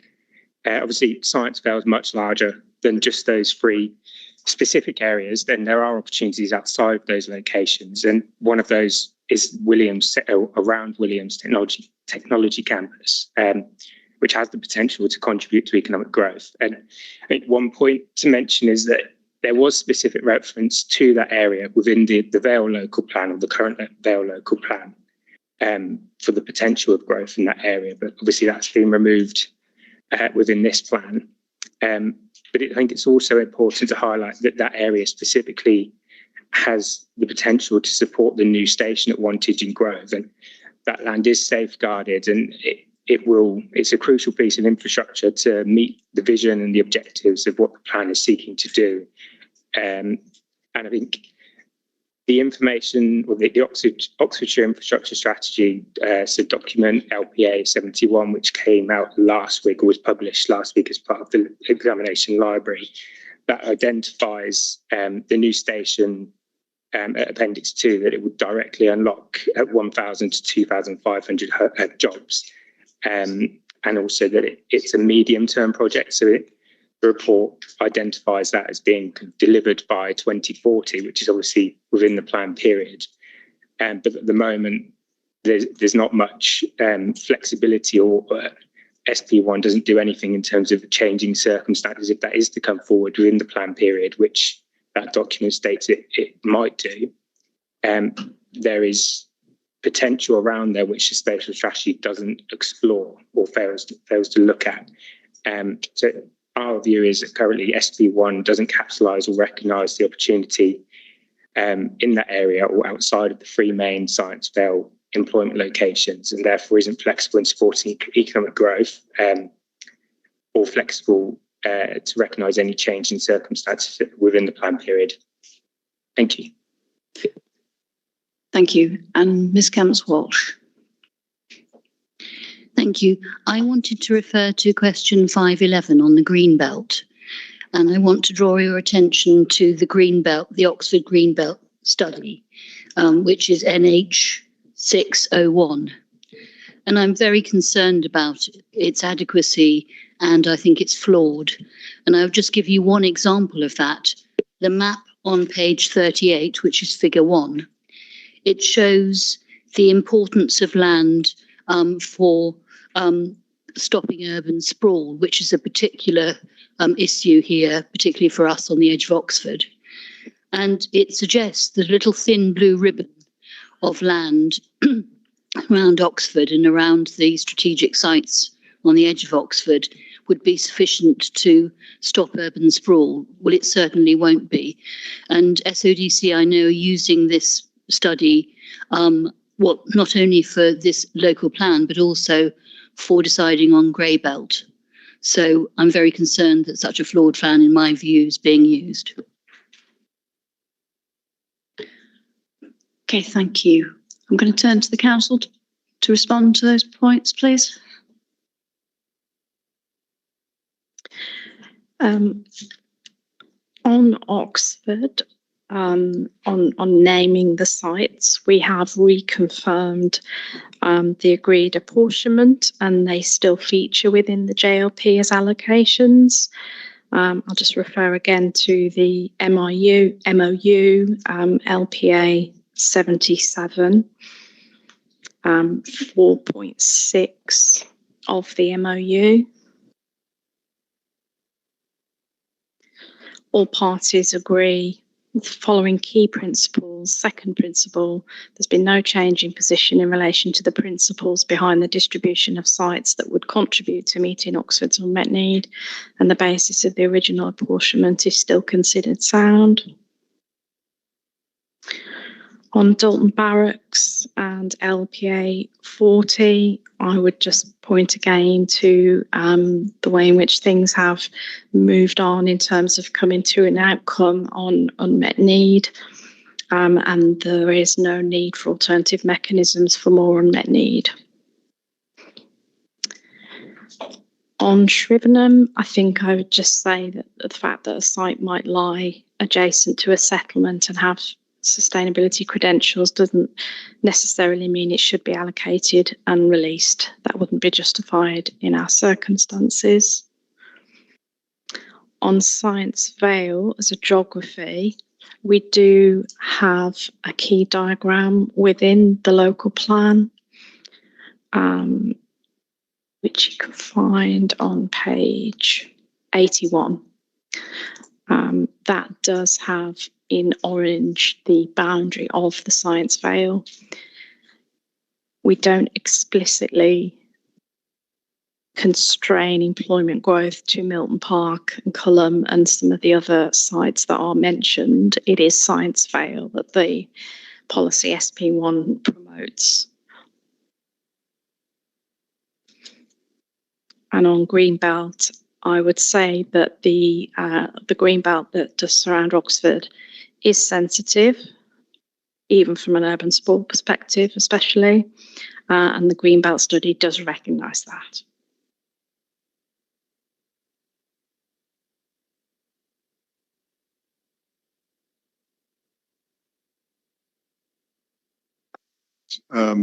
Could I just add, just in terms of noting, well, it's in relation to the Oxford issue, 2.1, a paragraph.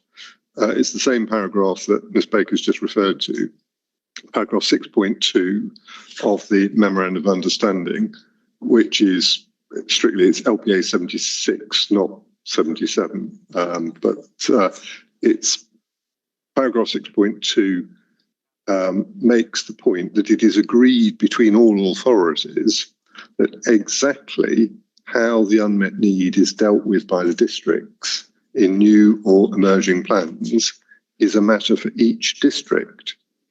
But each district is committed to ensuring a sustainable pattern of development, and it's clear that each district has developable sites available that will be delivered over the period of the Oxford local plan.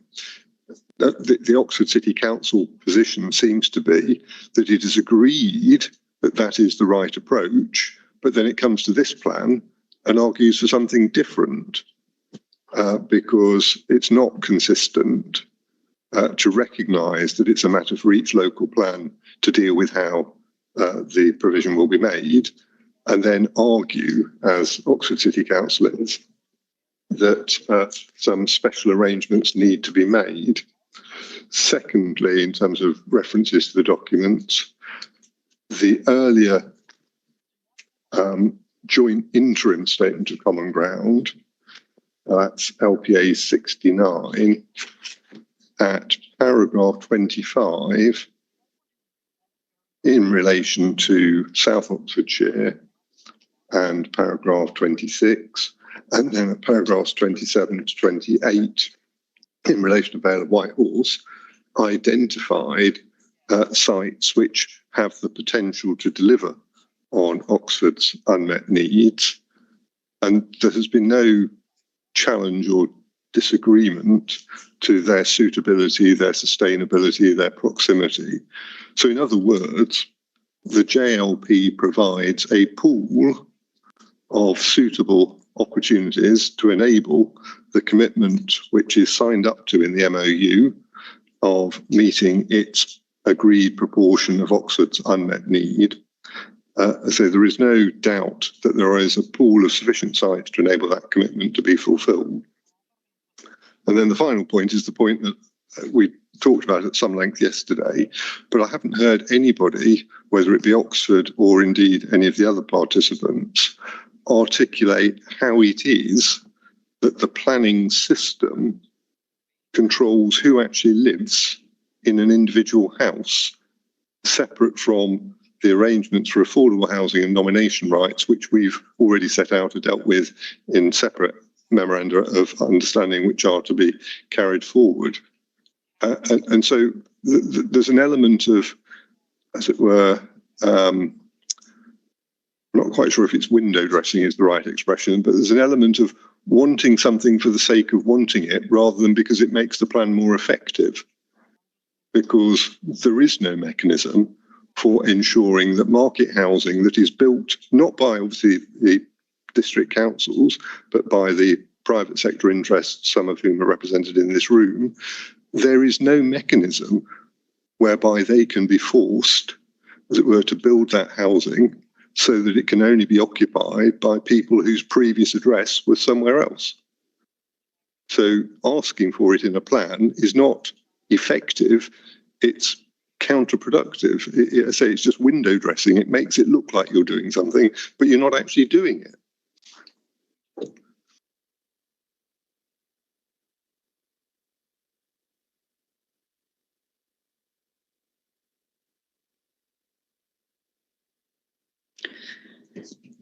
Thank you. Is there anything else on SP1? Ms. Camps-Walsh, is that? Oh, sorry. No. Mr. Bird. Madam, just in response to that point, we've not sorted a policy which says that each dwelling which is provided to meet the unmet needs has to be reserved for Oxford residents.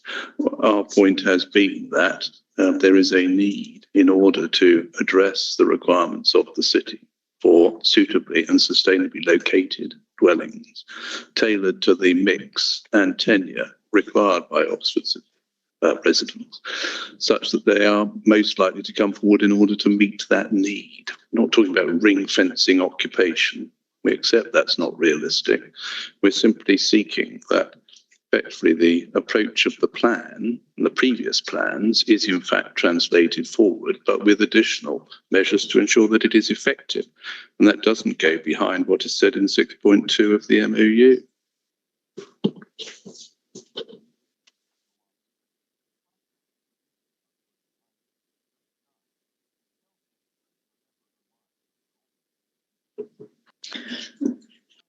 Does the council want the final word on policy SP1?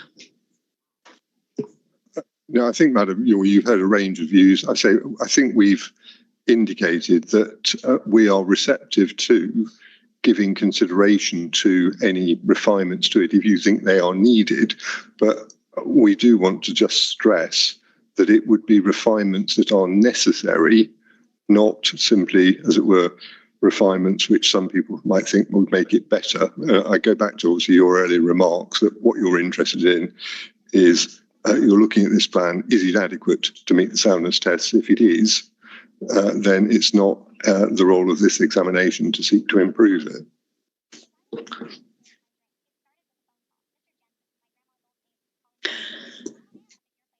Thank you. I think that will conclude policy SP1, and we'll scroll on to SP2.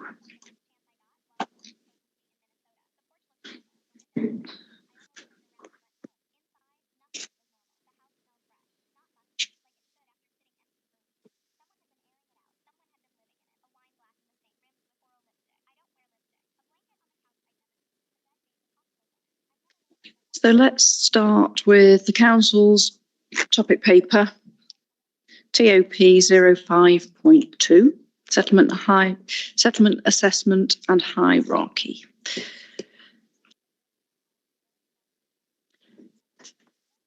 So would the council like to just take me through briefly the methodology of how the settlement hierarchy evolved, and then I will ask you a few questions on the methodology. Thank you. Yes, of course. So we set this out in our response to 5.14 of our matter statement. So it initially drew on a comprehensive data set, including gathering data on services and facilities, and that was collected through surveys to town and parish councils. They were analysed and supplemented where necessary. It also included analysis of each settlement's accessibility, connectivity, and that included proximity to settlements to major employment locations, and access to public transport was undertaken. This information was used to assign each settlement to one of 4 tiers. And it's also important to highlight that this was refined through the preparation of the JLP. So as rather than carrying forward the existing separate hierarchies of the districts, we created a single and unified hierarchy, and that was developed for across the plan area. So the methodology built on the existing assessment for South Oxfordshire, but was actually separate. It was a new methodology, and that was informed through consultation undertaken as part of the issues consultation in May 2022. And subsequent collection analysis of further data was taken after that where necessary. This methodology also used a wider range of indicators to inform the assessment than current local plans. So that improved our assessment of relative sustainability. So overall, the hierarchy reflects both technical assessment and consultation feedback, and that's consistent with a plan-led approach. So specifically on the scoring, that provides a clear and consistent means of comparing settlements across a range of factors. So it included an assessment of services and facilities, connectivity and accessibility and proximity to employment and higher tier settlements. It then included weighting, and that reflects the relative importance difference of those factors. So some services are more important than others to their essential needs of residents. So, for example, that may be schools and supermarkets, where they need to use those to address their daily needs. So ultimately, once the scores were combined, there was also a process of sense checking and sensitivity review undertaken. So that's to check if the individual scoring was disproportionately influenced by any outcomes. So that led to adjusted weightings. For example, weighting applied to certain retail categories. So we think the scoring is justified and transparent and aligned with national planning policy objectives, notably paragraph 109 of the NPPF, which focuses on focusing development in locations that are made sustainable through limiting the need to travel and offering a genuine choice of transport modes. So then to establish the final tiers, an analysis was undertaken to review the characteristics of settlements as well. So that included the breadth of services and facilities of each grouping contained, and that ultimately led to the best fit grouping, reflecting both quantitative analysis and qualitative judgment. So ultimately that is a summary of what took place. Thank you for that. So just taking you back to the methodology, in the topic paper, I'm on page 12, and in paragraph 5.4, it states you received responses from 65% of parish councils. So what about the remaining percentage? Did you go around for a second round, or did you follow up in any way? We supplemented those where there were So whatever the percentage was left over, we supplemented that with our own analysis. Right, so you didn't follow up with the parish councils that didn't respond? Yes, I believe we did follow up with the parish councils, just to clarify. Right, thank you.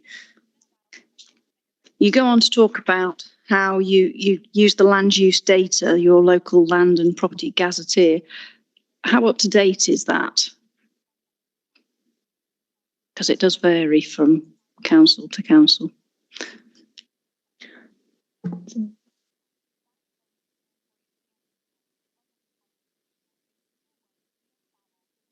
From our understanding, that's updated automatically, but we will need to check and get back to you if that's something that you want the specific date of. Yes, please, if that could just be clarified.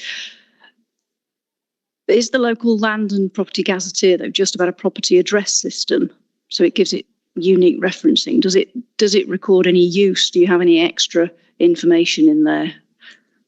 I'm just trying to explore what value did the LLPG have to this methodology for your settlement hierarchy?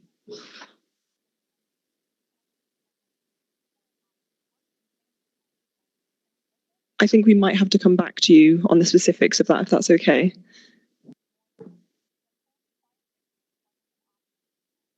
Thank you for that.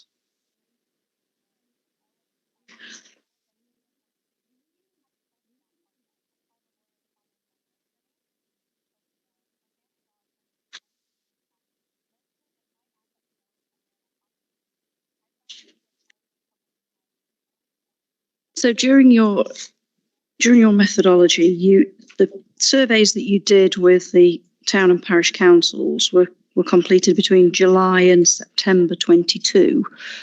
Was there anything else that you could have done to ensure that you got an accurate set of data?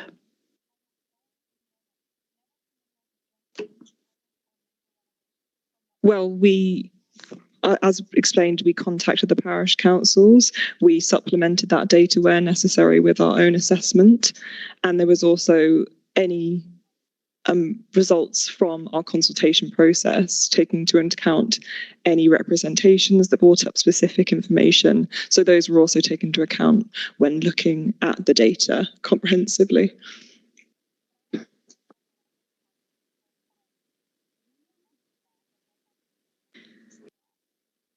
And what part of the methodology did you do some cross-checking to see how questions were interpreted for consistency? I know from experience, often if you've got a question about transport or bus services, that can often be interpreted differently by people who are reading the question. So in terms of cross-checking the accuracy of what you got back, could you tell us a little bit about that, please? Yes, so there was a sense checking process when looking at the data from town and parish councils and what was established from that. So to ensure that there was a level of consistency, supplemented where necessary, cross-checked where necessary. So that was the sort of process that was undertaken to ensure that it was accurate and consistent across the methodology.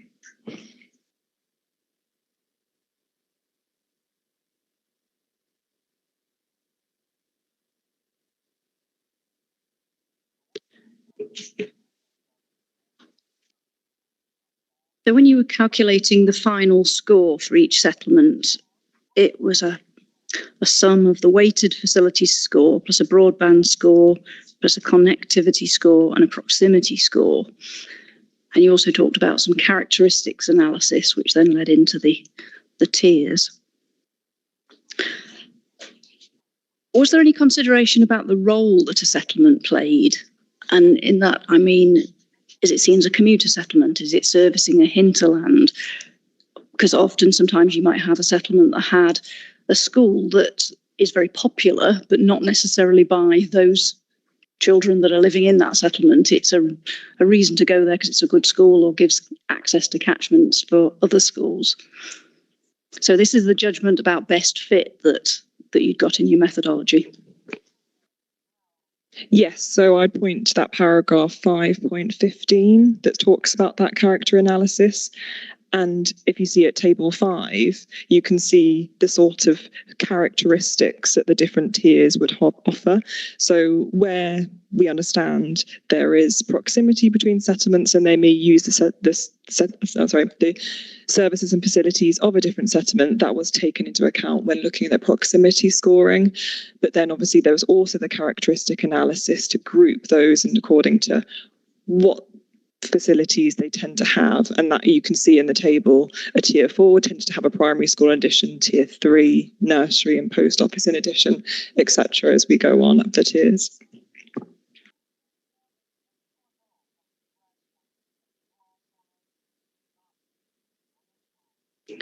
Okay, thank you. So let's move on to the alternative options that you considered as part of the process. You talk about in 5.21, you considered alternatives to the approach that are taken.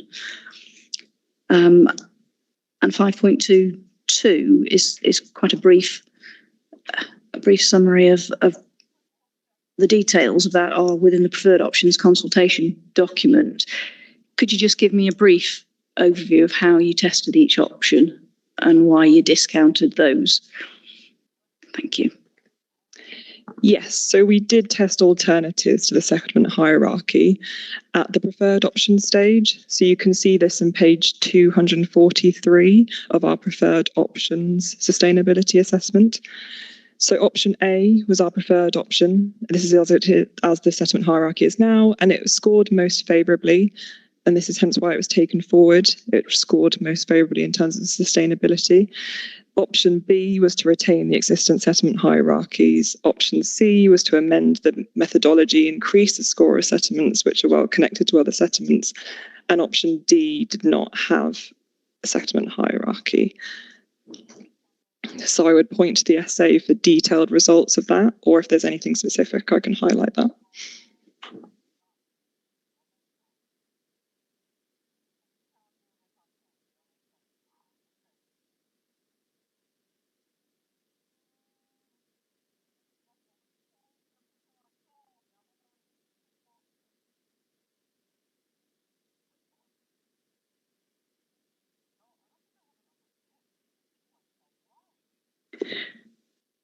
Thank you.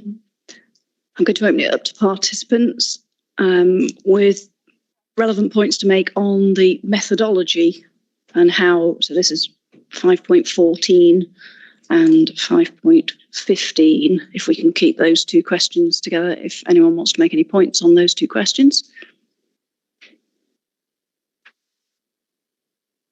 Just the one? Two? Three? I'll start with Crest Nicholson, please. Thank you, Ma'am. I just want to make a point in relation to how the settlements have been considered as part of the assessment that the council has undertaken. And I want to just point to the example of Shrivenham and Watchfield as settled. Now, those are considered as individual settlements as part of the settlement hierarchy and are both considered individually as tier 3 settlements within the Vale Lender Policy SP2 of the plan. However, it's important to understand how this settlement functions or how this area functions in terms of Shrivenham and Watchfield. And at paragraph 7.33 of our Regulation 19 representations, we have set out a diagram which shows that this is a contiguous urban area. And clearly the settlements function collaboratively in terms of services and facilities. And that's important in terms of understanding the sustainability of this location for developments and within the settlement hierarchy. So turning to the top of paper, so documents topo 5.2, and appendix E of that document, which is page 33. Now this sets out the total scoring of those settlements, all the settlements that the council considered as part of the settlement hierarchy assessment. And if you take Shrivenham and Watchfield, individually, they, as I said, they fall within tier 3. However, their combined score with respect to services, also facilities, is 227. Now that would place it third within the tier 2 settlement, so it would be higher scoring in terms of facilities than for the other tier 2 settlements.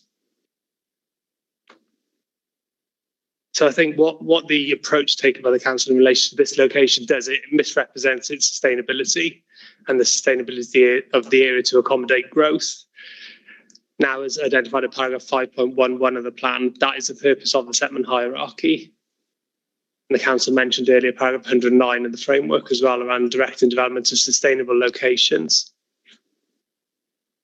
So in our view, that this location has not been accurately reflected within the settlement hierarchy, based on the fact that clearly Shrivenham and Watchfield operate as a single urban area. And therefore, the modification that we're seeking, Ma'am, is that Shrivenham and Watchfield are combined as a single settlement. And it's notable that other settlements are also combined within the settlement hierarchy. I don't need to provide examples. I think they're in front of you. And that is placed within tier 2. Thank you.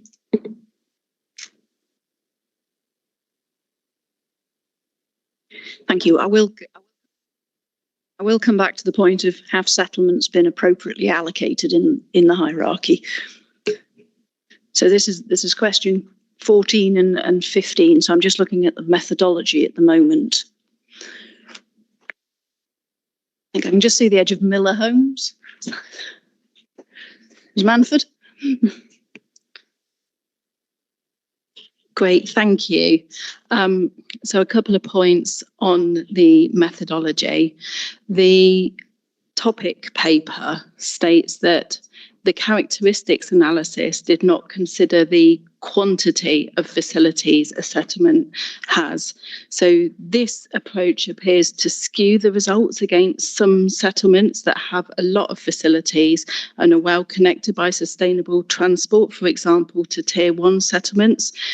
This includes examples such as Stanford in the Vale, which includes a lot of the same type of facility, such as employment uses at the White Horse Business Park, primary school, convenience stores, pubs, post office, etc. But that's actually categorised as a tier 3 settlement. Also, I wanted to pick up a couple of points, or a point around the weighting of the connectivity credentials as well. If you take, for example, Lower Shiplake, apart from Culham, it's the most connected location within tier 4. And indeed, it's also much more connected than many of the tier 3 settlements as well. And I know we've just talked about the weighting and the methodology that's been applied, but throughout all of the vision and the local plan, there's a strong focus on reducing journeys by private cars. And so I guess my question is whether there's been sufficient weight given to those settlements that do have a higher connectivity ranking. And I realise that we're assessing this against the MPPF 2023, but when you look at the draft MPPF 2025, it's clear of the role of what stations do have, and that classifies well-connected rail stations having 4 trains overall, or 2 trains per hour in any one direction, which Shiplake does have. Yeah, so those are my points. Thank you. Thank you. Mr. Stewart.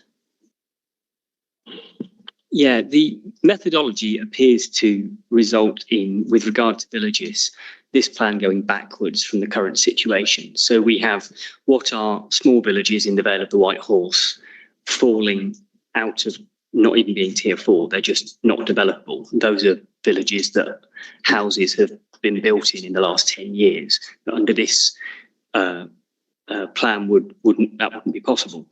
And a village such as Uffington is going from being a large village to a small village when it's been a large village for the last 2 plans. I understand the strong focus on reducing car journeys, but there is a specific carve out in paragraph 109 for the different arrangements between different locations and access to sustainable transport that is regularly referenced by appeal inspectors. Ultimately, the MPPF has a whole heading for rural housing. It's been referenced already by a lady just here previously, that this says, villages need to grow and thrive, there's no carve out on what sort of village, what size of village. It just says villages. I think the paragraph applies to all villages, which I think would bring us to what the definition of a village is, which has been grappled with by at least one appeal inspector. And he quoted the Oxford English Dictionary as saying that it's larger than a hamlet and smaller than a town, and that a hamlet is a settlement that doesn't have a church, which leads us to a village being a settlement with a church, which would lead me to say that all of the settlements that have a church are thus a village and should have a policy that allows some form of development in them to be compliant with the MPPF. But they don't. Lots of them are not in the hierarchy at all, or, well, we'll come to the hierarchy in the exact wording later, so I won't cover that now. Thank you. Mr. Shaker. Thank you, Mom. I made the point earlier about the extent to which Reading has been taken into account, so I rely on the points I've already raised in that respect.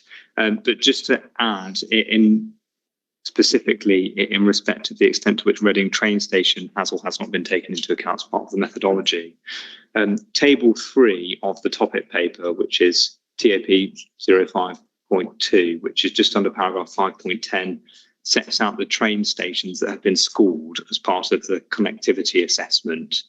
In other words, settlements have been looked at in terms of how close and accessible they are to the train stations listed. Notably, Reading train station has not been taken into account and is not listed in that table. We say that's important because not only is Reading train station well connected to a number of settlements with direct buses, for example, it's also accessible by a number of surrounding villages and hamlets within the local authorities area. And indeed, we set out in detail in our hearing statement the extent to which Reading train station allows accessibility into London and the services and the frequency of those services it provides. So we think that's an important omission and one which is problematic in terms of the methodology.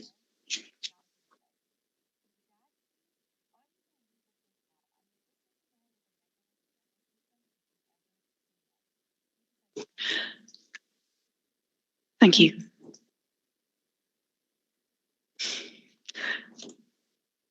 Ms. Evans, would you like to respond to those points that have been made? Yes, absolutely. I'll start with the point from Nexus on Shrivenham and Watchfield. Let's gather.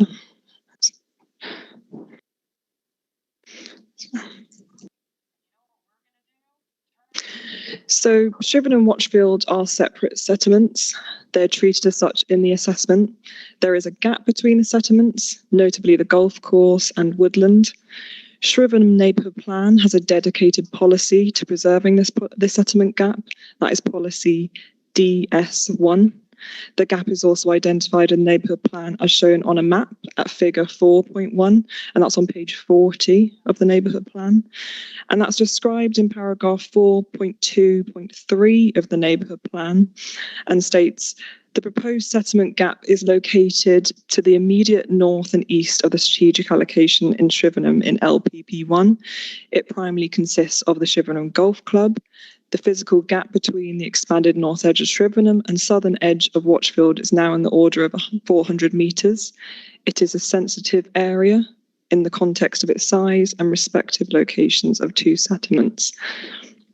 They were also treated separately in the existing Vale of White Horse local plan, part 1. So, however, they are both tier 3, so their proximity to each other would have been accounted for in the scoring of the settlements. So their close relationship and the recognition that the other settlement may offer different and variety of services and facilities is taken into account. So that's on that point.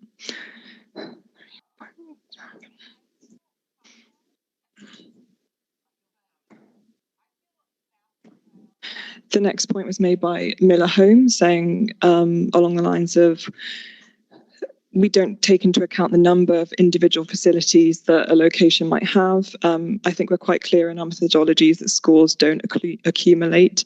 I don't think the methodology would work if that were the case. It would potentially skew the results to make it so settlements that were higher in the tiers wouldn't be reflective of the very high tiers, particularly in case of their scale. So I think our approach is justified in that respect. Then looking at given the sufficient weight to those with high connectivity rankings, so that's on the connectivity and weighting. On that point, our topic paper explains this choice at 5.12. It explains that we deliberately chose to assign further weightings on facility scores in order to place emphasis on settlements that contain existing services and facilities. We wanted to avoid settlements scoring high just due to their connectivity and proximity, and when they scored low against facilities criterion. So this helps to support a shift to more sustainable modes of transport, for example, active travel, like walking and cycling. And therefore, we place the focus on the need for a settlement to have the facilities and services of its own. This is because if services are within a settlement and thus closer to them, people are more likely to travel to those using sustainable modes. I think that makes sense. So then on the next point about falling out of the tiers, I'll just talk on that point. On pages 9, 10, 11 of the topic paper, we set out how our previous hierarchies in the existing plans were derived. We explained that, as I've explained earlier as well, at 4.10 and 4.11, that rather than a forward approach taken, a new hierarchy has been created for the JLP. This was undertaken more recently than those in existing plans, and also explained at 4.11 uses a wider range of indicators. Therefore, it's a new assessment with its own methodology, including scoring and indicators, and so it cannot be compared like for like, and the results of that compared like for like. This assessment was fair and representative of settlements and their relative sustainability at that point in time. This approach is also subject to consultation, so any concerns and changes to the tiers have been raised through the plan-making process and taken into account. And then the final point was on Reading.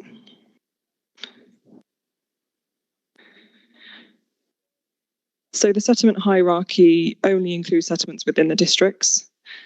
However, the proximity of settlements within the districts to Reading was taken into account in the assessment of settlements. So that's in terms of proximity. That was recognised in our methodology. There's no village within the proximity measures used for that assessment that was considered within walking, cycling or public transport measures. So therefore Reading wasn't taken into account on that when it comes to connectivity in terms of the station. Oxford was within that, so that's why it's included in those measures. I think I've covered all the points there.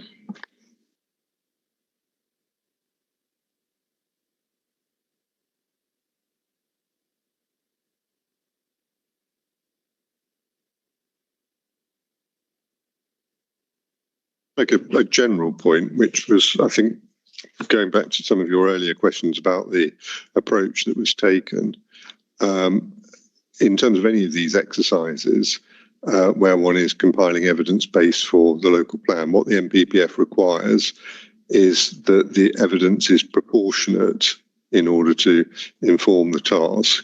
And the PPG makes it clear that, effectively, so far as possible, you're expected to use existing sources of information and only commission new information, where it's necessary to do so. And for the task in hand, we think that we certainly met the test of using a proportionate evidence base adequate to inform the decisions that need to be made. One can always, in a sense, fine-tune and finesse these things, and there are always going to be some areas where one could say, well, you could have looked at this in a slightly different way. But if you step back from it and ask yourself, well, does it give you an adequate feel or fit for the settlements in the district and the differences between them? We're comfortable that, yes, it certainly does.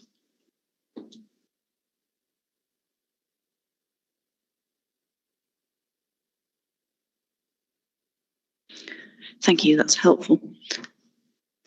Is that a new Toblerone? Is that a new nameplate? It is, Mum, and I'll be very, very quick, just in response to the council's comments on Shrivenham and Watchfield. The neighbourhood plan policy mentions that is a settlement form and character related policy that doesn't relate to the sustainability. And I think what I'm getting at is that the way these have been assessed hasn't necessarily considered the sustainability of the location, which is the purpose of the settlement hierarchy. And then just quickly on the separation between the settlements, I reiterate the diagram and our representations demonstrates there is no real separation between these settlements. And just by way of an example, the council has included Appleton with Eton as a settlement within the settlement hierarchy. Those two settlements are separated by 1 kilometre of open countryside. So I think there's a consistency point there as well. Thank you.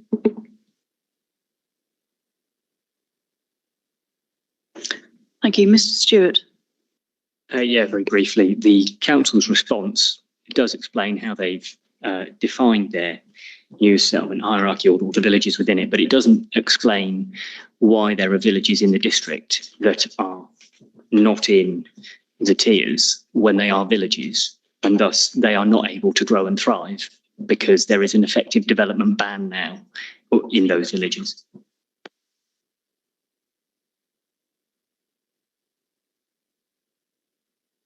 Ms. Evans.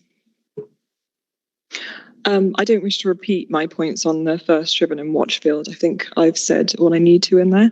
On the point on Appleton upon Eton, they are one parish council, so that is a bit of a different situation, whilst Shriven and Watchfield are two separate parishes with one of them has a separate neighbourhood plan, the other one does not have a neighbourhood plan, so that's Shriven. Then on to the point about raised about the villages, the assessment was made and below a certain score, the settlements were put into a category called the countryside. It does not suggest that they aren't villages or have any status. This is simply to do with the services and facilities that they are providing. And that is where they sit in that category and according to their relative sustainability of their services, facilities, proximity and connectivity. Madam, that's explained, particularly 5.17 of the topic paper, together with what is set out at paragraph 6.8 of the topic paper.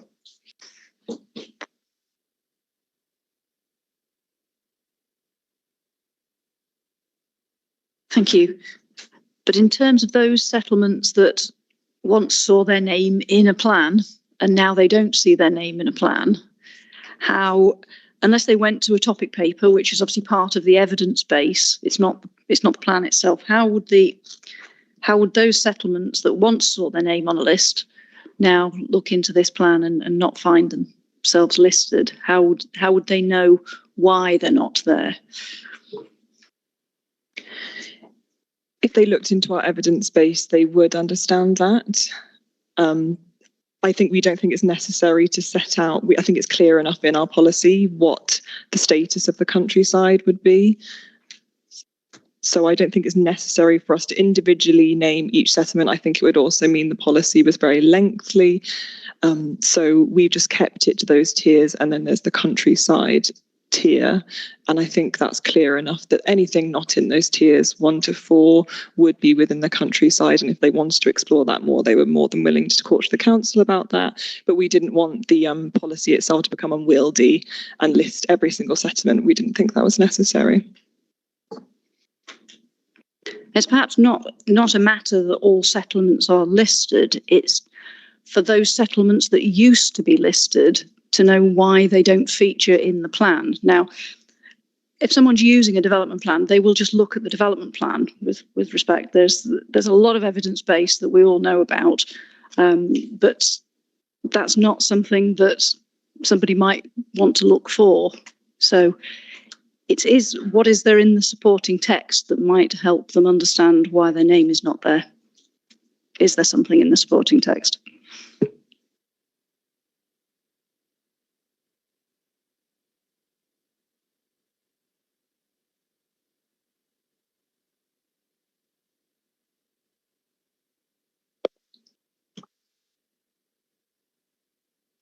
There isn't anything specific in the supporting text, but we are more than happy to add something in if you think that would give useful clarity to those other settlements. Yes, please. I think that would be an action point. I think something for the supporting text just to explain that. I'm not suggesting that you list all the settlements that are not in the hierarchy anymore, but it's to give that consistency and that link to previous plans as well. Yes, we're happy to do that. Thank you.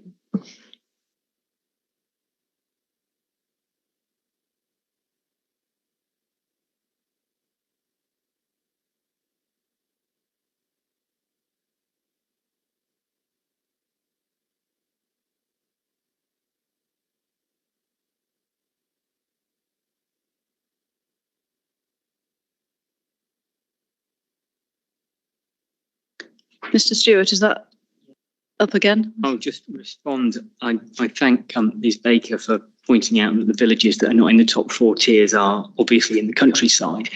I don't think they can grow and thrive if they're in that tier, because the wording for that policy is extremely restrictive.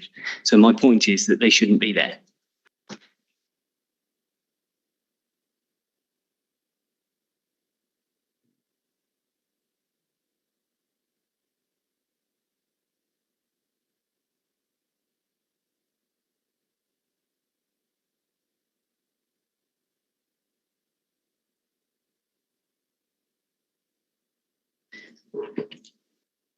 Does the council want to make any final points on MIQ 14 and 15?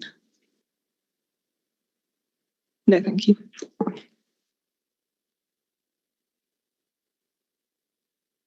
So we did stray slightly into MIQ 5.16 with are the settlements in the right place in the hierarchy. So we've heard about 1, 2. Are there any others that participants present today want to make a point about where they are in the hierarchy? No? Yeah. Mr. Central. No, I'm sorry. Have I missed it? Have we dealt with 513? Where do the garden communities sit in the hierarchy? I'm coming back to that one. Sorry, apologies. I haven't forgotten. Don't worry.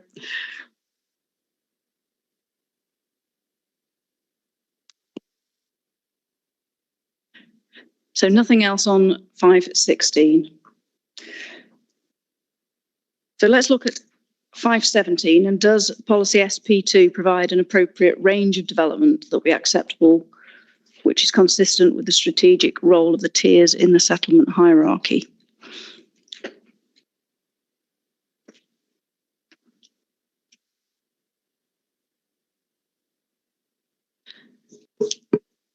And I've just got one question to the council about the how a park and ride facility would affect the weighting. Sorry, you're referring to a specific facility there? Yeah, I've got a note here about a park and ride. So one participant who's not with us today, Merton College, they were talking about the Cumnor park and ride facility. So that's the sort of the origin of my question. So would a park and ride facility affect the weighting and the hierarchy position of that particular settlement? Yeah, thank you for the clarification there. So the settlement assessment is based on service and facilities and the connectivity of each settlement as a point in time. I've raised that already, but it does not take into account the future potential of a site that is uncertain, or the future potential of a facility or connectivity such as a park and ride that hasn't yet come forward. So it's not been formally approved or adopted, that park and ride, but it is a technical study to complement existing policy. So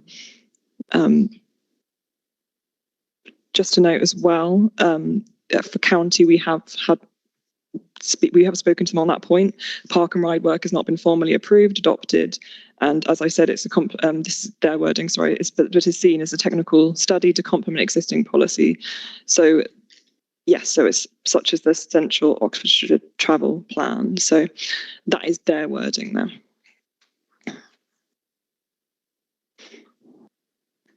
Okay, thank you.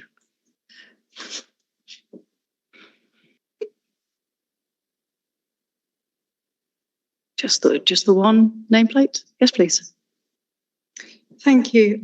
Just in terms of the Tier 1 settlements and the policy SP2 comment that there is a presumption in favour of sustainable development within the built-up area of Tier 1 settlements. I've no idea what that means. Isn't there a presumption in favour of sustainable development everywhere? I mean, the presumption isn't confined to within settlement boundaries. And so I think that doesn't really give a clear indication of what types of development. I mean, if it's a reference to 11DI, and that's what they mean, irrespective of land supply, that's what the test is, then it needs to say that. If it's an indication of its major development, it needs to say that, but that just doesn't tell us anything.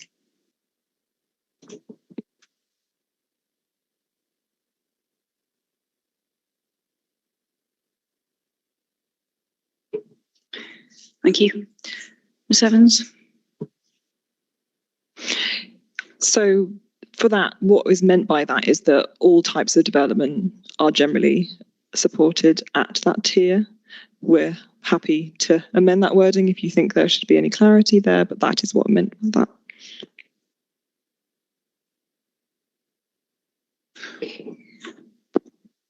Madam, if I can add just 2 points on that. Firstly, as you will know, there was a footnote, or at least an alphabetic footnote, against the word built-up area, which tells you what that means for the Tier 1 and Tier 2 settlements in the italics at the end of the policy. So it is explained. And secondly, all that the phraseology is doing is slightly updating what is a perfectly conventional and well understood planning approach that for certain types of settlements, if you're inside the built-up area or the settlement boundary, depending on how the plan deals with it, effectively development is acceptable in principle. If you're outside, then generally speaking, development is not acceptable. And all we've done is effectively add the word sustainable to the word development. But I really struggle to see why that's a problem, or why, in practical terms, either applicants or interested parties are going to find it difficult to apply that policy.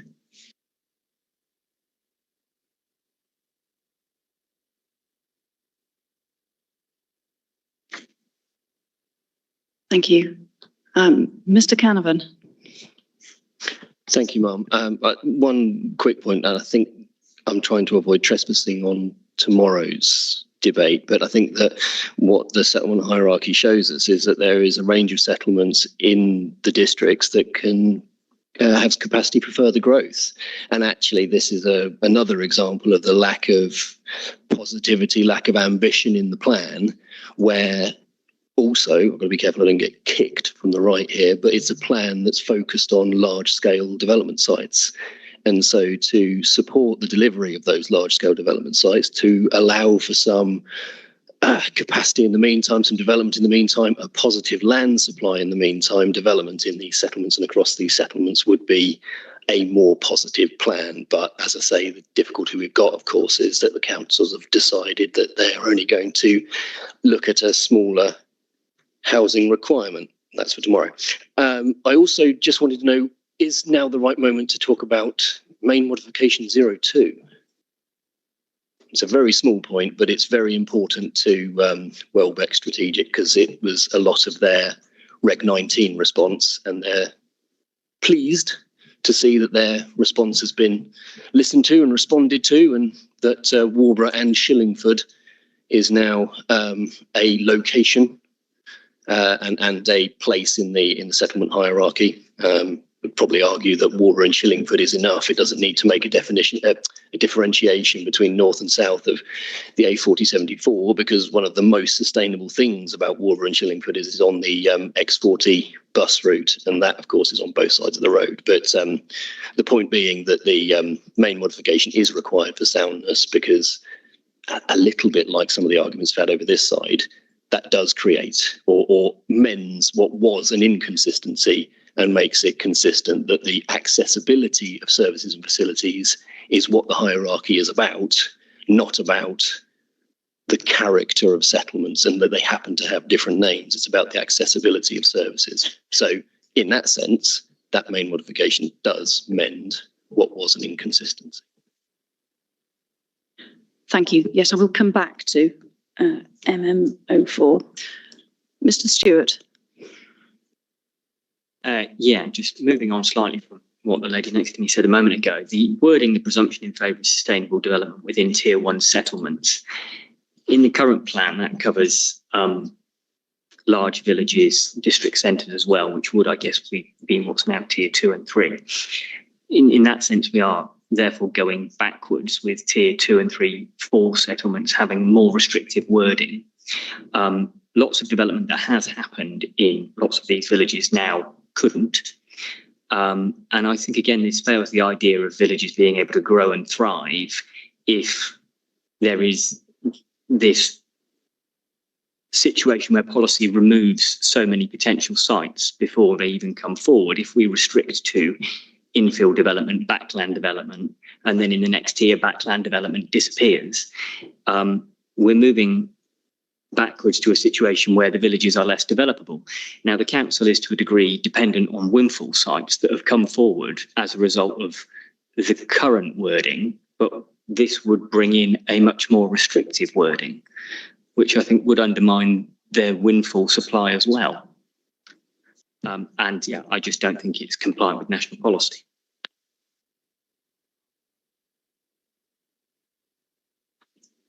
Thank you.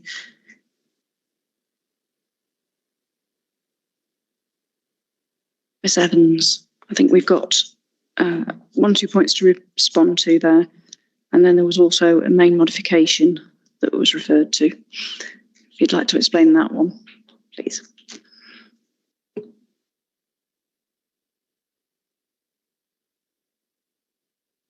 Just on that last point, so I just want to, sorry, on the first point as well, I just recognise that the JLP has identified sufficient land to meet development needs and has determined the most appropriate locations for growth through the plan making process. So I think that's just a headline point to make. And then on the point of villages, or generally, I think what would be seen as the countryside and policy SP2. So the policy acknowledges that development in the countryside would not be appropriate, but it also is sufficiently flexible to respond to opportunities for sustainable developments listed within the hierarchy. So that's also where it supports rural communities, because it deliberately highlights rural exception sites, rural workers' dwellings. So I'd say it's actually sufficiently flexible and supportive of those communities where it needs to be. And then on the MM04, it was an error in naming the settlement, so merely a correction, and we acknowledge it needs to be a main mod. Thank you. Yes, MM03 is needed to correct that error, and so that is justified and effective, and therefore it's needed for soundness.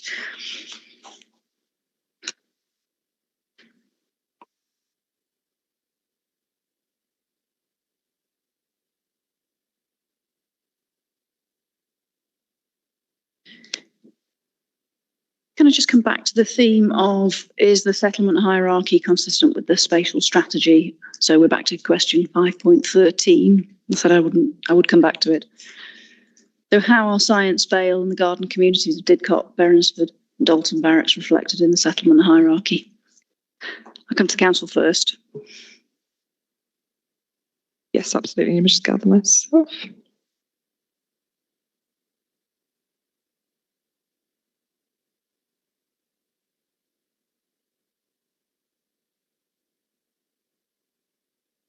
So Sorry, you specifically referenced Science Vale as well as the garden communities, or is it just garden communities? Sorry.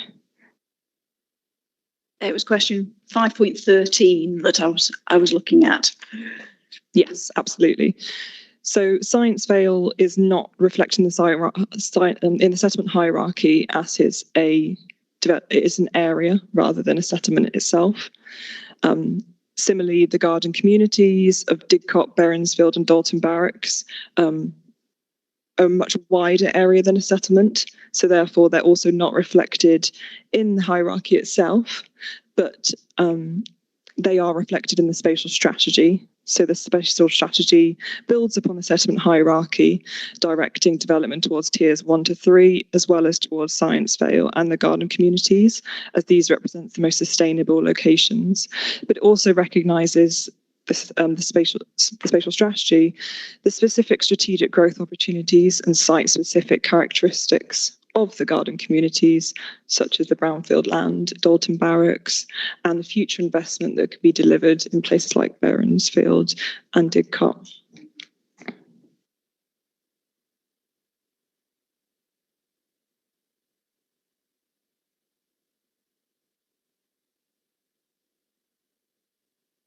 Mr. Sensual, was there any point that you wanted to make on just keep what the council said, and I've heard what they've said. I think if you read SP1 and SP2, you can see the link is a bit clumsy, a bit clunky.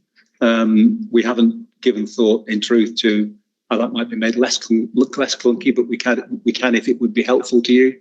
Otherwise, there's probably sufficient there to create the link, if you like. Thank you, Mr. Owen. Thanks, Mum. Just a quick point. I know we're going to be going on to Didcot Carden Town policy shortly. But just for the record, we supported the identification of Didcot as a tier 1 settlement. I think it is consistent with the aspirations of the spatial strategy. But as I mentioned earlier, our concern is that when it comes to what is identified as allocated sites in the plan, is very much focused on rolling forward sites. It's not looking at new sites. And we think that is important because of its Didcot's role as a gateway to Science Vale. But like I said, I'll come on to further points on the next policy. Ms. Evans, did you want to make any comments on those? I can talk about the sites point, but I don't know if you want to take that under a different question. I think we'll hold that point until the appropriate question, if that's okay with everybody.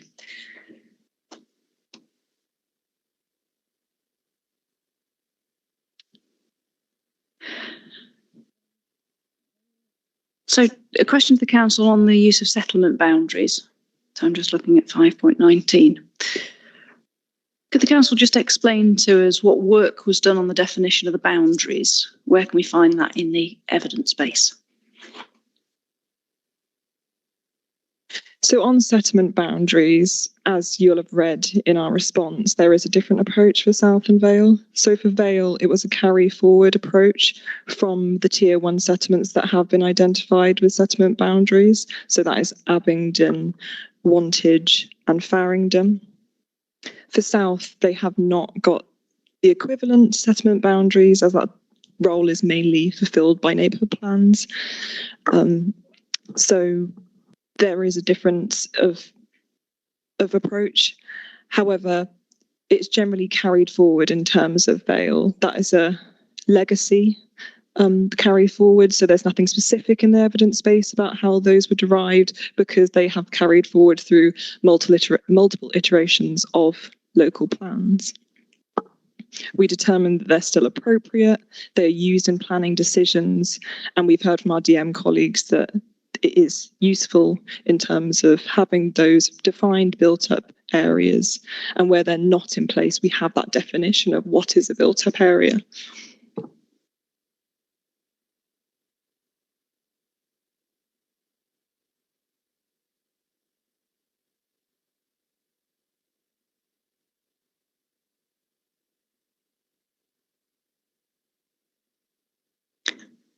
Thank you for that.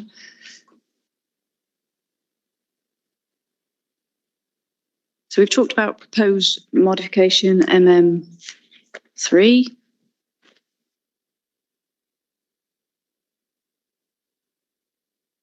Has everyone with relevant representations made their points on SP2? Is there anything else that anybody wishes to say on that? Mr. Stewart? Sorry, just one final point. The Miss Evans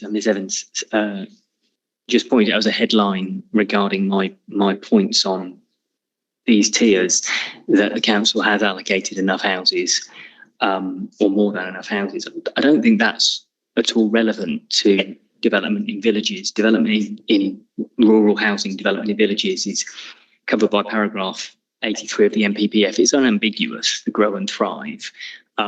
Whether or not the council has allocated lots and lots of houses somewhere else is in no way relevant to how the village policy should be written.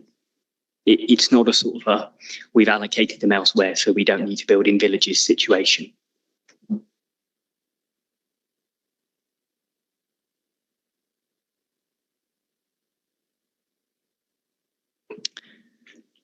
Thank you. I'm not seeing any more nameplates go up. So final word to the council on policy SP2.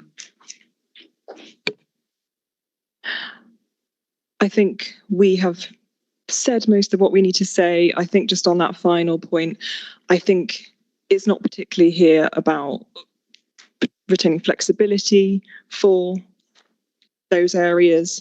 It's more with maybe the desire to allow additional sites in areas outside of the built up area.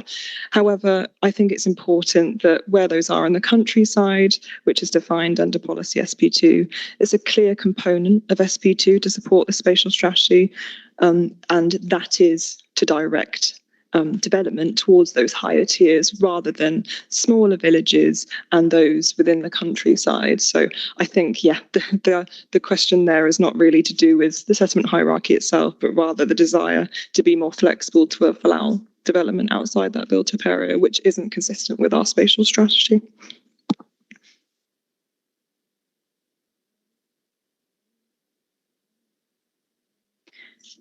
Thank you. We've reached 3:30, so I think we'll take an adjournment for a comfort break. We'll adjourn until 3:45, please. We're adjourned. Thank you.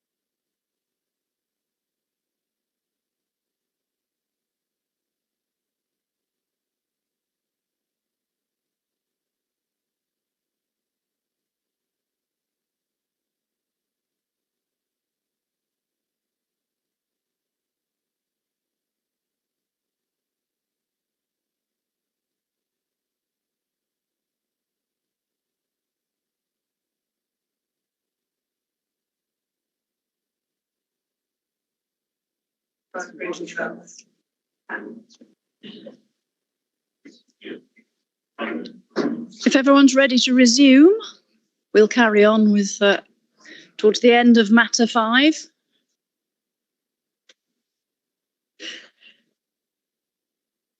So we're working on the end of the end of the agenda. So we're on sort of SP3, SP4, SP5, SP6, and SP7. Ladies and gentlemen, the hearing session's now resumed. Thank you.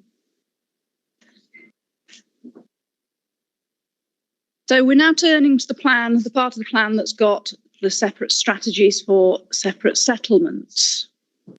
So this is SP3 through to SP9.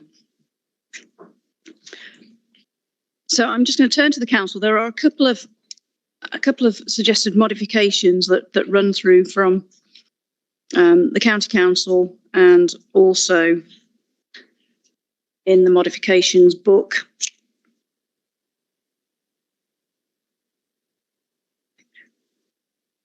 MM05. So I'm just going to deal with those first, and then I'm going to turn to participants who may wish to raise points on their from their hearing statements or their representations for the individual settlements that they are still here for.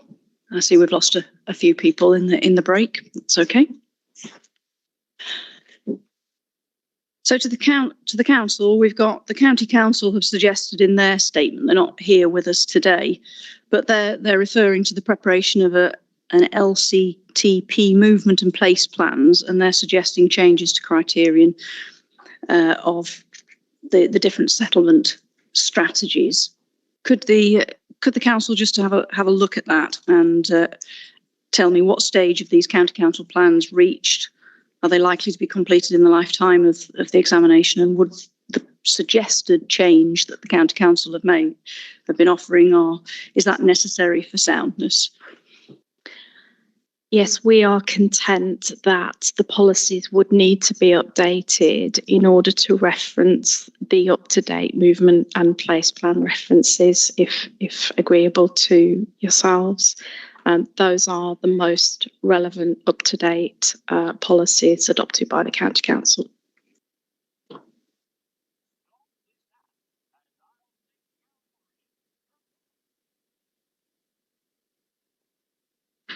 Thank you. That's agreed. There is also MMO5, which is policies SP3 to SP8. And this is suggested by the council from, I think it comes from one of the representatives about the significance of the town's heritage assets. So it covers SP3 to SP8. Would the council just like to explain the background to that one? Please. Yes, this came from Regulation 19 engagement with Historic England, and the compromise word in there is an agreement between ourselves and then in the statement of common ground, that would be just the insertion of the words "the significance of the town's heritage assets." We believe that is a matter of consistency with national policy. And it would be a recommendation for all of the town policies, as they all have significant assets. Thank you. Yes, we agree that needs to be inserted for the consistency with national policy.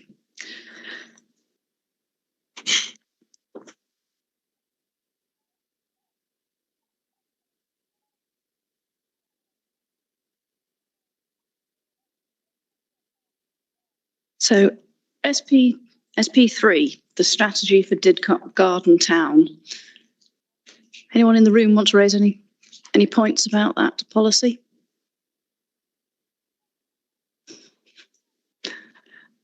Mr. Owen. Thanks, Ma'am. So Mark Owen, representing University of Reading.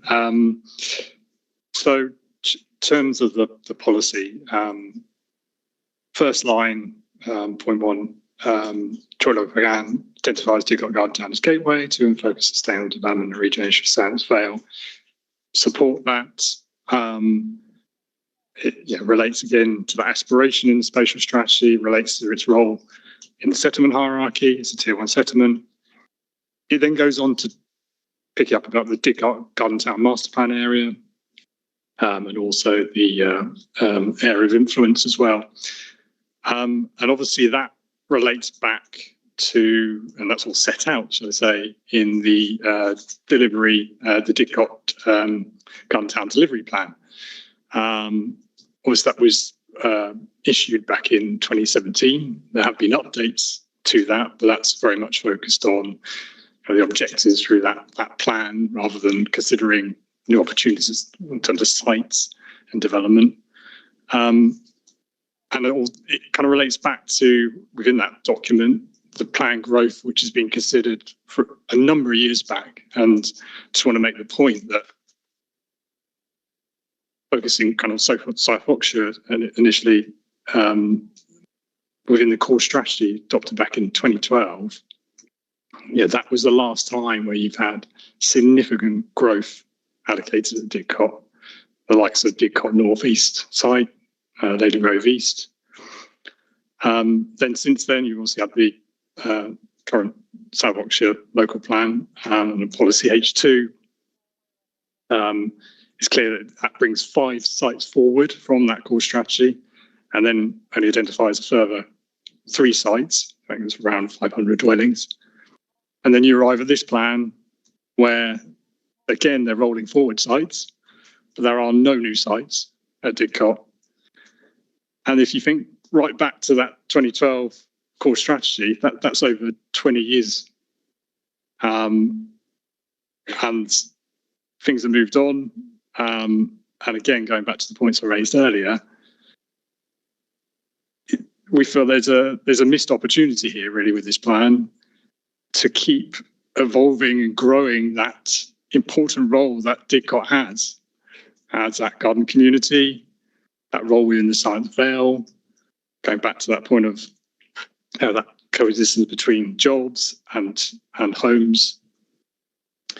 So I think, in our view, policy SP3 needs to be reconsidered in that light, but also relating back to the delivery Garden Town and the reference to the master plan and the area of influence as well. I mean, going back to that master plan, I mean, within the Didcot Garden Town delivery plan, so that's reference OCD 12, it's very clear at the start of that, the plan is not a formal planning policy document. There's limited weight when determining future planning applications. Now it's been referred to in this plan, as we referred to in the previous, the adopted South Oxfordshire local plan. But it's there for more to kind of support the guide, or provide guidance, should we say, for development. But also the fact that its horizon, it's covering a period up to 2031, doesn't reflect the plan period. So in that light, our view is that should be given a review in itself, alongside the general picture that the policy needs to be considering additional sites as well.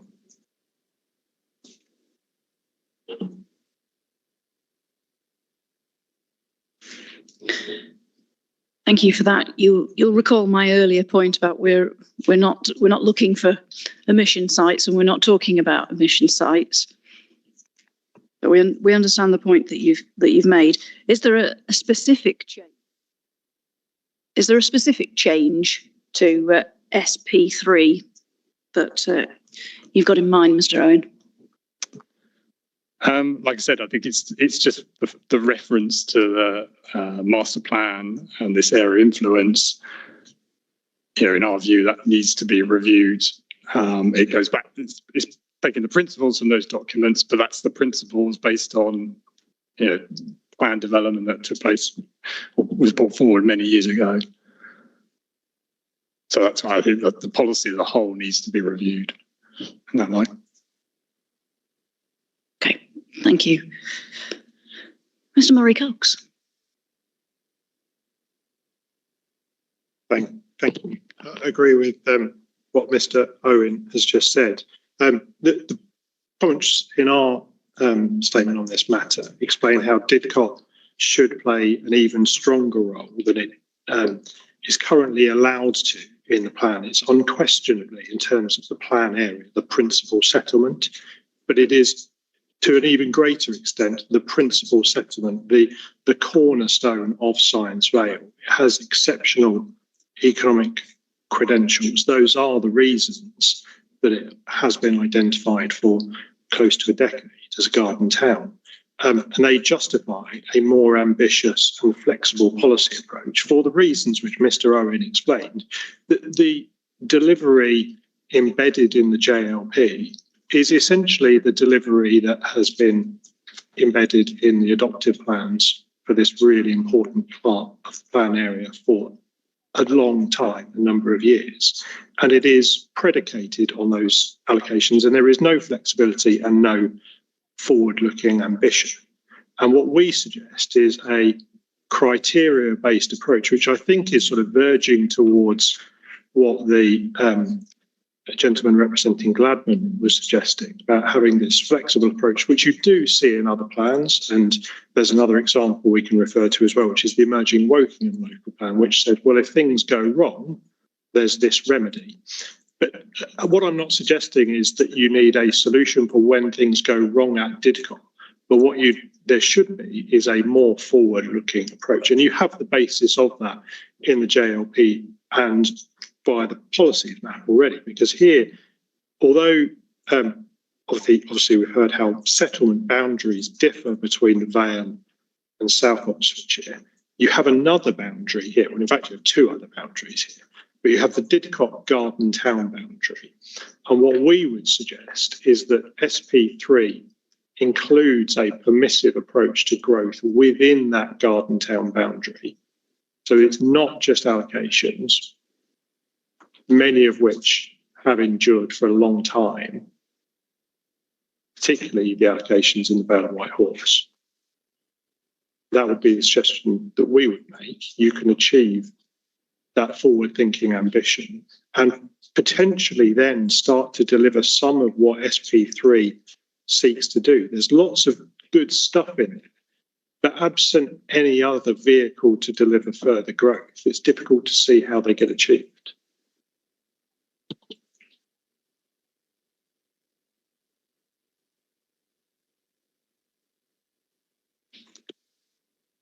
Thank you. Ms. Chase? Thank you. I completely agree with the points made with the two gentlemen before me, so I won't seek to repeat them. The point that I wanted to pick up on is in your question 5.22 about what status do the Garden Town Master Plan and DIDCOT Garden Town Delivery Plan have.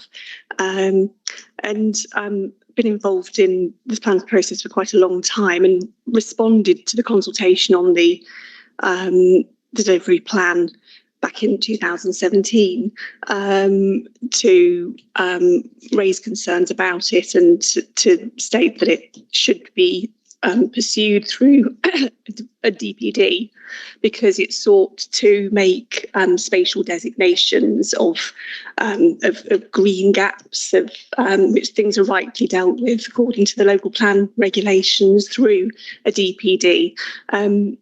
That document does itself say that it doesn't have development plan status.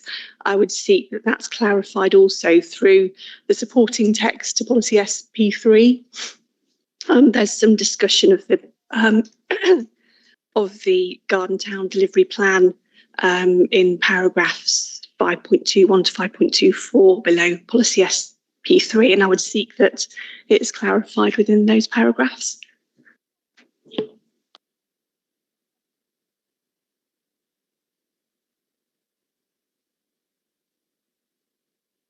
Thank you.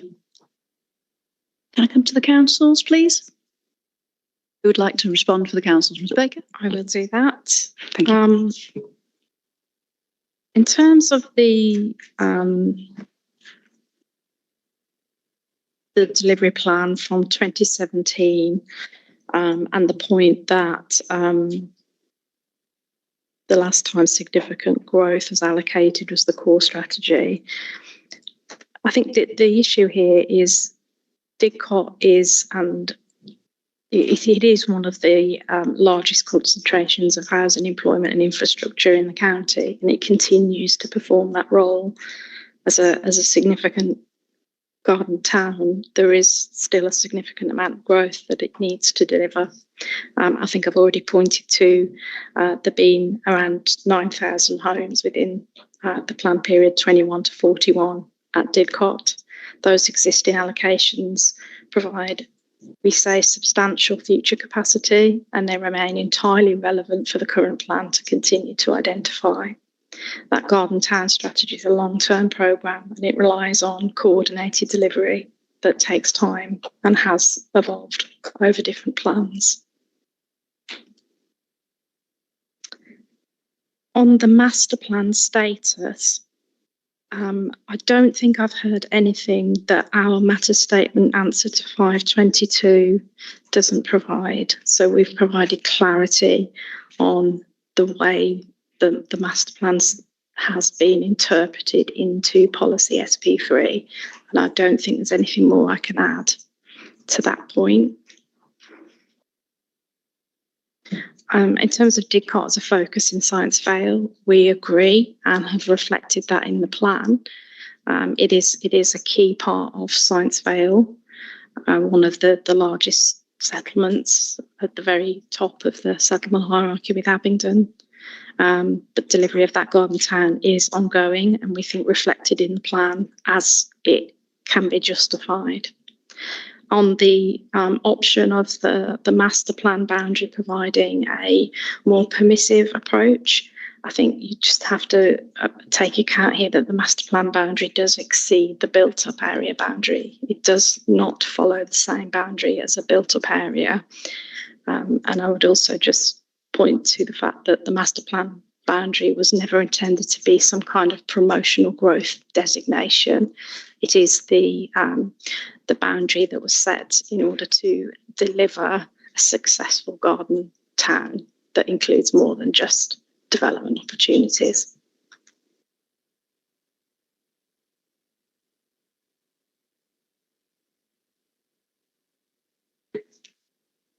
Thank you. Just on the master plan status point, does the plan itself explain the status of the master plan for somebody who picked the plan up and wanted to read it?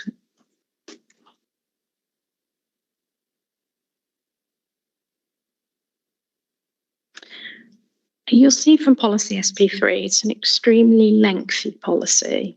And I think that does generally reflect the fact that the master plan has influenced an awful lot of policy content.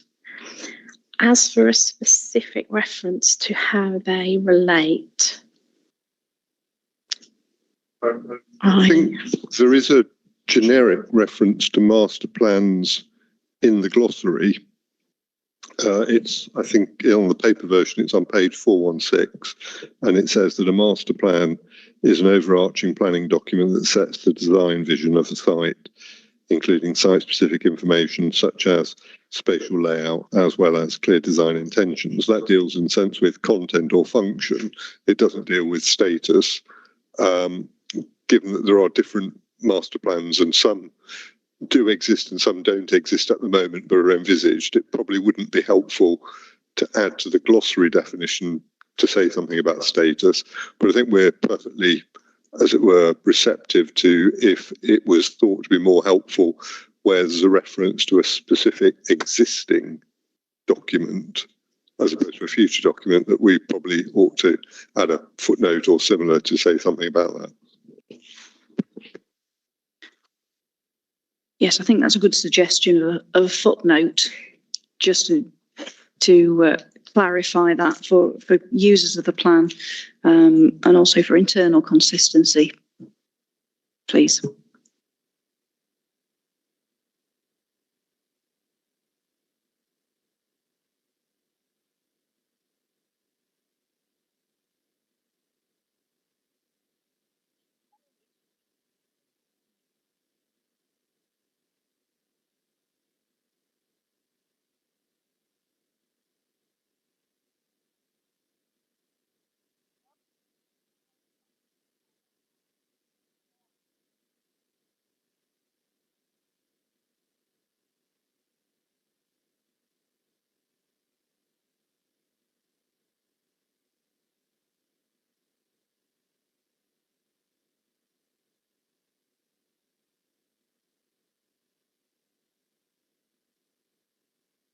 If there's nothing else on policy SP3, we'll move on to SP4.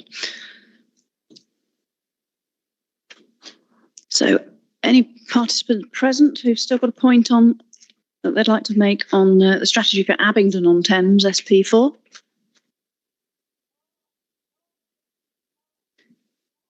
Nobody present? In which case we'll move on to policy SP5.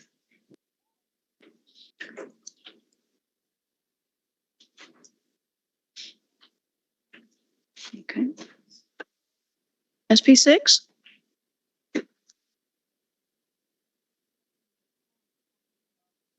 SP7?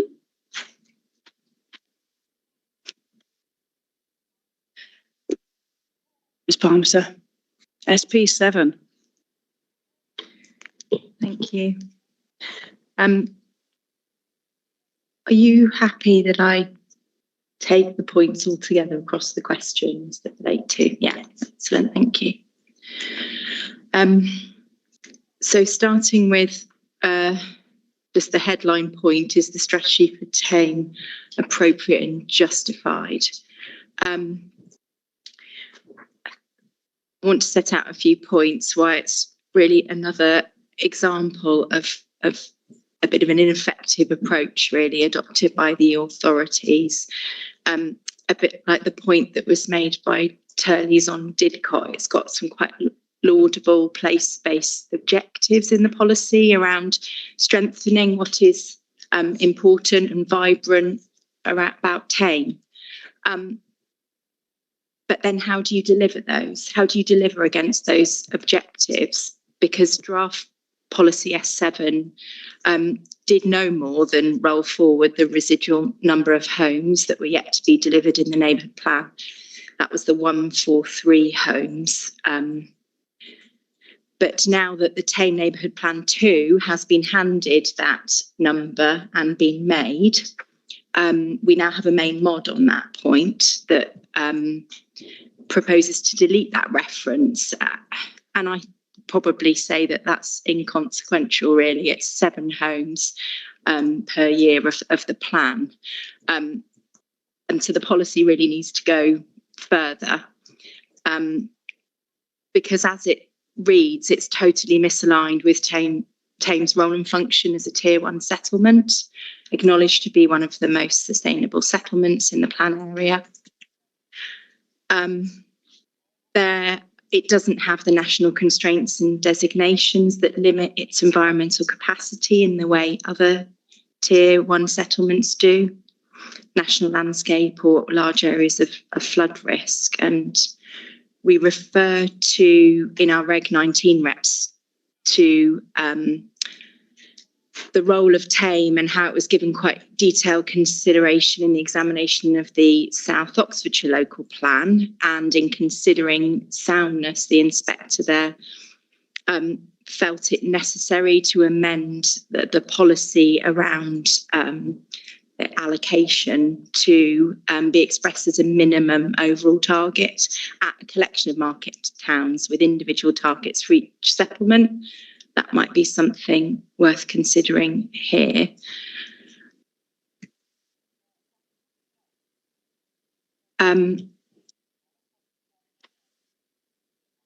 Just looking at the council's statement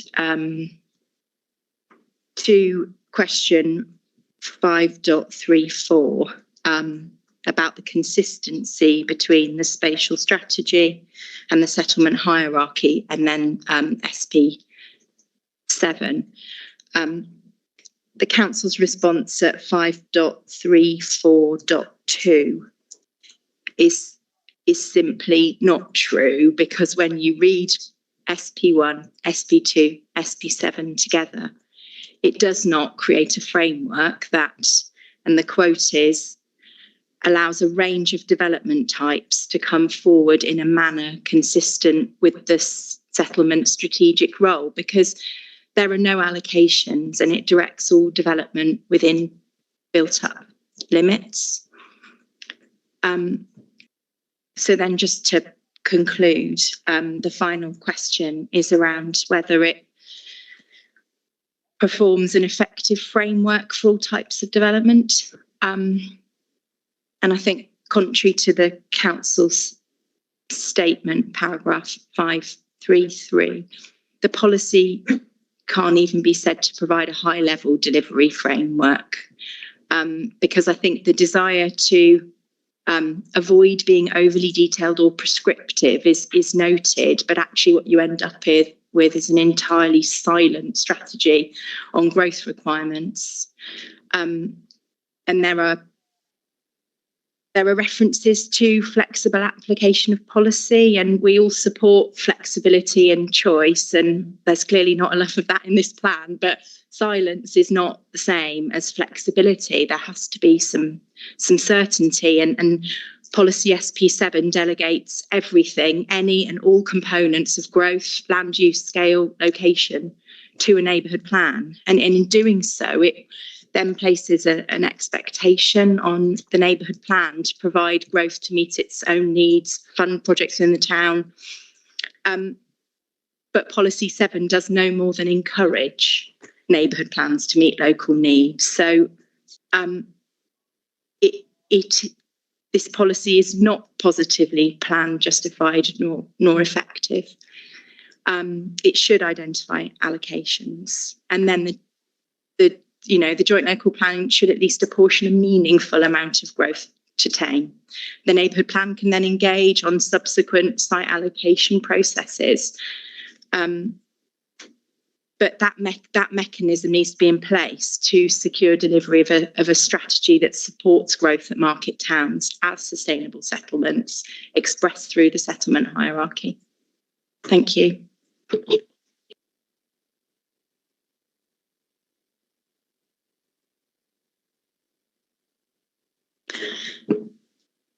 Thank you. Ms. Baker?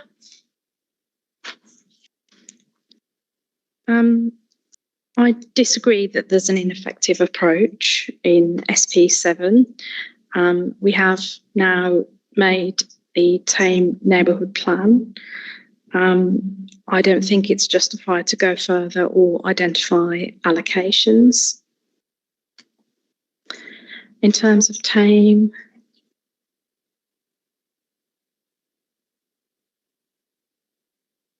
bear with me. The recently made Tame neighbourhood plan included housing allocations that not only met, it exceeded the identified need for housing that we had in the adopted South Oxfordshire local plan, so that Tame had a requirement of 143 homes. The neighbourhood plan has brought forward 212. In terms of the supply at Tame, over the period 21 to 41, the policies of SP1, SP2 and SP7 would enable 643 homes at Tame.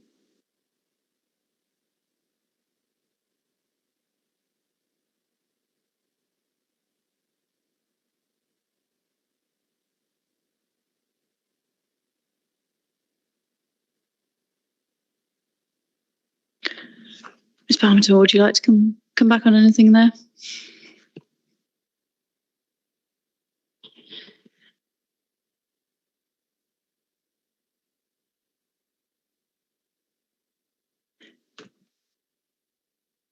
For the neighbourhood plan, it's a different point because there was no direct nor evidence consideration of local housing needs for Tame through that neighbourhood plan.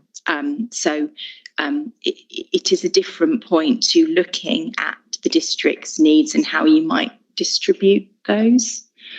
And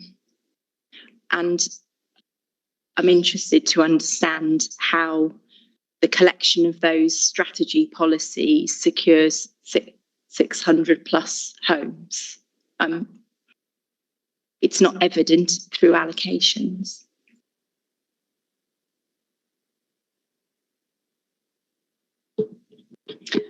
Thank you. Ms. Baker? If it would help for me to provide a breakdown of the sources of supply for Tame, I can do that. Is that something that's accessible now, or Is it somewhere that you need to dig it out of? If I may, I suppose it's just whether it is rolled forward supply or whether it's new allocations was probably more the point. Okay.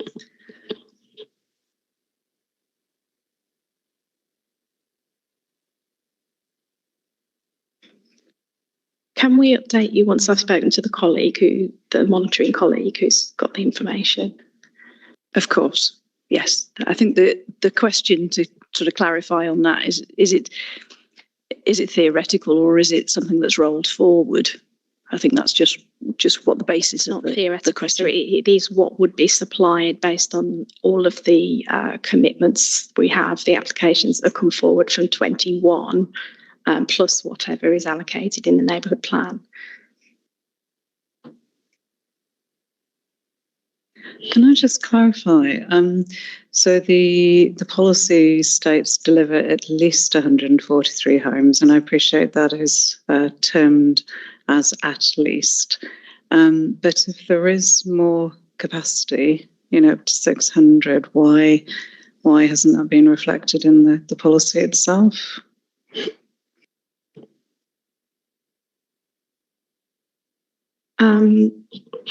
That was the adopted policy of the South Oxfordshire Plan.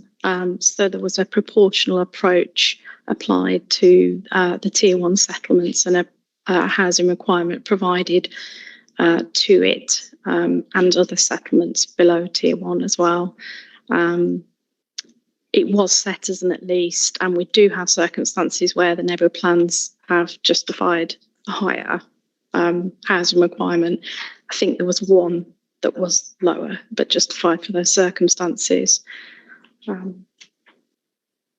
yeah, that was considered an appropriate figure at the time of the adoption of that plan. It just seems a very different figure to the one in the plan, whether it sort of appropriately represents the capacity. I think that's just reflective of a very high level of housing delivery that we've seen in our districts, especially in the last 5 years. I think that in our Tier 1 settlements that there have been a significant amount of delivery.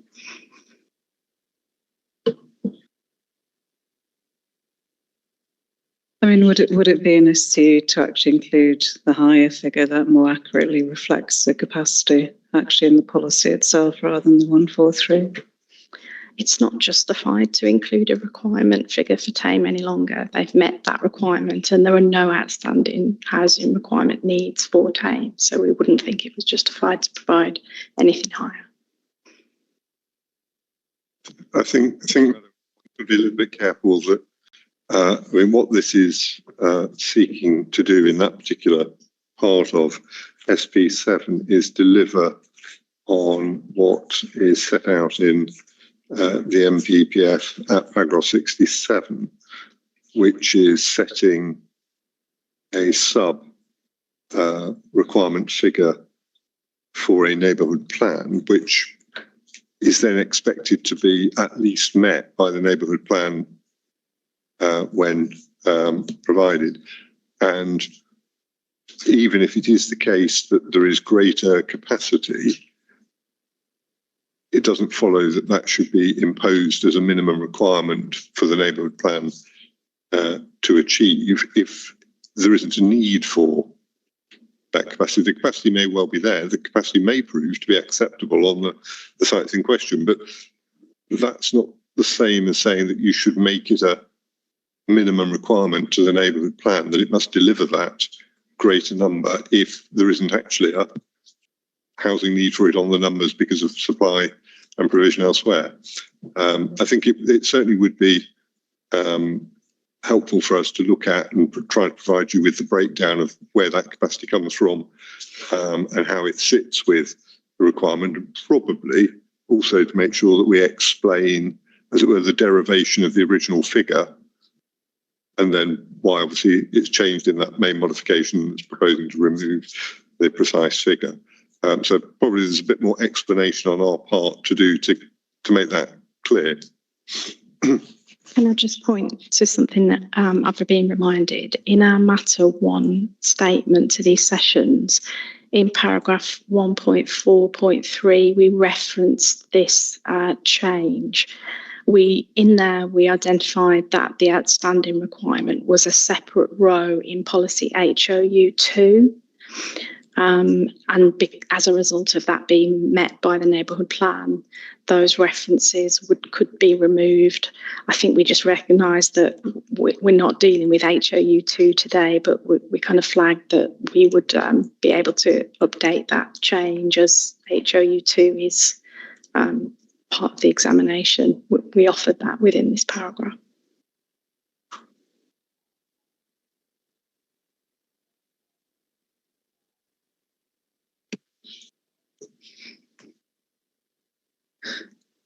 Thank you. Is that all on SP7?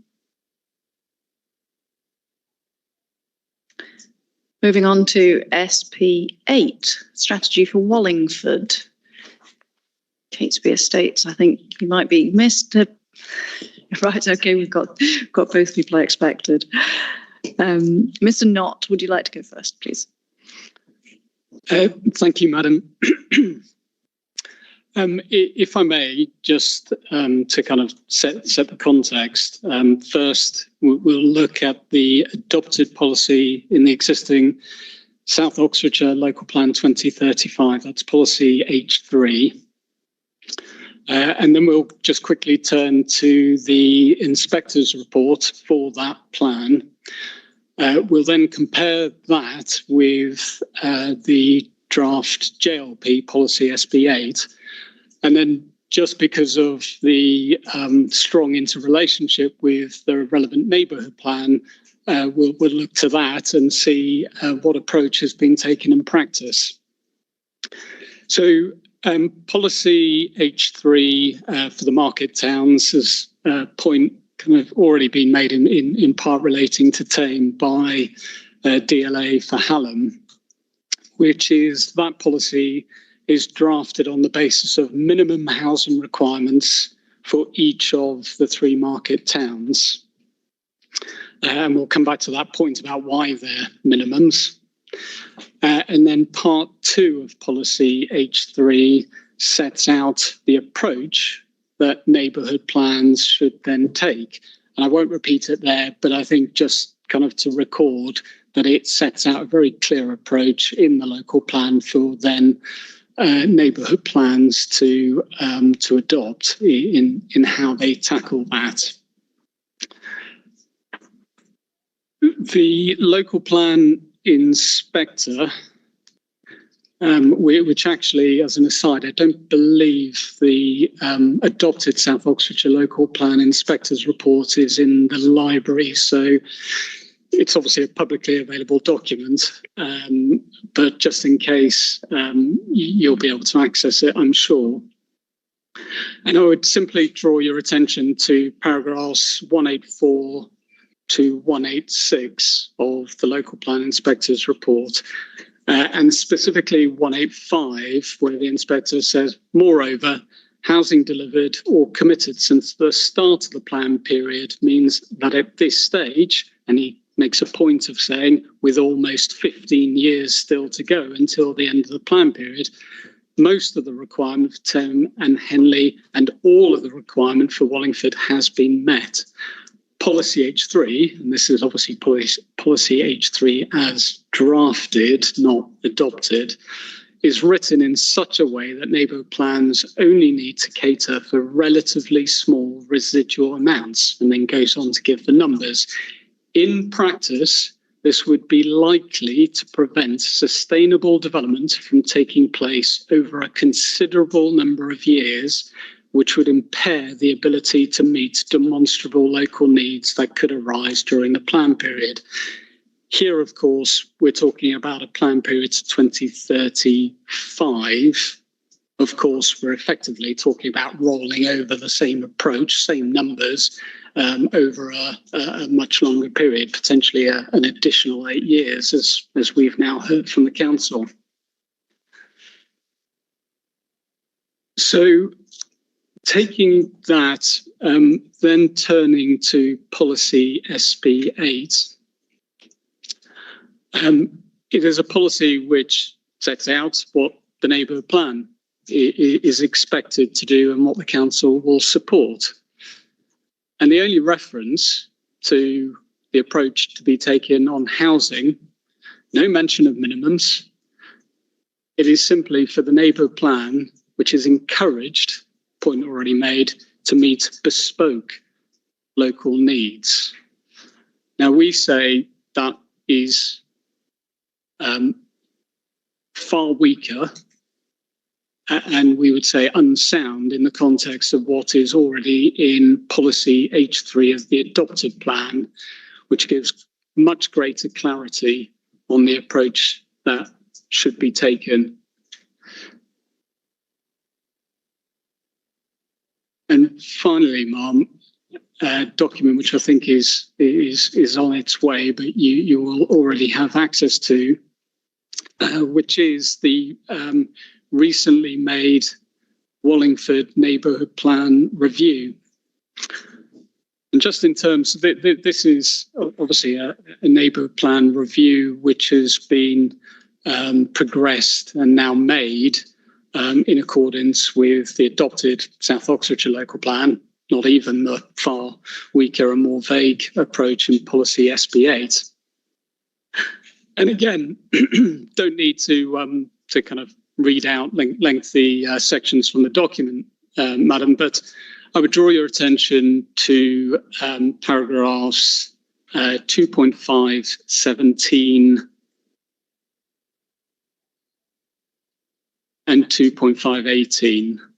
And there's preamble, well not preamble, but there's obviously earlier text which goes into the detail of that. But I draw your attention specifically to those paragraphs because the Town Council, in this case, applying policy H3, which talks to minimum housing requirements, their positive approach to planning says the adopted local plan 2035 sets the housing numbers for Wallingford to 0 because the existing completions and commitments satisfy the identified housing need in the town.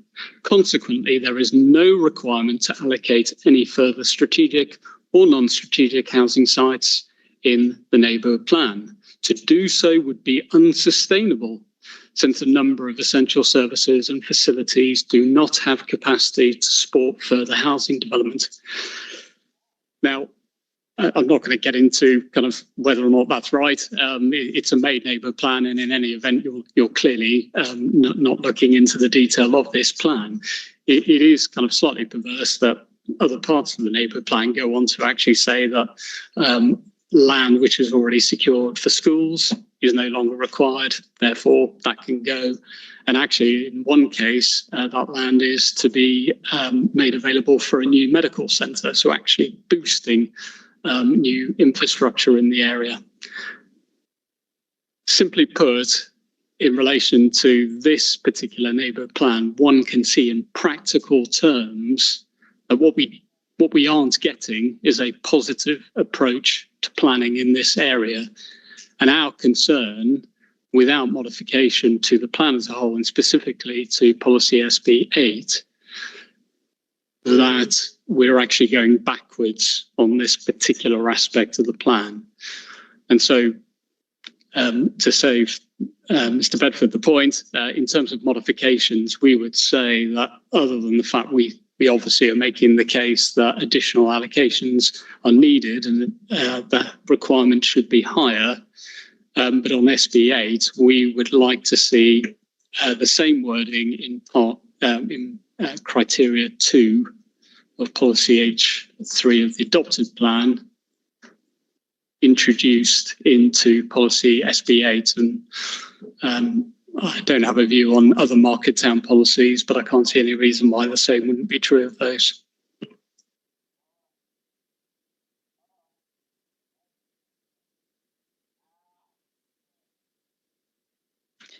Thank you. Mr. Murray Cox. Thank you. Subtly different, I think. We spoke earlier about how the distribution of growth bears, in my view anyway, little resemblance to the settlement hierarchy and the strategy. And I think Wallingford is a prime example of that. We've put in our statement a reference to how the 555 dwellings in the anticipated supply table in the JLP represents 2.7% of the overall supply for South Oxfordshire. Not of the JLP, of South Oxfordshire. This is for a settlement which is in the top tier, one of the most sustainable places. Obviously, it's not Didcot, given what I just said about that. The two are not consistent. How is JLP, which talks about maintaining the roles of the market towns, achieving the sustainable distribution of development by directing 2.7% to that highly sustainable place? And the context of this examination, I think, is critical in this sense. This is a plan which has a short shelf life. No doubt that is a conversation for tomorrow. That is because it does not provide for enough growth. And you can see, and I might be told this is speculation, what might happen if this plan is adopted with the reference that Mr. Knott gave you earlier to all other neighbourhood plans effectively having a requirement of zero. It's not beyond the realms of possibility. In fact, I would say it's almost inevitable to imagine a situation with this plan adopted, a 5-year supply shortfall coming up, and the council saying, well, paragraph 14 or whatever takes its place if something does, tells us that we should dismiss a proposal for sustainable development at this highly sustainable place. Because in the context of this JLP, it is said that there is no requirement. Well, of course, the JLP is so far below what the government now tells us is required that South Oxfordshire and the Vale have to start plan making quicker than most other authorities.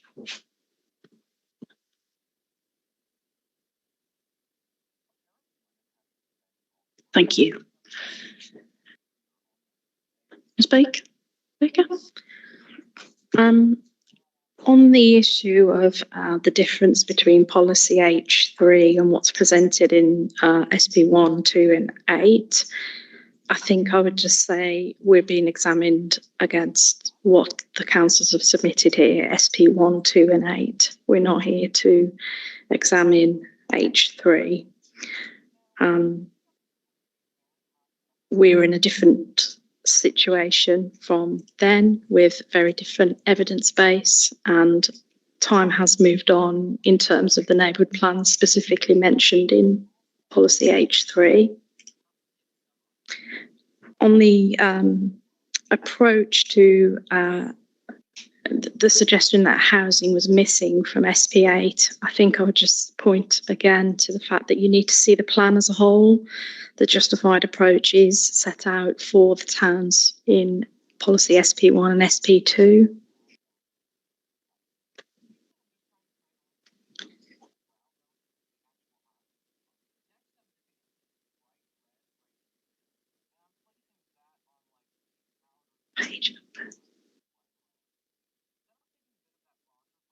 Bear with me.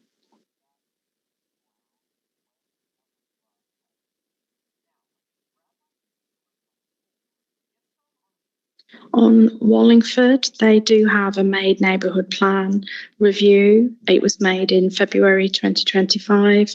It allocates 502 homes, and combined with the previous allocations, that totals 1,057 homes. And as such, we do not believe it's justified to allocate additional sites. And I think I would also just say that I think generally a dislike for spatial distributions and preferences for towns to provide more growth is a reflection of or an ask for an alternative strategy rather than an issue with the strategy that's justified in the plan.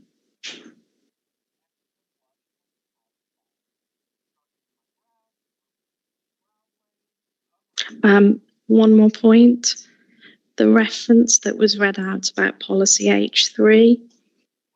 Policy H3 had another paragraph 2, which says that NDP should seek to meet or exceed the outstanding requirement in table 4D, which is 0 for Wallingford.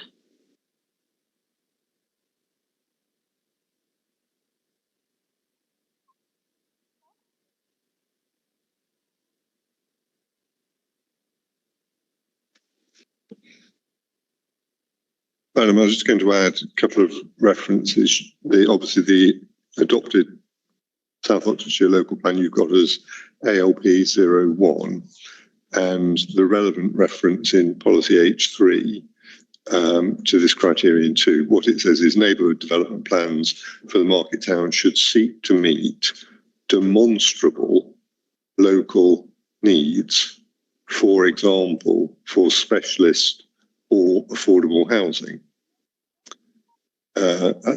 And then it says, even if that is in excess of the requirement shown in the figure. So what it's dealing with is demonstrable local needs, particularly referencing specialist or affordable housing.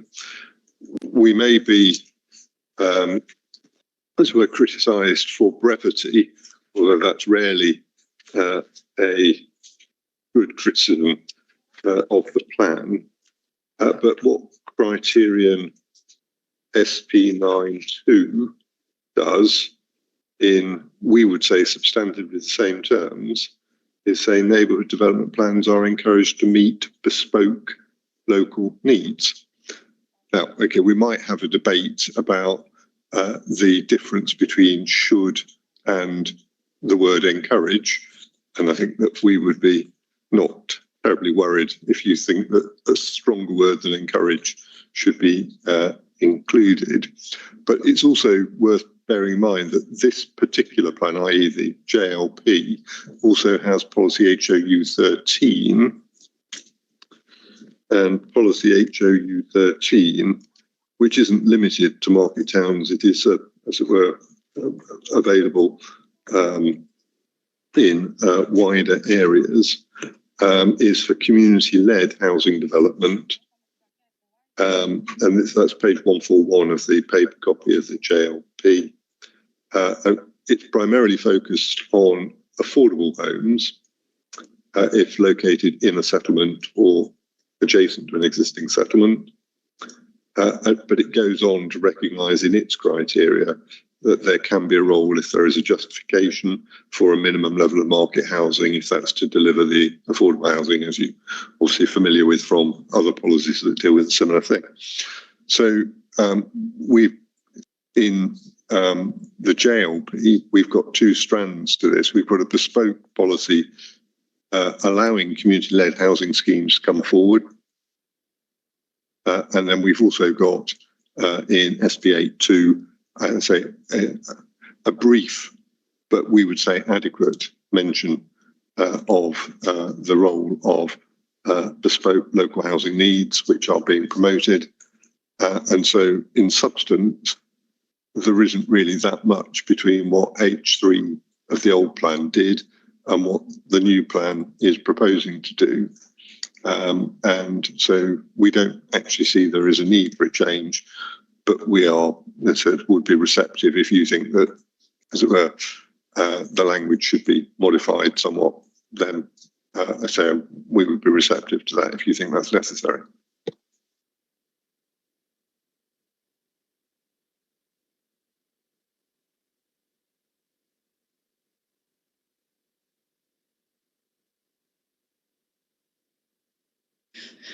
Mr. Knott.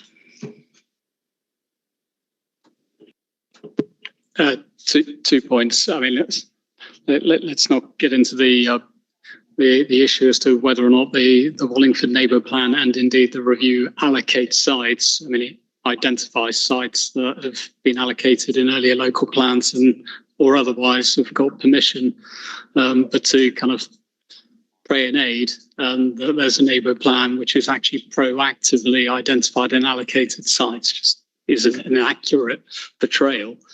And I think just on this point about examining, I mean, I've raise the point because the inspector of the adopted plan clearly saw it as a soundness issue to express the housing requirements as minimums. And indeed, I suspect we'll probably talk a lot tomorrow about the fact that the NPPF 23, which this plan is being examined under, makes clear that housing requirements should be expressed as minimums. They're not ceilings, and I don't need to say any more about that. And that is the point. I mean, even kind of Mr. Bedford's point, which I kind of take the point, nuance as to kind of wording and whether bespoke local housing needs is equivalent or shorthand to what's expressed in policy H3. We say not. We say actually it would be beneficial for clarity to have the added detail. But the missing ingredient here is it doesn't express the numbers as minimums.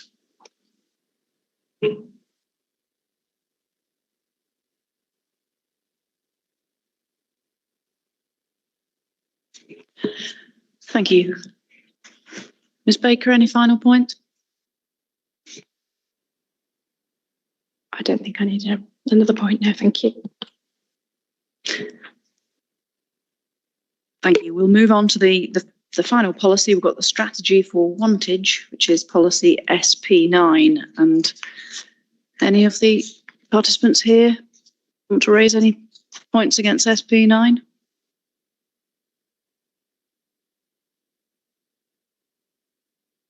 No? In which case, we've reached the end of the agenda for matter 5 and a broad set of MIQs, 1 to 41. Thank you to those of you who are still here in the room and also watching online. And thank you to all of the other participants who have been here today making their points. So this hearing session is now closed, and we'll adjourn the hearing until 9:30 tomorrow morning. Same place, and we'll be doing matter 3. What we're going to do now is just briefly discuss with the councils the day's outstanding procedural matters. Participants and observers are welcome to stay, but it is just a conversation between us and the council about administrative matters. So there's no need for anyone to stay unless they specifically wish to do so. Madam, could I, before people start packing up and departing, yes, not on the procedural matters you're about to discuss, but the point that we touched on this morning and provided a brief update earlier in the day in relation to the employment housing figures position. If I can just pause for a moment.